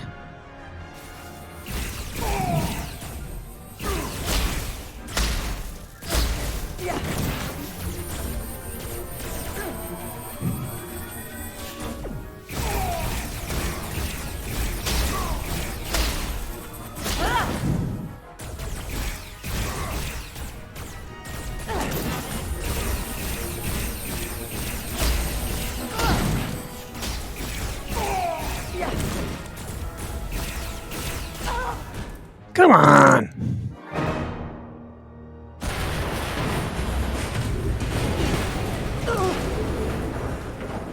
Tyler!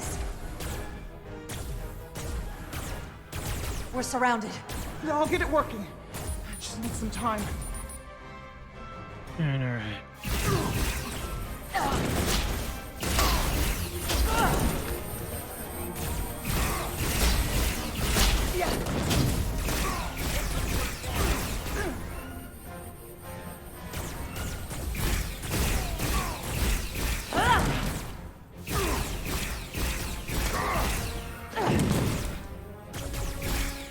I didn't even see him. Where? Oh, there they are.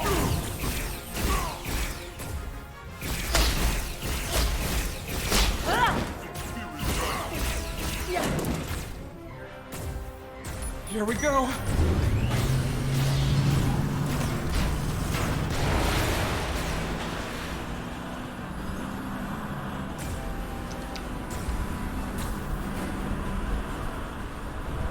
Still nothing to do.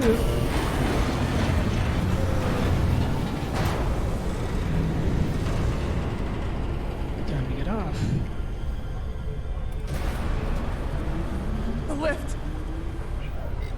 We're trapped. Resolute, 2 to beam up immediately. Resolute, come in. Jara! Oh, no.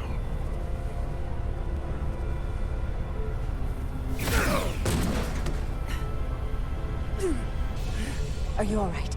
I think so. It hurts.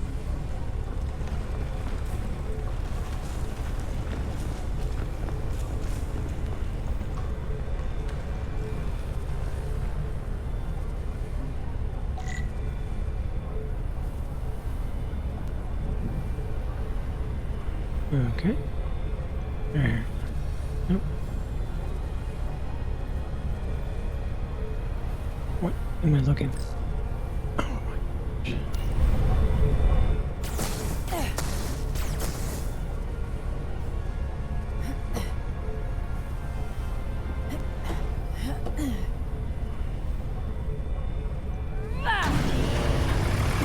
What are you doing? Hold on to me.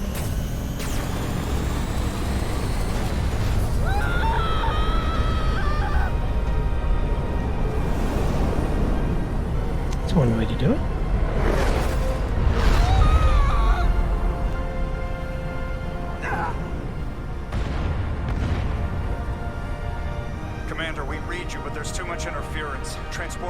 can't get a lock.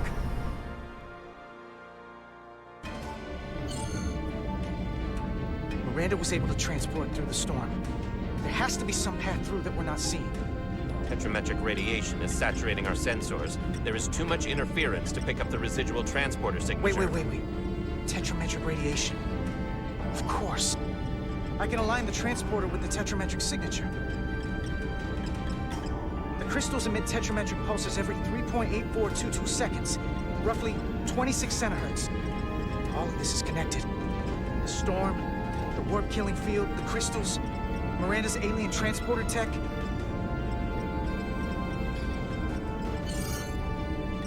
Okay, I've got the transporter in calibration. There are a lot of biosigns in that mine, all stacked on top of each other. I need something to identify the commander signal. Something loud, energetic. Understood. Commander Rydek, we have penetrated the storm's interference, but we are unable to pinpoint your signature. We need you to generate a high-energy event to help us... High-energy event. Got it. Tylus, are you still with me? I am. Good. I'm going to shoot my phaser at some dilithium to cause a piezoelectric rupture. What? Why? Signal flare.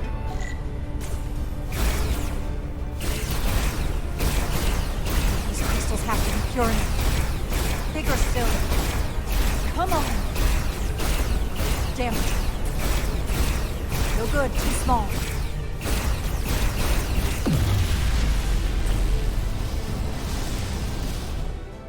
That should do it. Whoa! Dilithium explosion.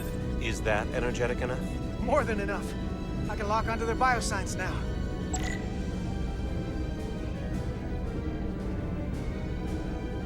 Okay.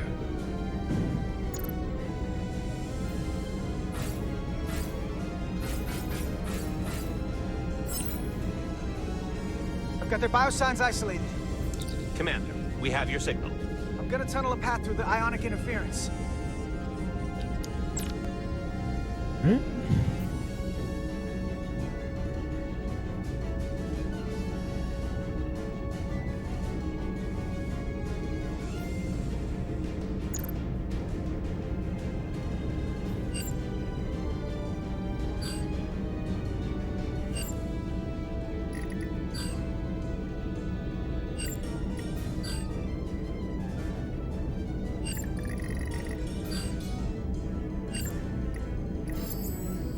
I've got a path. Just gotta calibrate the signal. Come on.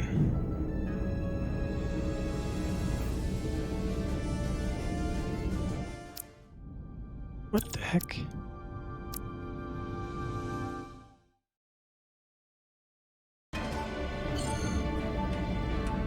Miranda was able to transport through the storm. There has to be some path through that we're not seeing. Tetrametric radiation is saturating our sensors. There is too much interference to pick up the residual transporter signature. Wait. Tetrametric radiation. Of course. I can align the transporter with the tetrametric signature. The crystals emit tetrametric pulses every 3.8422 seconds, roughly 26 centihertz. All of this is connected. The storm, the warp-killing field, the crystals, Miranda's alien transporter tech. Okay, I've got the transporter in calibration. There are a lot of biosigns in that mine, all stacked on top of each other. I need something to identify the commander signal. Something loud, energetic. Understood.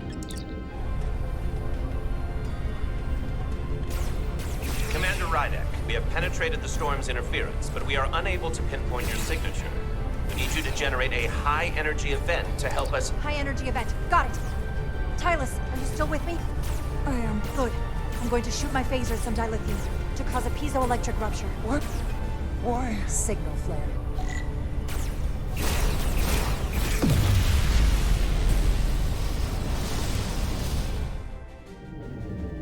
Whoa! Dilithium explosion. Is that energetic enough? More than enough. I can lock onto their biosigns now.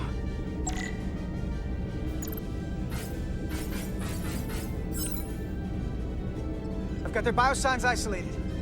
Commander, we have your signal. I'm gonna tunnel a path through the ionic interference.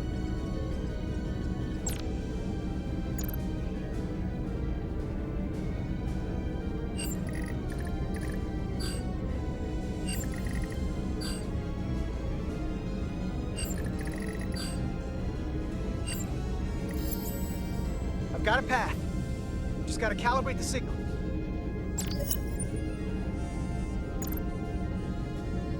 It's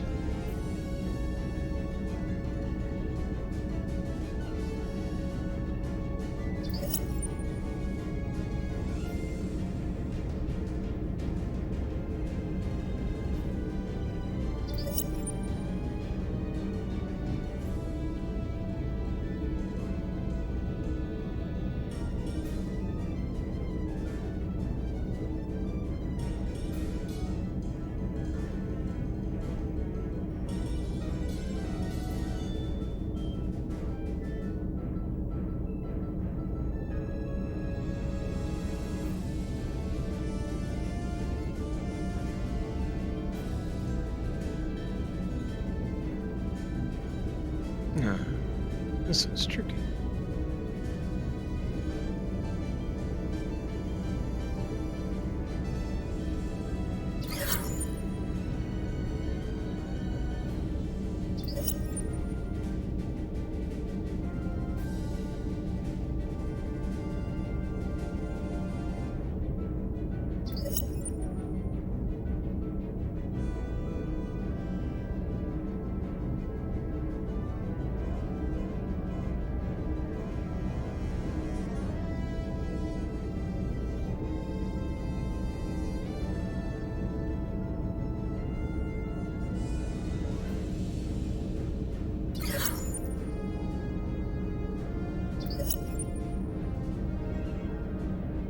Alright. I get it. Maybe not.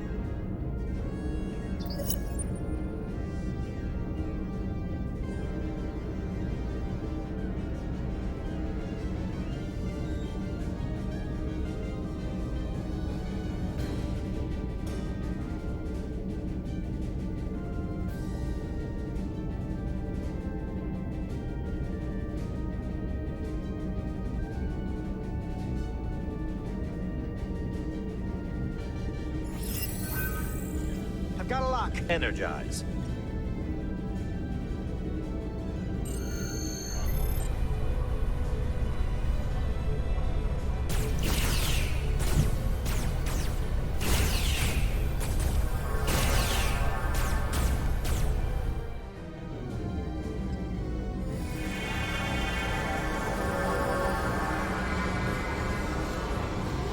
Petty Officer Diaz. We're losing her. The pattern is degrading. Can you hold the signal? I'm trying. Again.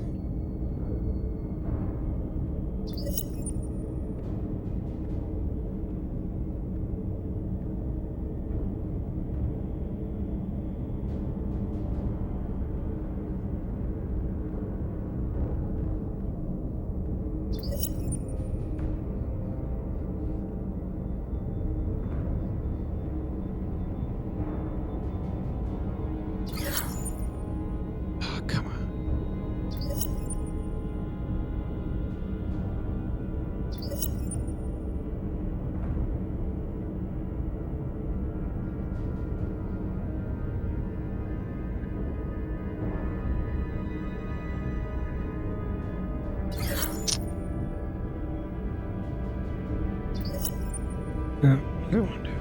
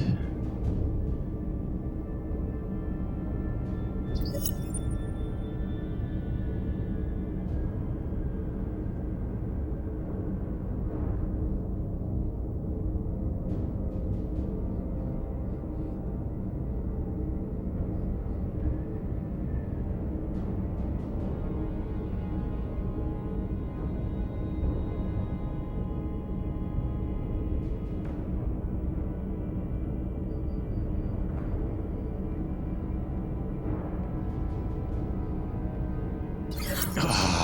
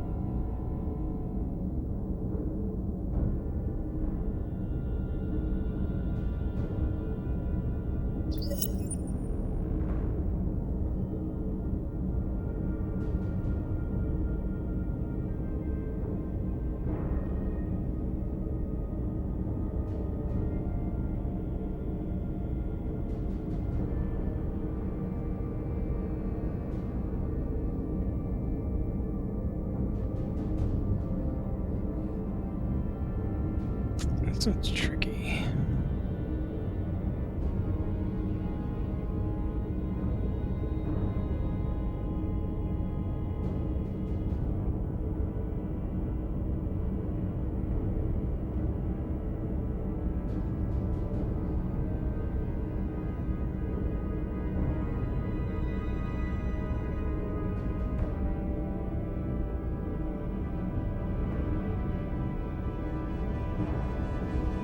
This one never goes all the way up.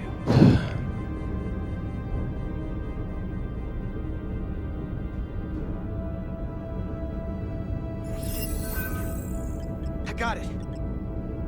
Come on, come on.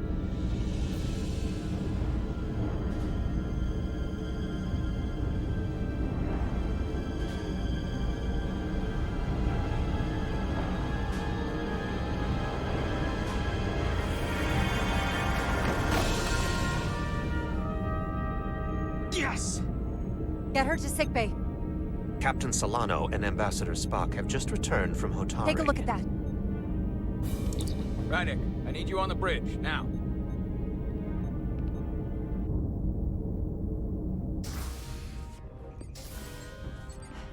I'm here. The Elydians are preparing to attack Hotari. Status report. Your systems are now fully powered. All torpedo tubes open. They're preparing to fire! We should hail the Elydian flagship, Captain. Readying phasers if you want them. Stand by. Await my order. Recommendation, Commander? We need to act quickly. Before this spirals out of control. Maneuver the Resolute underneath their warships. Block their shots at the planet's surface. Clever. Shields at maximum, Mr. Hammond. You heard the Commander. Aye, Captain. Don't think twice about firing on a Federation ship.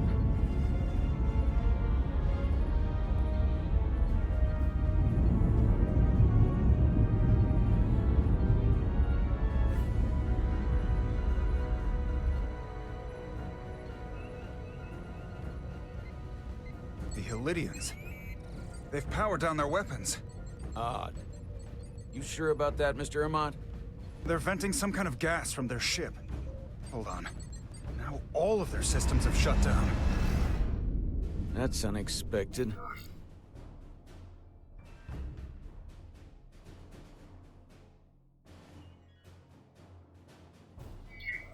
Maintain our position. No telling what they're up to. Yes, sir.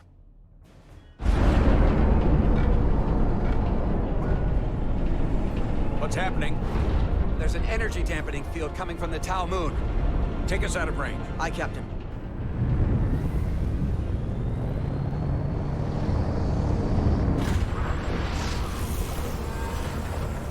Captain, flagship is hailing us.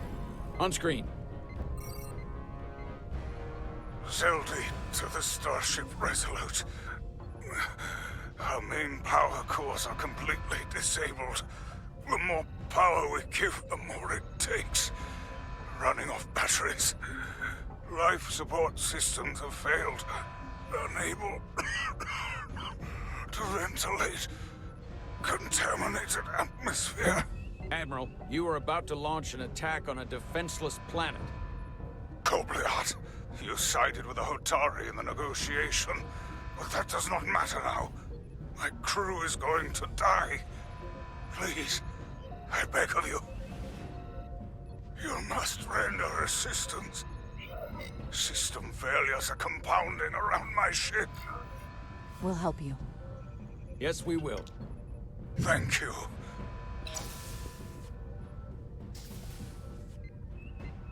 Admiral, excuse us while we devise a rescue plan. By my estimate, the crew only have 23 minutes before their atmospheric mix becomes lethal. While we may not be able to transport the Illidians directly, if we were to transport them from their ship to a nearby shuttlecraft, it should be possible to amplify the transporter signal there and reroute it to the Resolute. The Ambassador's plan is incomplete. An away team will have to beam aboard the Zeldy and set up pattern enhancers for a stable enough signal out of the dampening field. Thank you for identifying my deficiency, Commander Chovak. Jara, I need a senior officer in command of this. Take Chovak and Bedrosian in the shuttle, and get it done. Petty Officers Diaz and Edsalar, you will be part of the rescue mission. As will I. Of course we will. We will bring the shuttle within transporter range of the Zeldy, then beam you both aboard. Beam us on board. Why? The pattern enhancers must be placed on the Zeldy to make it possible to beam the Illidians back to the Resolute. Gather the pattern enhancers, and get to the docking bay.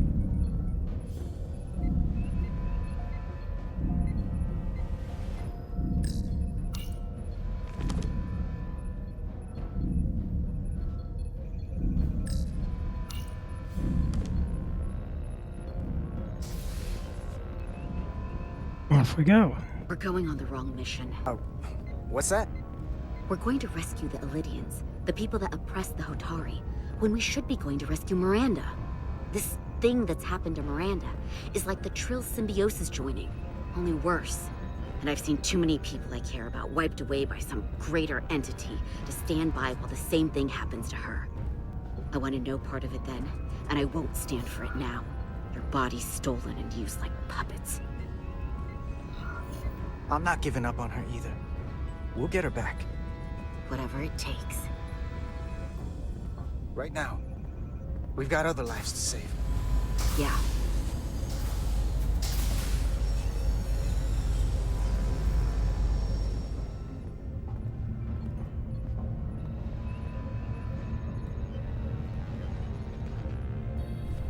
The away team is ready.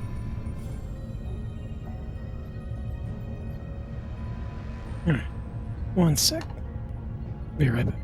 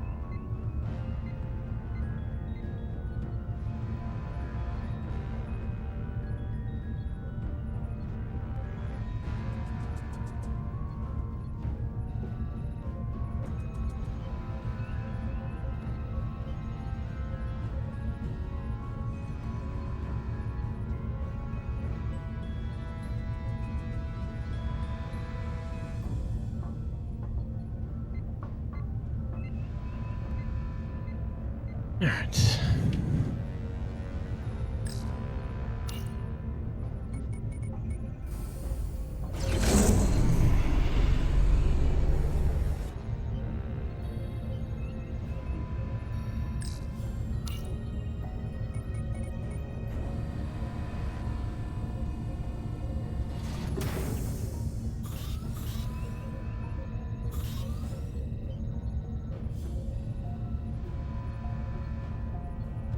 Resolute to Shuttlecraft Melville.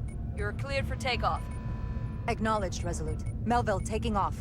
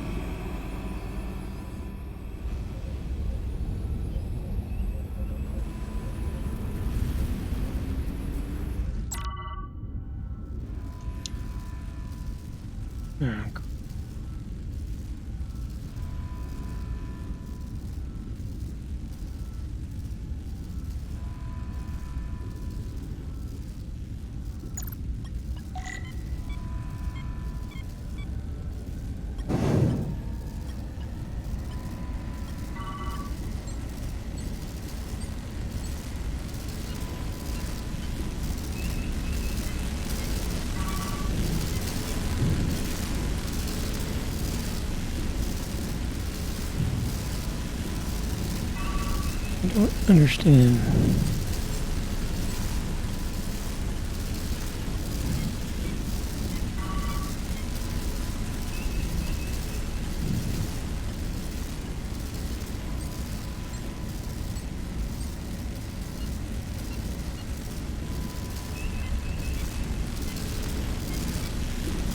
We have to move away from the light.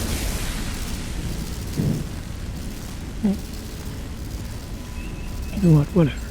Just keep going.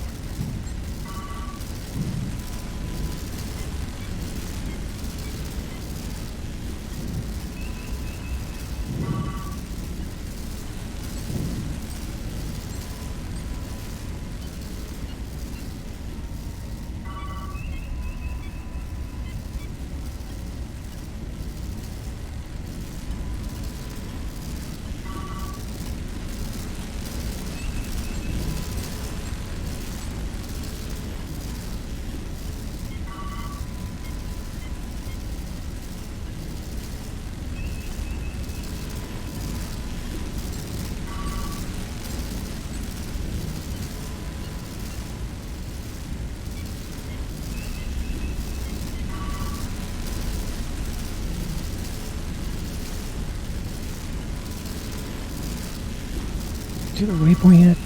I can't see a thing. It won't let me aim it.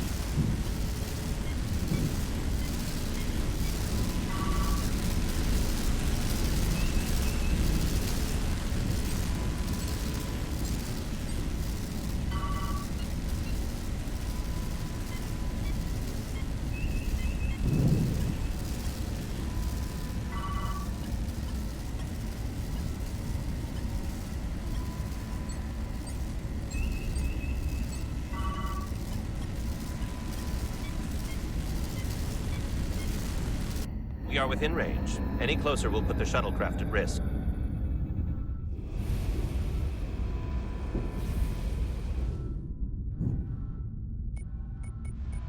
Preparing to transport the away team. Energizing.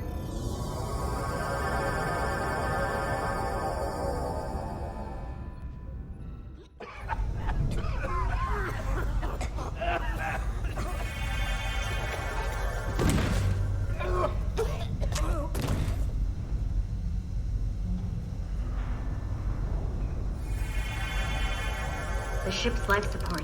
It's almost completely drained. And the other systems, too. Oh no. We gotta get to their transporter room.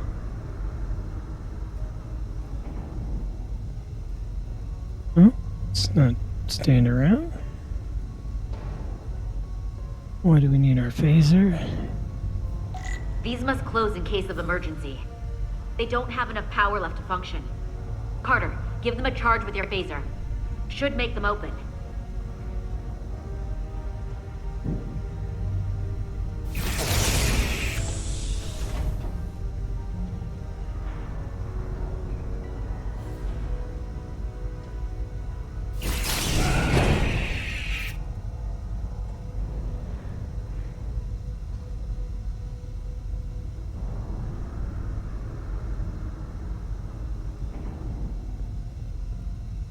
Alright, what are we doing now?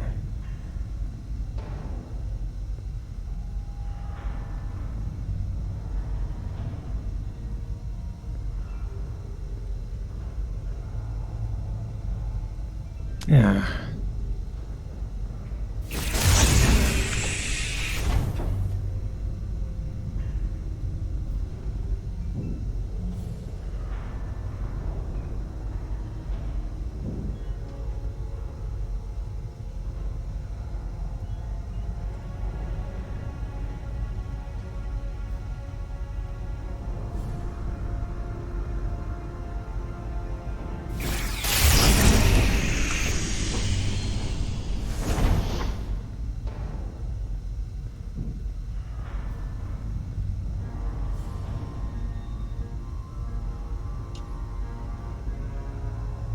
All right.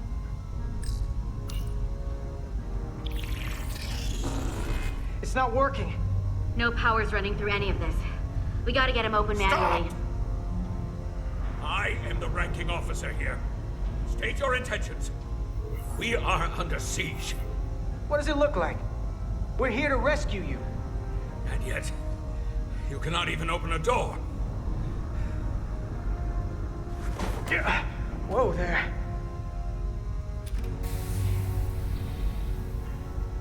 I am still able to stand. What are you trying to do? We gotta get into your transporter room. Then we can get your people off the ship.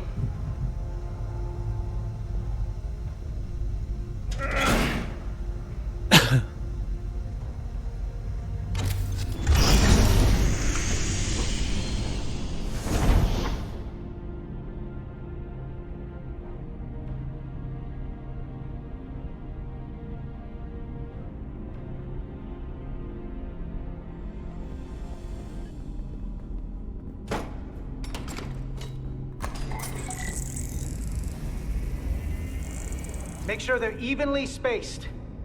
We need to manually adjust beam trajectory so they connect. I got this one. You get the others.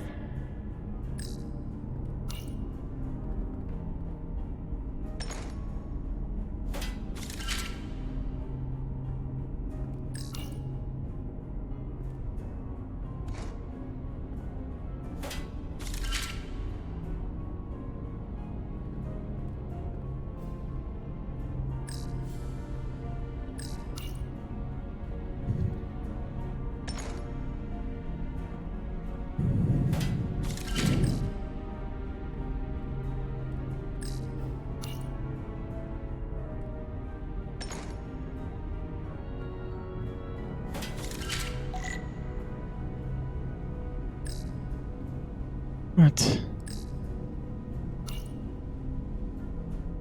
Oh, okay. That's not bad.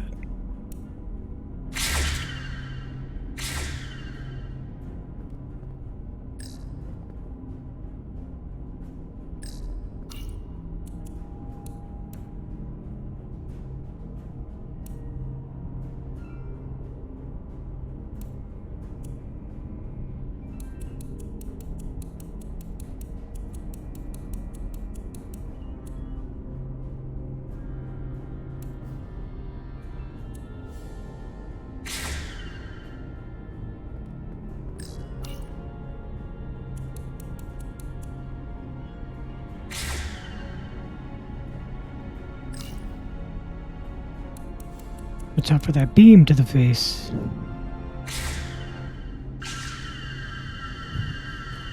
Alright. The pattern enhancers are aligned and ready to go. Let's round them up. These will boost the signal so we can transport through the storm. We have a shuttle outside this ship that will route the signal to the Resolute. All crew to transporter room 2. We are evacuating.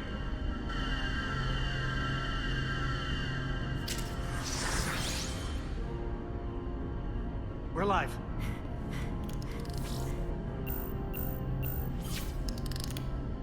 Here they come.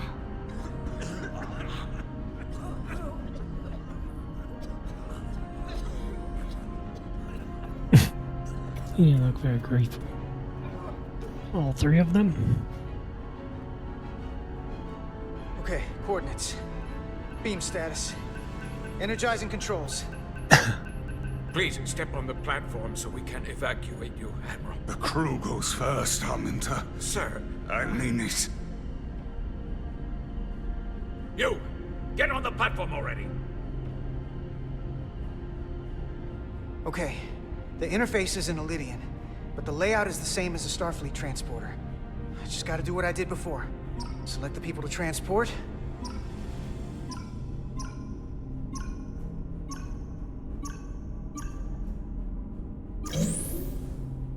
Plot a path through the ionic interference.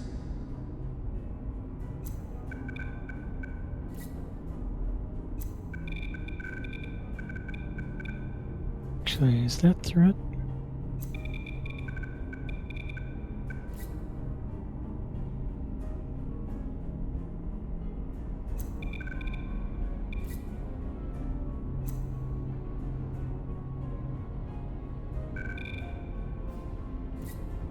If the path goes through too much interference, it won't work. I got it.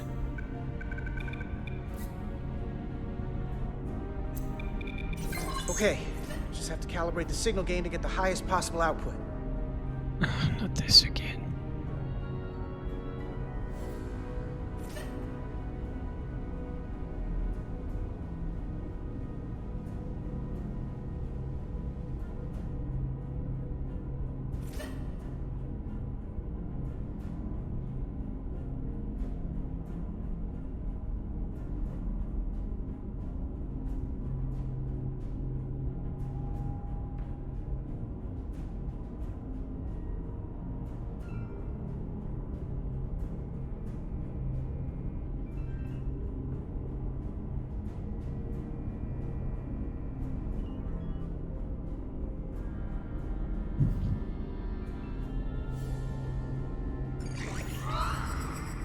Even at this range, the interference is too much. The system is suggesting better transport coordinates. D, it's the shuttle. You're sitting right in the thick of it. I'm sending you specific coordinates for a clear signal path.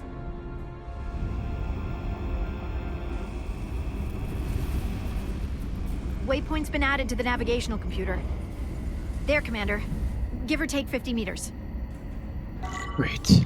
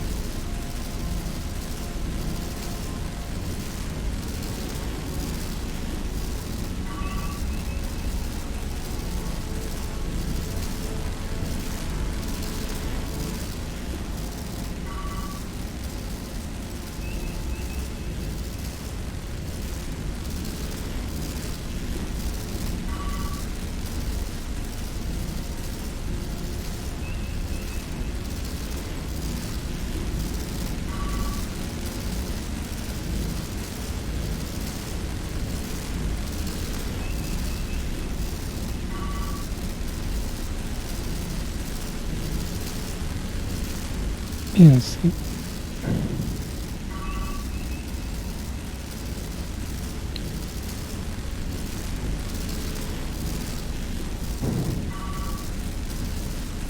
Melville to away team. Energize.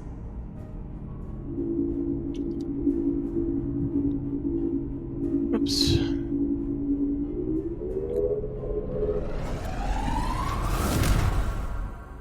I have the first group of Elydians in the pattern buffer. Redirecting and transmitting to the Resolute now.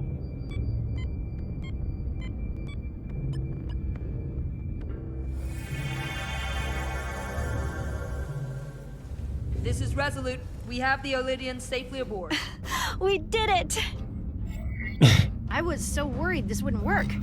Don't celebrate yet, Lieutenant. We've got a lot of people left to save. Right. Sorry. This is Commander Rydek. We're holding steady. Signal is good. Keep them coming.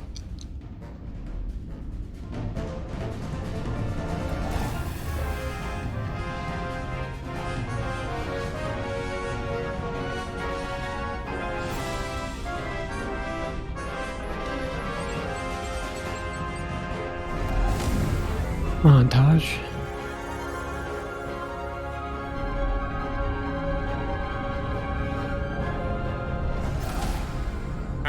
Go next. I've made it clear. I only leave after those in my charge. Sir, I must insist you go so you can lead our people. I will see to any stragglers. Says your people.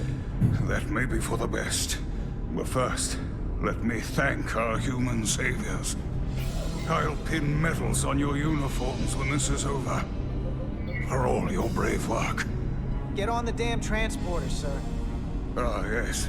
Forgive me. We're ready for transport. Get the Admiral to safety. Energize.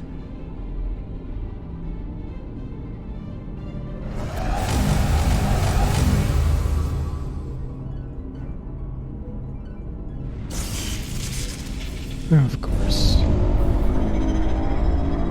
Massive power surge! Sending available power to the annular confinement beam. I have the Illidians in the pattern buffer, but I cannot resolve their signal to send them through to the Resolute. Nor can I materialize them here. We need a better position with the Resolute. Come on.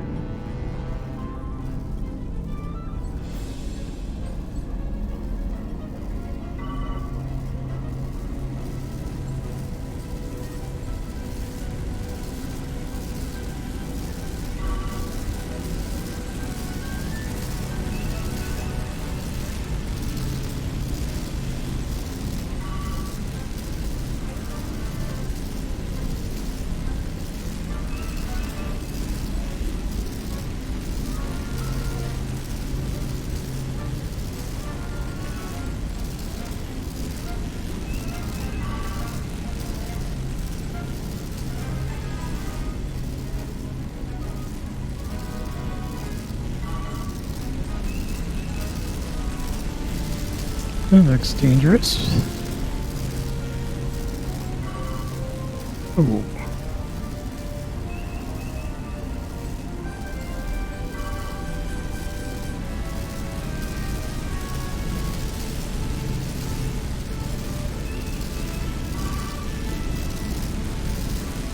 I am losing their patterns. I need more power, but internal relays are not functioning. I'll do it manually. Do it! I am trying. I will lose the transport if I do not have more time. The signal is resolving. Please! She's hurting herself.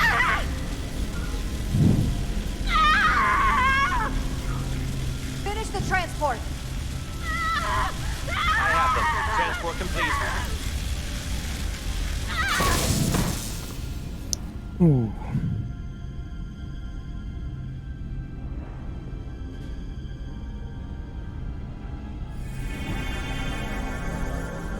Should be alright.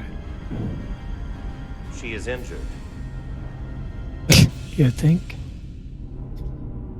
Lieutenant Bedrosian has been injured, but the last transport was successful. Thanks, B. Unfortunately, our shuttle systems were damaged by the power surge. We can no longer serve as the transporter node.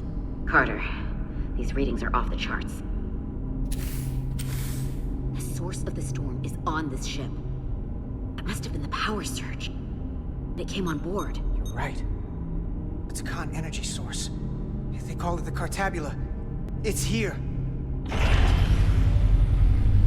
Is that? The intruders are preparing to bring the Zeldi to war. And we're about to be stuck on it.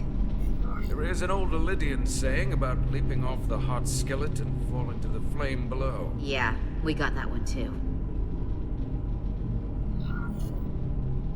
This is an opportunity for us. We're on this ship.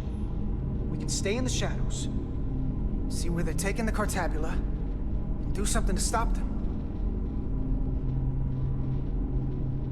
You always wanted the chance to do something big. That's all well and good. Great. If we're not getting off this ship, we're really backed into a corner here. We can't get off this ship. But maybe I could target somewhere on the ship. We are reading the warp engines powering up. Yeah, we picked up on that. We do not have a way to evacuate you from the Zeldi. The shuttlecraft is too heavily damaged. Sorry we won't make it back, but duty calls. You know how it is. I certainly do, Mr. Diaz. Live long and prosper. I hear voices down the corridor. He will be here soon. I'll guard the door. You just get us out of here, Diaz. Hey, Stretch. Help us with this map. Find somewhere as remote as you can. They're almost here.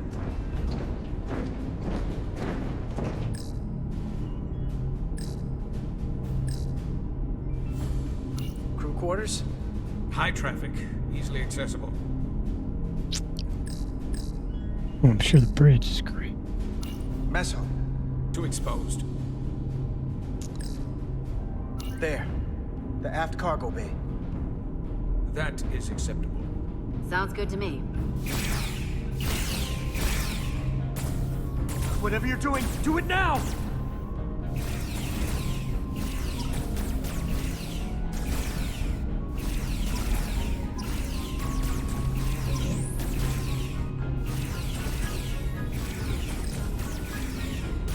We're locked in. Board to transport. Come on, Belle! Belle!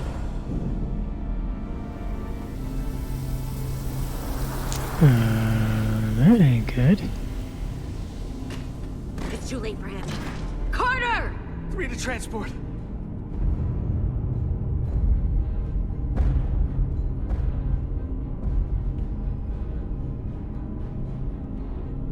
Energize.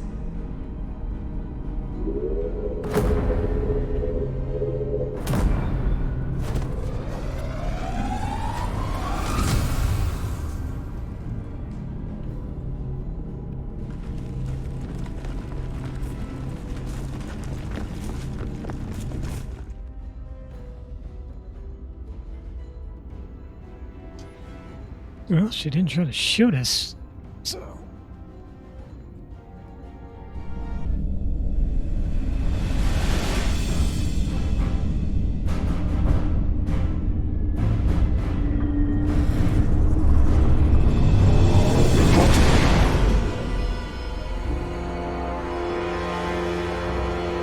Zelda does not appear to have left any warp signature at all.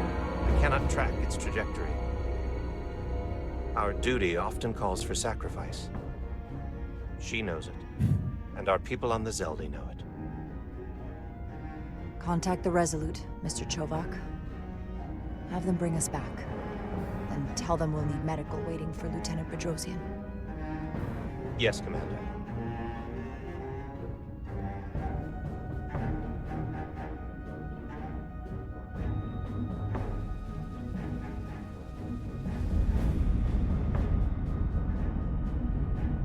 Seems sad, but did what we had to do.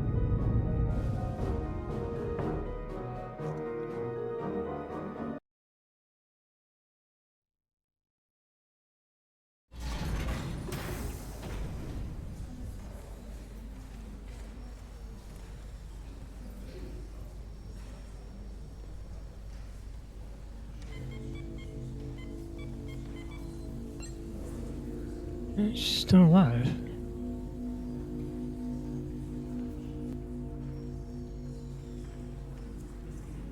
Through your efforts, we were able to save almost 100 Illydians from certain death.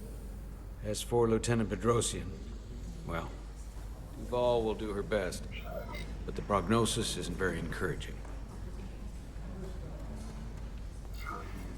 Lieutenant Bedrosian went above and beyond her duty. She deserves a commendation. I'll see what I can do. Commander Rydek, I heard what you did. The sacrifice you made for our sake. You saved not only my life, but the lives of my crew. An incredibly heroic deed. All of Illydia is in your debt. We cannot thank you enough. Just doing our duty, Admiral. I'm sure you understand. If you'll excuse us. Of course.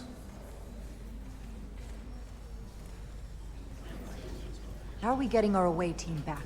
Ambassador Spock and the rest of the senior staff are waiting for us in the briefing room to discuss just that. I wanted a chance for you and I to speak first, given the circumstances.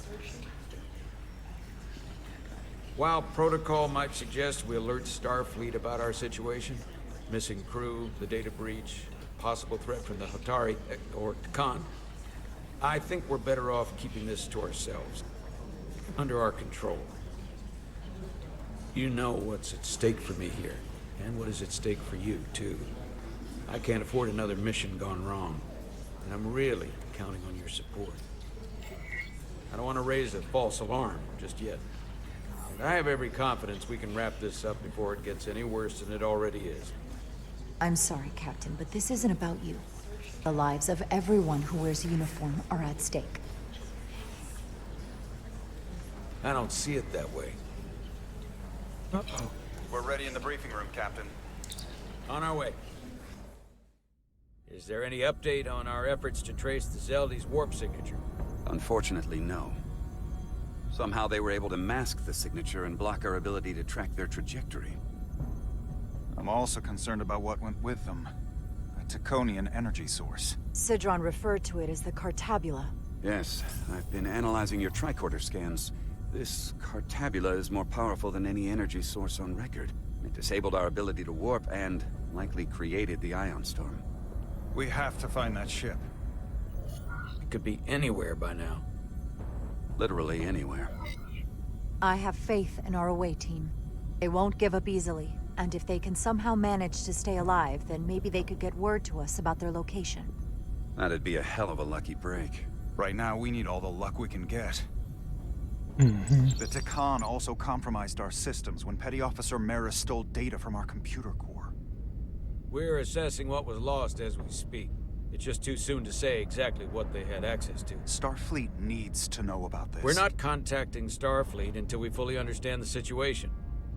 There are too many unknowns. They stole our data. That's reason enough to warn Starfleet. But the captain does have a point. It might be better to wait until we know more. We either sound the alarm prematurely and look bad if nothing comes of it, or we keep this to ourselves and take the blame when it blows up in our face. Either way, we can't afford to get this wrong. Indecision is not without its own consequences. I want to speak with the Hotari and get to the bottom of this before we get Starfleet involved. I expect we'll meet resistance. The Hotari think we violated our neutrality by entering their minds. Assuming the negotiations are off, we no longer have an official role here. We still have a responsibility to the Hotari and the Elydians. The Takan are a threat to both their civilizations. No. They're a threat to us all. The device Commander Rydek found in the Taconian Vault is an advanced delivery mechanism for a complex biogenetic transformation process. Meaning what, exactly?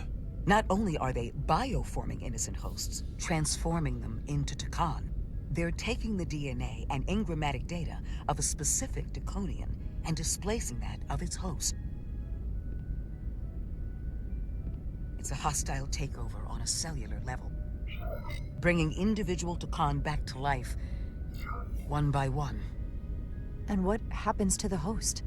It's hard to say exactly. Some of their memories remain intact, but the implanted Taconian identity appears to have full control. In time, all that remains of the host may be lost entirely. It's an invasion. One victim at a time. Precisely. Petty Officer Maris called herself a scion of the Flame, but the computer had no information about it. She also shot the hell out of my ship as she escaped and nearly killed a few of our crew. So we know this about those scions. They're dangerous. The Takan have crossed a line. That much is certain. However, meeting with the Hotari could offer insight into their true intentions. Under the pretense of an apology for betraying their trust and trespassing on their territory. Given the options, this might be our best chance to find out more about what they have planned. I couldn't agree more. With the Cartabula gone, I can confirm we have regained warp capability and the use of our transporters. Excellent. Commander Ermot, see if we can arrange a meeting on Hotari as soon as possible. As Ambassador Spock suggested, under the pretense of an apology. Aye, Captain. Nice work, everyone. Really? You're long overdue for a duridium infusion. It looks like I am.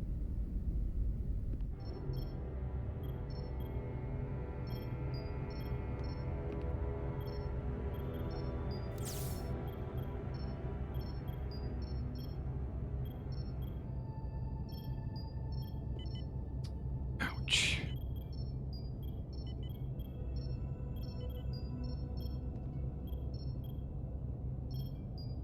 I'll give you two a moment, but she needs her rest. I understand. Commander Rydek? Is that you? I thought I heard your voice. I'm right here. Where? Oh, it's making us feel bad. Before you say anything, I just want you to know I don't blame you for what happened. I heard that last transport made it through.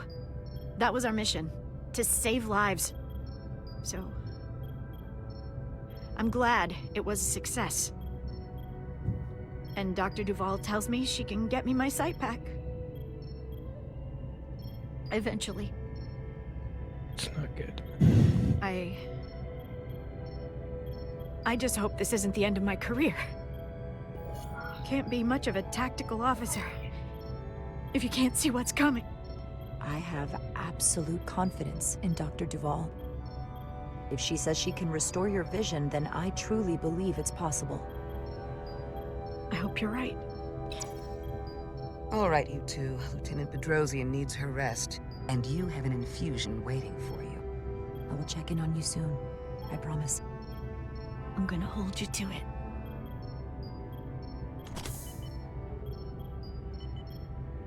Great. Aside from almost running out of duridium, you're in good health. Nice to get some positive news for a change. You I don't worry about. The captain, however... Go on. You see it, don't you? He's desperate. Withholding intel from Starfleet just to save his reputation. That's not normal behavior for a captain. And you've dodged the issue. We can't make mistakes. Might go down as the most obvious thing a first officer ever said. You've spent enough time with him now. Seen enough of how he runs this ship. If there's something wrong, as the ship's doctor, I need to know. Don't sugarcoat it. You know I wouldn't. To be honest, I'm worried about him. It seems like the stress of this mission is getting to him. He has so much riding on its success, and I am concerned he'll do something rash to ensure it. Guaranteed. To know we see eye to eye on this. And I want to be clear, I care about Solano, I really do. I've been his doctor for years. There are more important things at stake than offending an old friend. If it gets any worse, you know where to find me. Jara. Monitor your duridium levels. I'll be right back. How's your wound? Like it was never there. I feel lucky you were there with me. Without you, I'd be, well... Thank you for saving my life. Even with the wonders of your technology, it wouldn't have mattered if you'd left me for dead. I should be thanking you. You took that disruptor shot for me. Without you, I might be the one in sickbay, or worse. Well, I couldn't just let you die. Not after all you did to help. I won't forget it.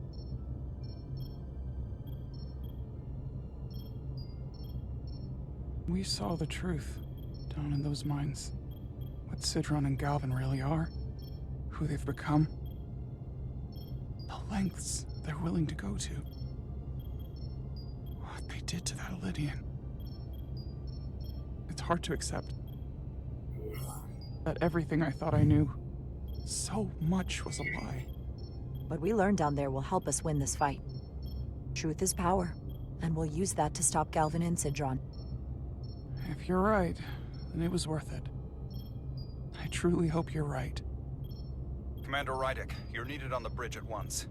What is it? The Hotari have agreed to meet.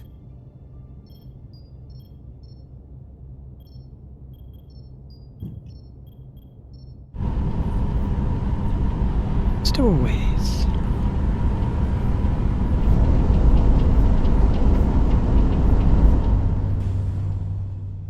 They haven't found us yet.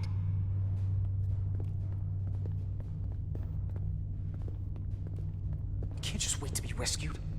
We have no idea when or if the Resolute is gonna catch up. But if we can get access to the Zeldi systems, we might be able to figure out what the Takan are up to. You got somewhere we could do that?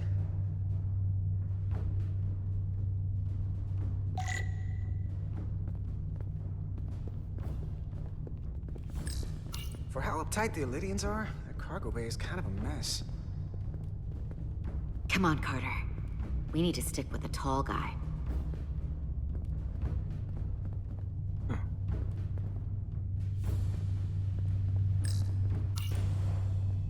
Up there? Just there. Right. Etzelar, let's do this. The internal sensors. The what? When they scan the ship for life signs, they'll know right where we are. There must be devices that perform the scan. Right there. And there. There's several of them around the room. Got it. We'll disable them. How? They're too high to reach, even for me. Not too high for our phasers. Low power, Nelly. Let's not set off any fire alarms. I got the ones over here.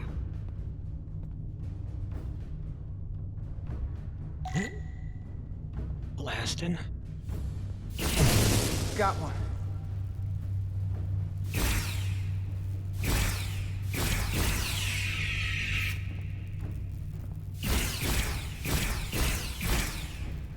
Assuming that one's good.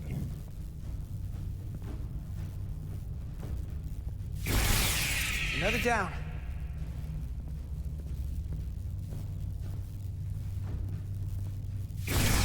Hurry, Carter! I am. What were you One doing? left.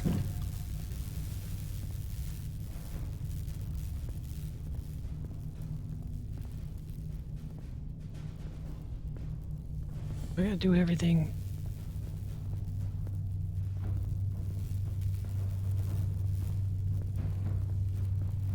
Got it.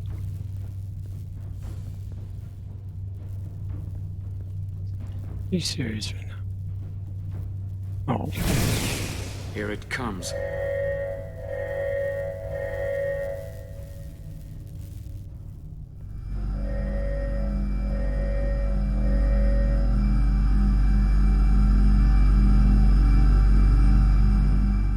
It worked. They won't be able to detect us. That buys us some time. Now that the Zeldi has its power again, I might be able to access some of the ship's systems from here. I'll take care not to give away our position. The Takan might not even know we're still on board this ship. Miranda only saw us transport away. She probably thinks we're back on the Resolute. Miranda. Don't give up on her yet, Carter. She had you in her sights, and she didn't shoot. That means the real Miranda is still in there. The Takan don't have her. Not completely, at least. That is a reason to hold out hope. And a reason to remember the Takan haven't just hijacked this ship. They've hijacked every body they're in. I know she played us, used our sympathies, your relationship to break out of sickbay. But maybe there's a way to turn her back and Miranda could help us stop the Takan. Here, on this ship. Just because the Trill joining is permanent doesn't mean the Takan bioforming has to be. I've heard enough of your prattling on about your friend.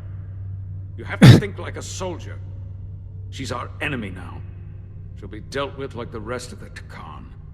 My friend Miranda is not responsible for what she's doing. The Takan have taken control of her mind. We certainly can't kill her for it. Speak for yourself. If anyone threatens the Empire, they are the enemy. It's just one life, and it's already been lost. You don't get to talk about Miranda. There is no such thing as just one life. And she is not lost. This isn't calculus. You can't just break it down by the numbers. And our crewmates were injured, killed, in the process of rescuing yours. I'll grant that you showed your grit and effectiveness. More than I can say about accessing ship systems. They've blocked out helm control, propulsion. They're closing down systems faster than I can check them. They're always changing these interfaces. I can hardly keep up.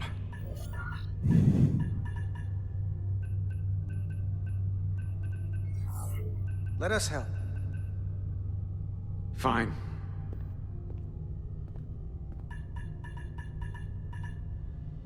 They're using a senior officer's access code to lock down our systems from the bridge. The Takan must have turned someone in command. Here's something. I can see the course they have plotted in.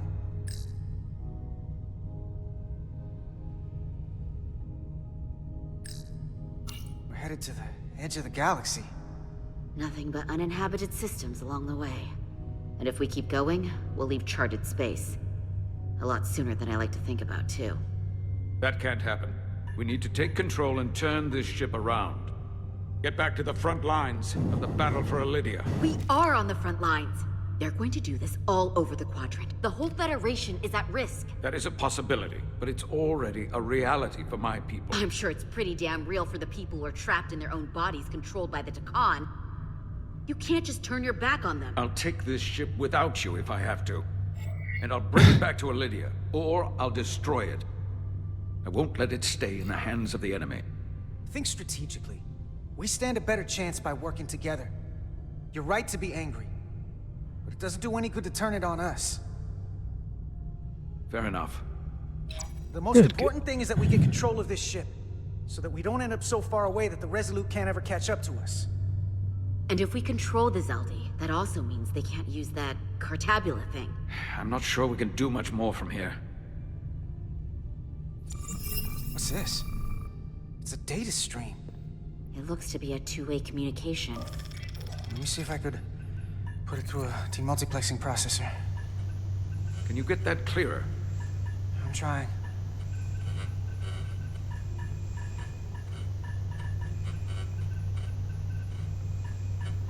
Okay. That should do it. Hello? Can you read me? Itasca, is that you? Major! It's my lieutenant. Where are you? I'm here with some of the others. We're trapped in the ATP. Our artillery targeting platform. The bulkheads are sealed, and ruptured power conduits on the other side are discharging at high voltage. Major, we've seen Sidron and the other Hatari, and if we can get free, I think we'll be able to overpower them and take back the ship. Itasca, are you still there?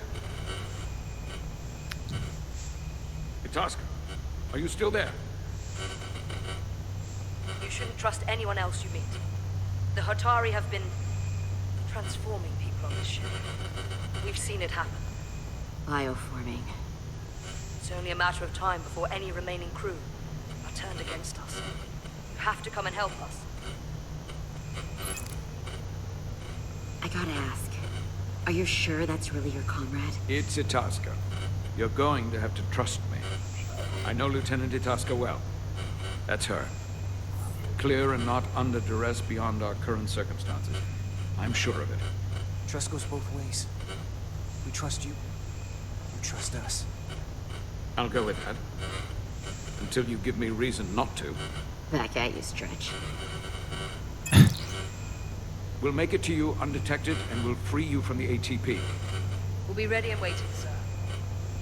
I may not know the computers very well, but I know every inch of this ship.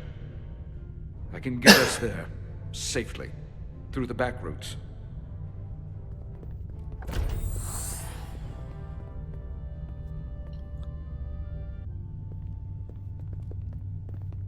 All right.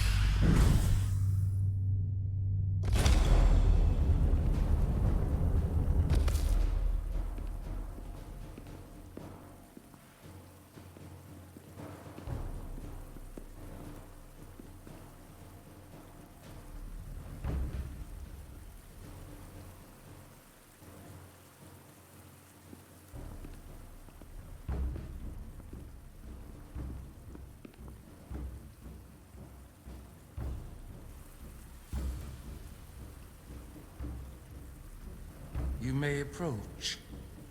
Your Majesty, an apology is in order. The Federation... Spare us your apologies, your excuses, your pathetic explanations. You said you were here under the pretense of peace, yet you trespassed into our minds. I should have known you couldn't be trusted when you sided with the Elydians. Your intentions have been clear from the start. I take full responsibility for my actions, which were entirely my own, not the Federation's. How noble. Your Majesty, if I may. Her actions nearly caused a war. I was addressing the Queen. Galvin speaks for the Hotari now. Fortunately, we were able to resolve this ourselves despite your interference. The Elydians have agreed the mines will remain under Hotari control. We now recognize the Hotari as the sole authority in this region. Uh-oh. Your presence here is no longer necessary. So you can consider the matter resolved. They never wanted the Federation involved. This was all just a ploy from the start. We never needed the Federation involved. But we're so thankful that you've come. That being said, the sooner you leave, the better. The hell we will. What about my crew trapped aboard that ship? Or what you did to my security team? The data you stole? I want to make one thing clear. No one is to leave Hotari space without Federation approval. No one. You think you have that power, when in fact you have none. You came here under the presumption you would be the ultimate authority. That you would show up and render judgment in this petty dispute over precious resources between lesser people. But instead, your arrogance and self-interest was your undoing. Blinding you to the real power at work here. Something far beyond your feeble imagination. The Federation's only interest was the peaceful resolution of this conflict. We believe everyone has the fundamental right to live their lives as they choose. Spare me your primitive altruism. The Federation involves itself because it has the power to do so. Without power, the Federation would have nothing. Let's not kid ourselves. Peace is the last thing they want. Commander Rydak saw what you did in those mines. How you bioformed innocent people against their will and turned them into Takan.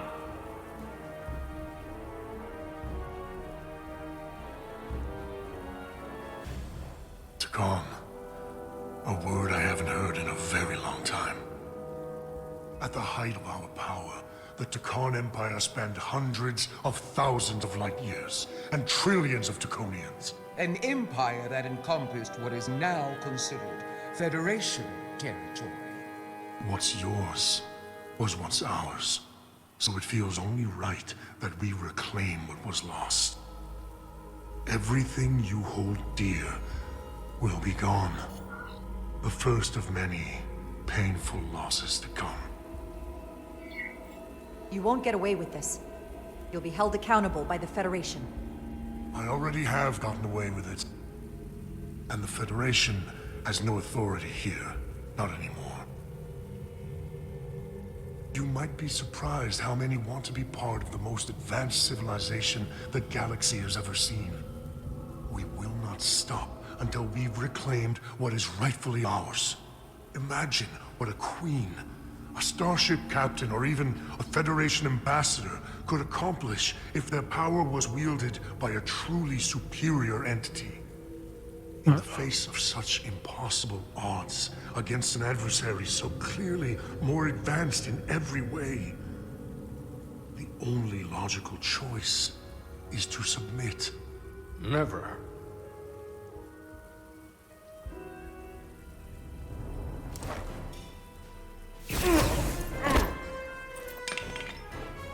Seize them. Get us out of here, now! Rydak to Resolute. Beam us out.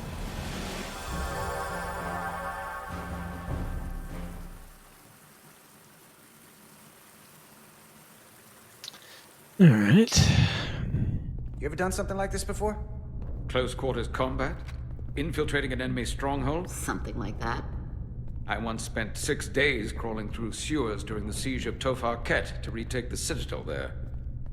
That's just one of many campaigns I've served in. My dress uniform is well decorated. I can't say I'd want to be wading through sewage right now, so I guess things could be worse. War is rarely a tidy affair, Petty Officer. Lieutenant Itasca knows that. She fought shoulder to shoulder with me in that siege. So you're pretty close, huh? She's like a daughter to me. She's saved my life more than once. She's more than just a comrade in arms. Don't worry. We'll get her and the others free. I'll worry less when that's been done. But once we have my comrades, proper soldiers, we'll be able to retake the bridge. Then, our fleets will catch up to us. The ATP is just down that corridor.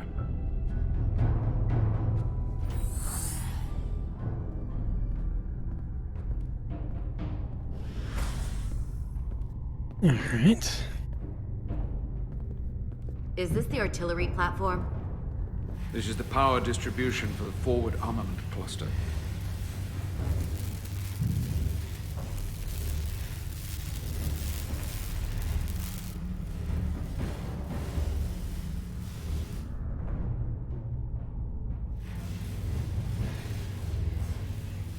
There was combat here.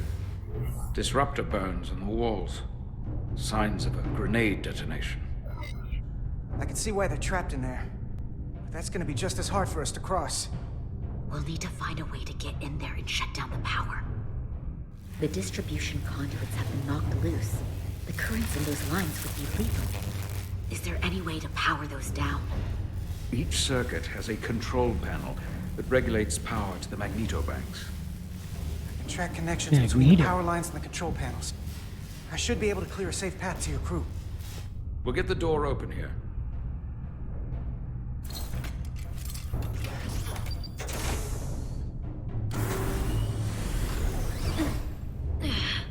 It's heavy.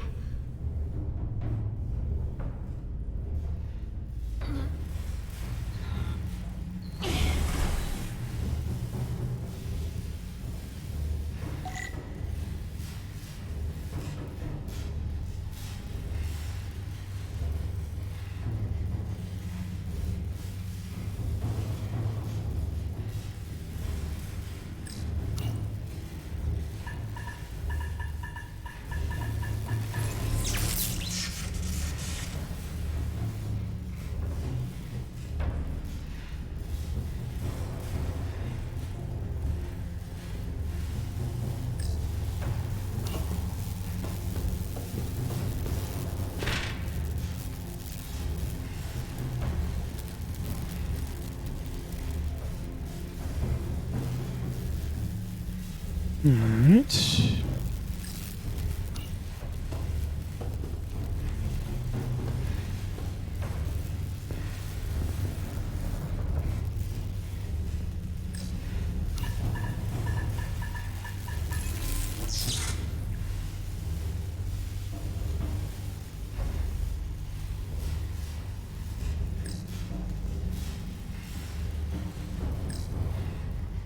Gonna do that again. No.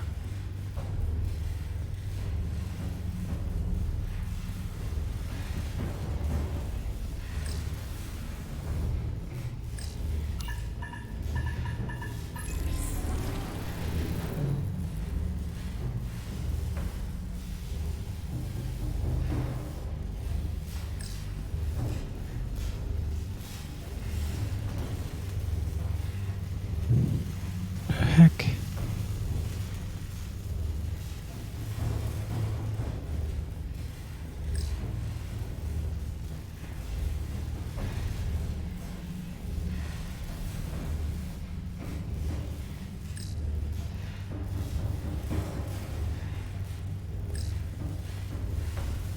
Gotta go down this one here.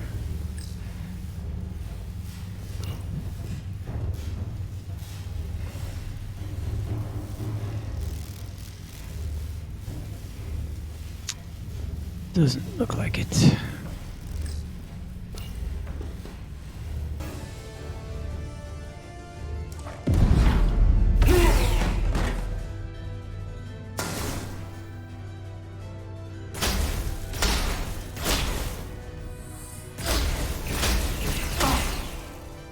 Yeah.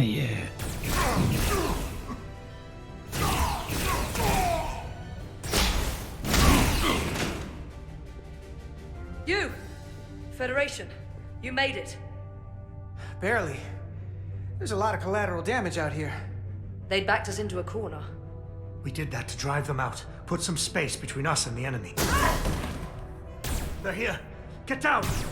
I think they've given up on capture.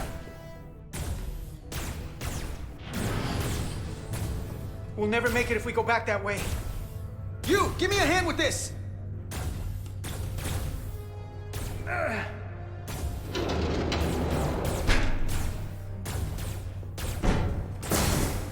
Go! Go! Behind us! Good shot. Alright, we're doing this now.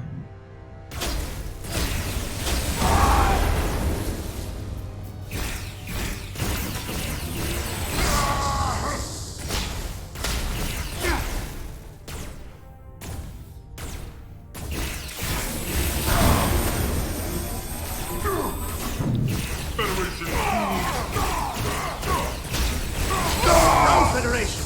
You take the lead. We'll keep them busy.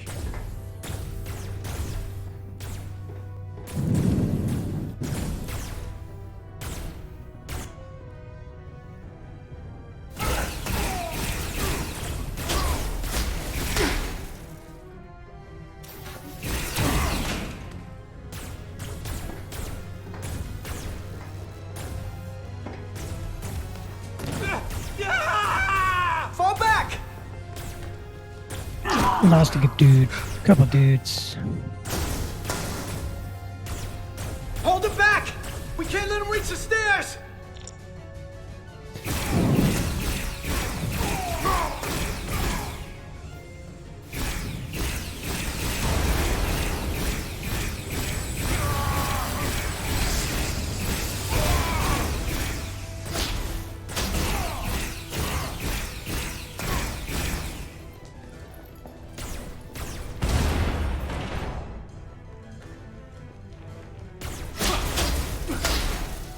You'll be one of us soon.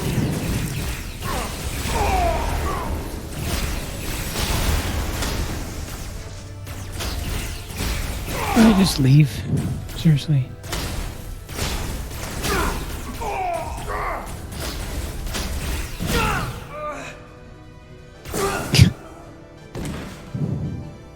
I think I blew up those things too.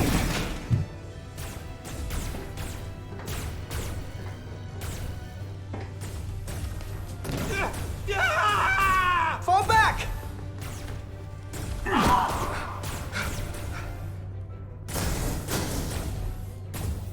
Hold it back! We can't let them reach the stairs! Alright, just shoot dudes. Got it.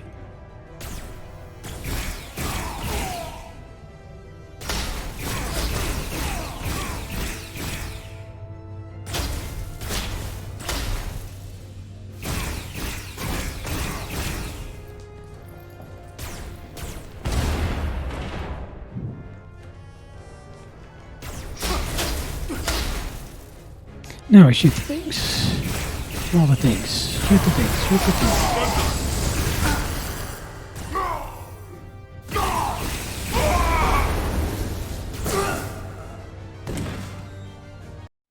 Come on.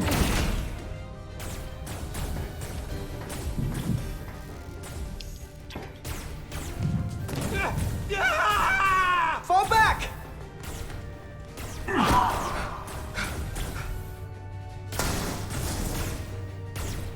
Hold it back! We can't let them reach the stairs! I feel like I'm working on it.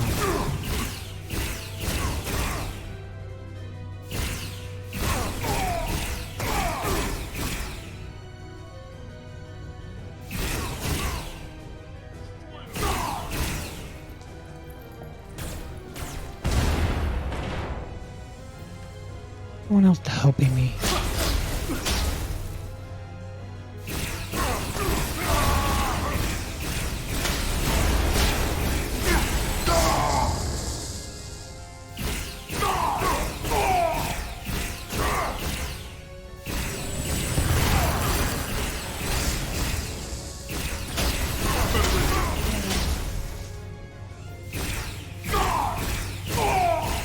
Come on, hurry! No!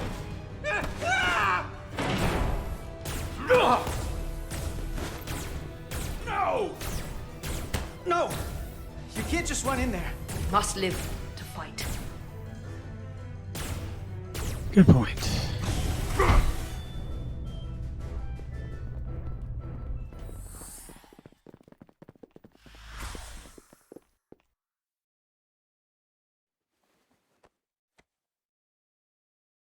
We let the enemy take them. Hadri and Private Turo. They weren't the only ones. But if we hadn't, it would have been all of us. I'll have to live with that, and I'll answer for it when I die. It's not the Illidian way to leave one of our own behind. It's a sin to do so. We've lost people too. I know it's not easy. What makes it worse is that when we were in there, trapped, Hadri is the one who said that we had to live to fight. And we all agreed. We said if one of us was taken, the others wouldn't stop. We'd keep going, make our way to the bridge. They died so we could fight on. The Takan don't want them dead. They want to steal their bodies. And steal their minds. The Takan knows everything the host knows. That means they know our plan. They know we're heading to the bridge.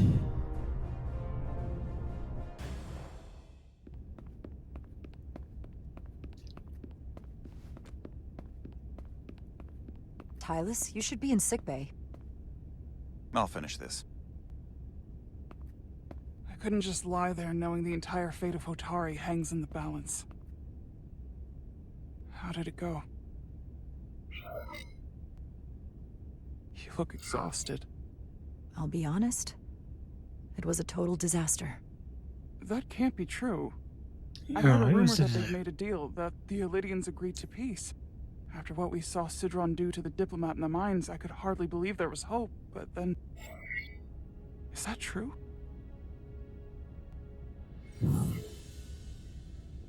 I'm afraid the truth is far worse than that. There's no deal. No. They're all Takan now.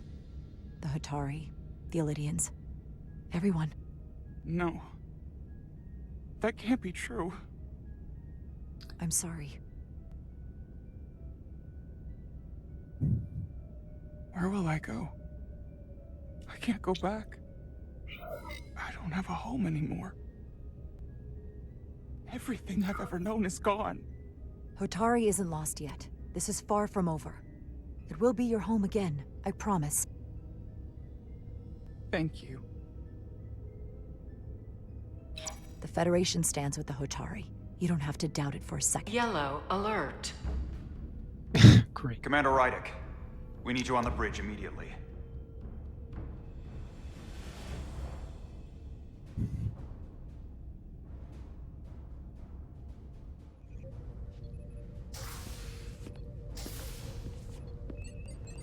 Commander. Oh, she Good to got have you Jordy back. glasses. You didn't opt for the ocular implants. Maybe someday. The visor was the best the doc could do on short notice. We've got an Illidian ship, the Veskar, rapidly bearing down on our position. Or what was the Veskar. Now I'm not so sure. Bring it up on the view screen. 600 kilometers in closing. Still coming straight for us.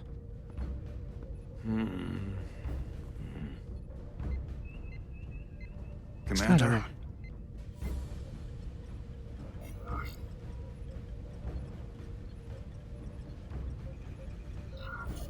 Should we put our shields up? Just as a precautionary measure. I'd like to avoid escalating this any more than we have to. Whatever the hell this is. 400 kilometers in closing. Shields up. Ready phasers. Shields up. Phasers ready. Incoming. Lock phasers and open fire. Heavy damage. But deflectors still at full power? That bypassed our shields entirely. That's impossible. God damn it, return fire. Everything we've got. Rydick, modulate the shield frequencies. See if you can get us any cover. Commander, Not gonna work. Just keep firing.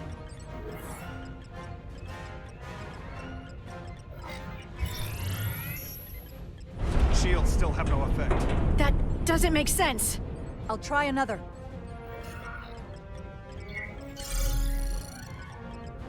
There! We've got incoming! How do they keep matching our shield frequency? They couldn't. Unless... They've compromised our shield algorithms. They can bypass our shields at will. What? Captain! He's out cold! Oh, we're in charge. Why'd they stop? Damage report. Running on emergency power. Major hull damage on decks 4 through 7. Warp core is stable and intact. We're completely vulnerable. Commander, we're being held by the Veskar. It's Galvin.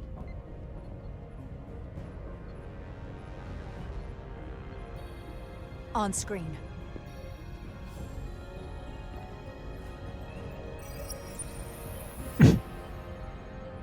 Commander Rydek, where's your captain?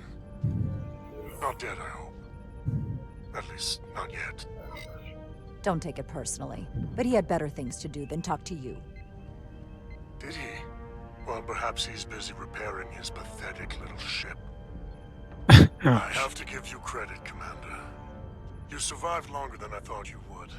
But make no mistake, your shields are useless, your weapons ineffective, and there's nothing you can do. I could destroy you at any moment.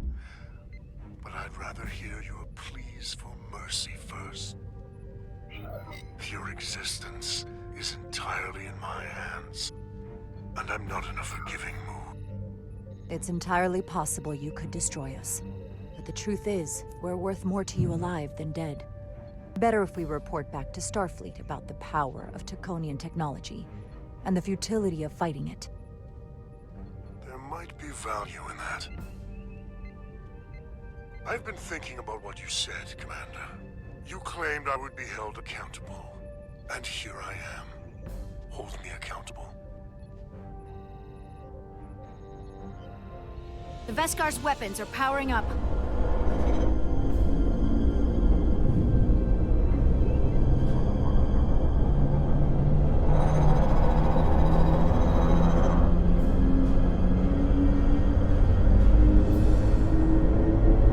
But of course, now you are entirely at my mercy.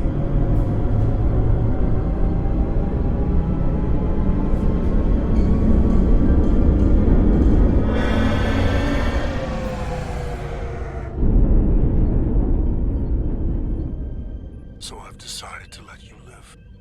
Because there's merit to the idea you're worth more to me alive.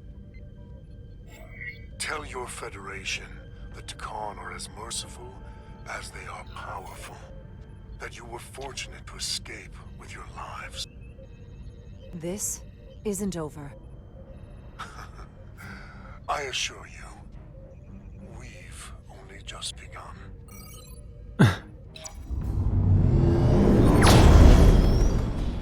I've lost their signal. Can you track their warp signature? Nothing. It's untraceable, just like before. Notify Ambassador Spock. I want everyone in the briefing room to discuss our options. What's the status of the repairs? Hull breach should be patched up in a matter of hours. Impulse power is at 67%. Should be fully restored soon. Still no luck tracking Galvin's warp signature. They've all but disappeared. Keep trying. Finding that son of a bitch is the best shot we've got. Commander Rydek, you had the Khan after the ship was attacked. What is your assessment? Given our current situation, and the losses we have suffered. It would appear we are severely outmatched. In that case, we might have an option. Portal 6-3, Guardian of the Takan Empire. If anyone could find Galvin, it would be him. That's assuming he's willing to help us. True, but there's only one way to find out. Wouldn't we need to secure authorization from the Federation Council to contact him? The nearest Federation outpost is Andoria. I can travel there by shuttle and inform them personally of the threat from the Takan. Meanwhile, the Resolute can travel to the Delphi Ardu system in search of Portal 6-3. I still have my doubts. I do not. Captain William T. Riker has first-hand experience with the area, and with Portal 6-3. His guidance will prove invaluable, and should alleviate your concerns. Delphi Ardu 4 is a restricted zone for good reason. For all we know, we could be walking into a trap. Not to mention the high likelihood Portal 6-3's allegiance will be with the Takan. It's just too much of a risk. A waste of time. Time we can't afford to lose. Right now, we have no way of knowing where those two Elydian ships are, or where they're going. Another Taconian might be able to at least point us in the right direction. Or we're the ones pointing him right toward his fellow Takan, making the problem worse. I am inclined to agree with Commander Rydek. Her logic is sound. This portal may have knowledge that proves to be invaluable, including information on the nature of the Cartabula. We must act on the facts at hand. Then we'll give it our best. I'll arrange a meeting with Captain Riker. And I will speak with the Council. They need to understand the magnitude of the situation. I can leave for Andoria immediately. I wish you luck finding Portal 6-3. The very future of the Federation may rest in your hands. Goody. It takes a minimum of 8 crew on the bridge to run the ship. So we can expect at least that many hostiles. If they bioformed Hadri, they know we're coming. Which means everyone needs to be ready for... Take cover!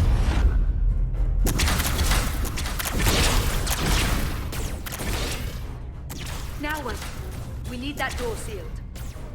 We can handle that. Where do you need us? There's an access panel there. You should be able to patch into the local systems. We'll be shot getting there. I'll cover you. On my signal. Now!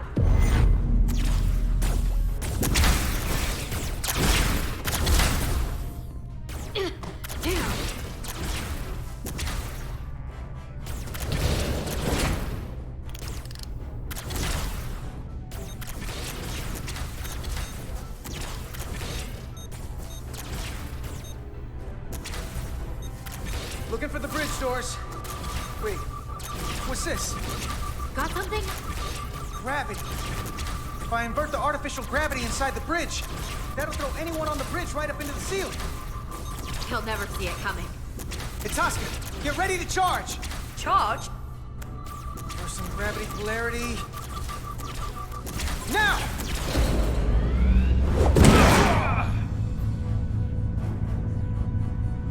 Amazing. Close in! How do we get them down?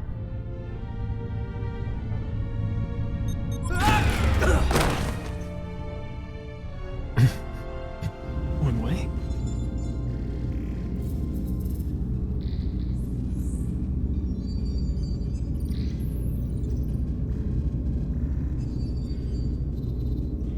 What are we gonna do with them? We don't have time to take prisoners. So you're just gonna shoot him? I haven't decided yet. That's not just up to you. I'm the ranking officer. And we're not in your army. These prisoners can be useful to us. But if you kill them, we'll never know. I can live with that. I can't. Nice. You're an engineer, not a soldier. This is clearly my territory. You think you have enemy combatants here? This is a hostage situation. Each one of them has an innocent life inside. I'll keep watch on them. As will I. We can't let our guard down around the enemy. Petty Officer Diaz and I will figure out how to stop the ship. Let's hurry. The rest of the Takan could show up any minute. Crystals. They're all over this place. Yeah, they are. Look here.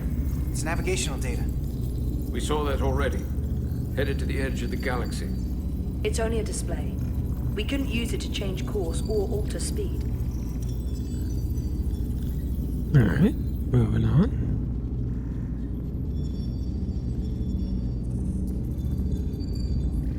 What about this thing?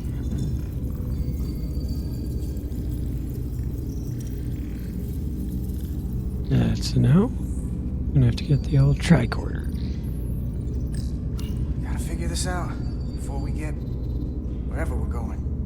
If the Resolute can't catch up to us, we're in a whole different kind of trouble.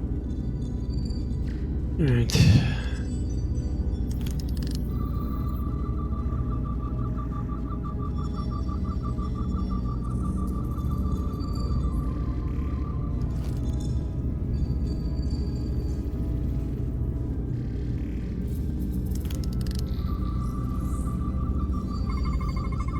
Engine's a red line, running at full power.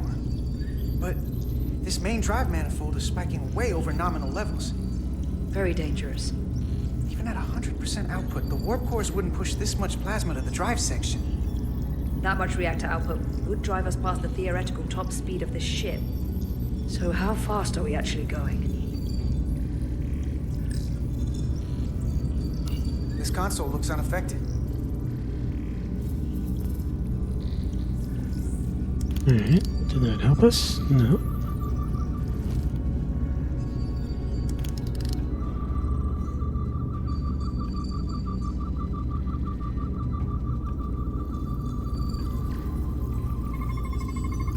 These crystals are Takan technology. They seem to be active, just like the rest of their tech. Tetrametric pulses. Tetrametric? It's the energy signature of Takan technology. Everything they make gives off this type of radiation. They're blocking the inputs. It's not responding at all.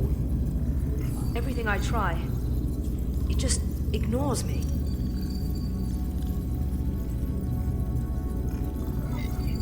If we're careful, maybe we can blast the crystals off with our phasers. All right. Just use caution. Oh, gosh. Oh, man. Not a scratch. There are other consoles to try.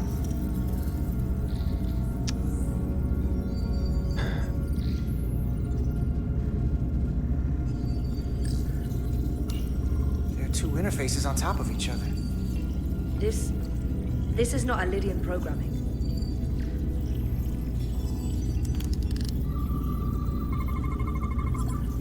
It's the Takan language. From what I can tell, the ship's systems are actively responding to input. Which is the opposite of how most bridges work. They usually send commands, not receive them. It's from an intrusive program. This control station won't do us any good either. What have they done to this bridge? Consoles running themselves, some clogged up with crystals that are sending off tetrametric pulses. But none of this is sending signals outward. It's receiving. They're flying the ship from somewhere else. That should be impossible. But it explains why there's less than a full bridge crew. If they aren't flying the ship from the bridge, where are they controlling it from?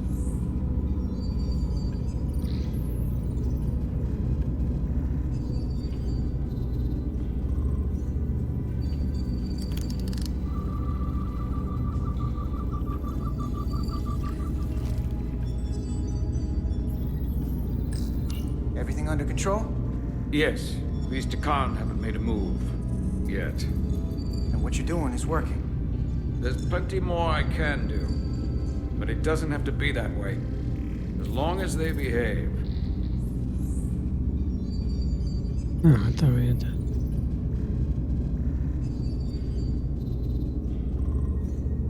No talking. Okay.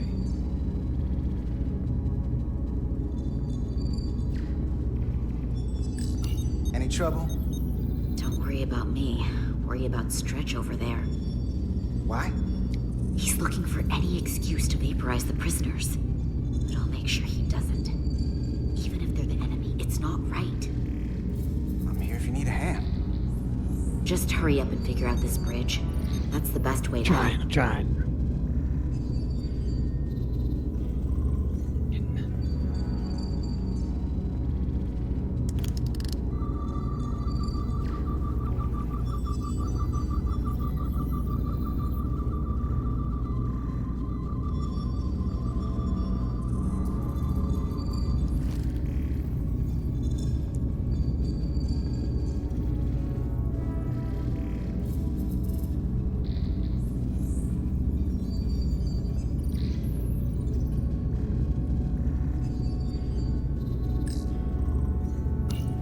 Captain? Captain Ostego did not survive the atmosphere poisoning. I'm sorry to hear that. He died defending the Empire. That's how he'd want it. Alright, that help us.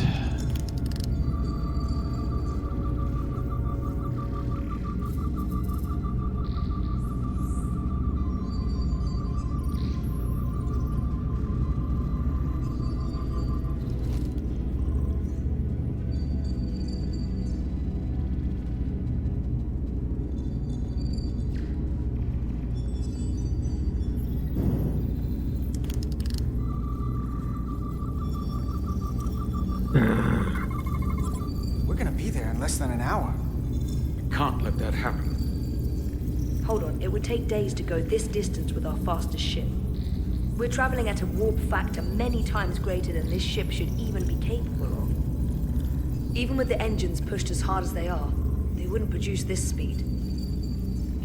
Whether it's these crystals, or the power from the Cartabula, the Takan have found a way to increase the engine output and top speed. We have to find a way to hit the brakes before we outrun anyone who could help us.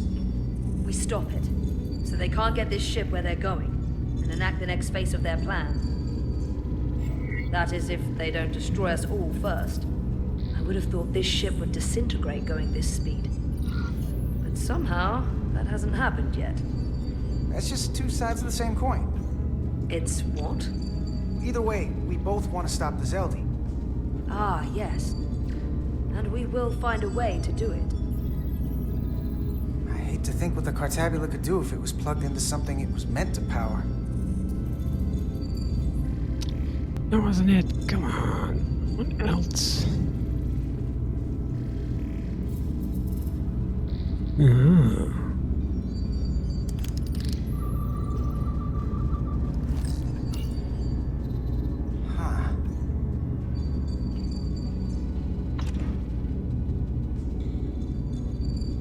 Careful where you point that thing. It's not active. I can't see any way this would work as a weapon. It's dead. Out of ammo? I'm not sure. That's everything. We got some answers. I don't like what they tell us, though. If we can learn nothing else, then what's left is to make these Takan talk. And if they don't, we'll dispose of them. Hey, that's not how we do this. That is enough from you. Oops.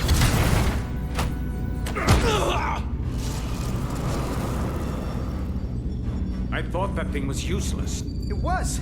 No power. Until he touched it.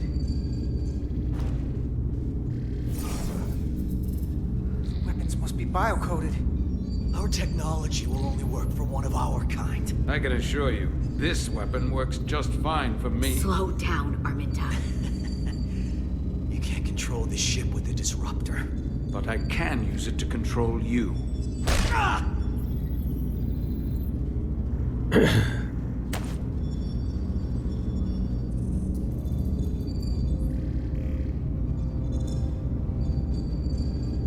Let's talk. Okay. Number one. The Titan's communications officer says Captain Riker will be ready in just a moment. You need to see this. The report on the data breach. Damn. It's worse than I'd hoped. They didn't just compromise our shields. They stole the shield algorithms for all of Starfleet as well. Meaning every ship is potentially vulnerable to attack, making this so much worse than it already was. Given the potential consequences, we should notify Starfleet as soon as possible. I don't disagree, but I'll reach out to Ambassador Spock about it. I don't want to cause a panic, and I doubt he does either. I have Captain Riker for you. Let's not mention any of this shield business to Riker just yet. Put him through. Captain Riker, this is my first officer, Commander Jara Rydek. My pleasure. Sir. I wish we were all meeting under better circumstances. So do I, although you and I have actually met before. We have? I was a young lieutenant on the Potemkin. You were first officer on the Tuckerman. I piloted you and our science officer in a shuttle to survey quantum resonance in the planetary rings of Residius 6. Oh, yes. Now I remember. You know, he gave me some good advice that day about a very difficult job. Yours. Well, I'm not one to turn down some words of wisdom, sir. And let me ask, as first officer on a starship, where does your responsibility lie, first and foremost? To the captain, the crew, or the ship itself? Oh, this old chestnut. I am curious to hear what she says, though. Ultimately, my responsibility is to the crew at large. The needs of the many. You have been hanging around Ambassador Spock. But the truth is, it's a trick question. Every situation is different, and there are no easy answers. And in some cases, it might not be any of those three. It could be the prime directive, or the mission. Yes, so perhaps we should get to the matter at hand. When you were with the Enterprise, you encountered a Takan entity known as Portal 6-3. The Enterprise was held captive in orbit until you were able to convince him to let the ship go. All of which is detailed in the mission report. What we want from you is what we can't get from the report. What can we use to get Portal 6-3 to help us? I've often thought about that over the years. How a small difference in the encounter could have led to disaster. The most important thing is, don't let him push you around. He can appear as a man or as a godlike projection. He'll test you, but don't be overwhelmed by the pageantry and theatrics. I'll stand up to him. You can trust in that. Good, but that's just the first step.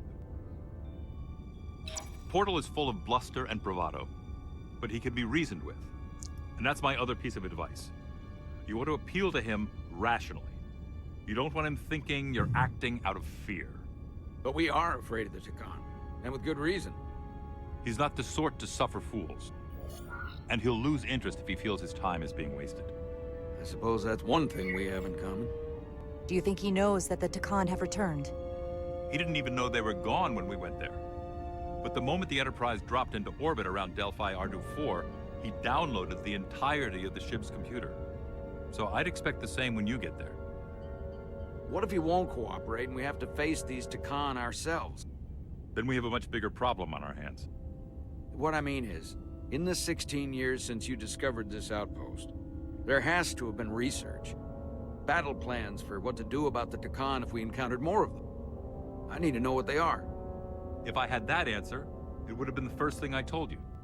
We both know Command has had their share of hidden plans in the past. Like Admiral Hansen and Captain Shelby's Special Projects Division at Starfleet Tactical, devising new ways to take on the board. Trust me, this isn't some Starfleet conspiracy to keep you in the dark. But if you two don't think you're equipped to make contact, you need to tell me now. Because there is no silver bullet here. Now's not the time to hesitate. I need to know you're up to this. Were you equipped to meet Portal 6-3 all those years ago? I'm here, aren't I? Yes, you are. And we have the benefit of your experience on our side. Fair enough. There was a special task force that considered the Takan, and I was part of it. But because there were no other signs of the Empire, we determined the best course of action was to create a restricted zone around the Delphi Ardu system. I have my concerns, but I'll clear the way with the brass for your travel into the restricted space. Just remember what I've told you. And it wouldn't hurt to read some Sun Tzu en route. Or Marcus Aurelius. Thank you for your support, Captain Riker. I wish I Yes, could be there Mr. myself. Number one. But my first officer would probably see to it that I stay on the bridge while they get all the excitement on the away mission. The burdens of command. Rest assured, the Federation is taking this threat very seriously. You won't be alone out there for too long. Thank you, Captain Riker. One more thing. Ambassador Spock said that Takan stole some data from your central computer. What's that all about? We're still assessing the extent of the breach. Nothing to report as of right now. That's it? Ambassador Spock suggested it was something more serious. Which is why I'm asking. One thing we know is that they stole Starfleet shield algorithms. The shield algorithms? That could jeopardize every ship in the fleet. We're still making sure our assessment is accurate. We don't want to raise alarms unnecessarily. This is as real as it gets, Solano. I have to talk to Starfleet Command now, so I think this conversation has come to an end. I really do hope you get Portal 6-3 and find those Takan before this gets out of control. Riker out. Riker out. I specifically said I wanted to keep this under wraps. I thought we had an understanding. Now all of Starfleet will hear about this. Riker's ship is at risk. They all are. I can't believe you would want to keep that from him. That's one more thing I'll have to answer for. Now I have to think about the damage control of it all. You're dismissed.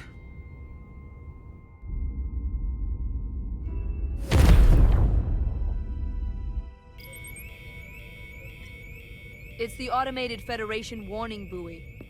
Transmitting the disable code Captain Riker provided.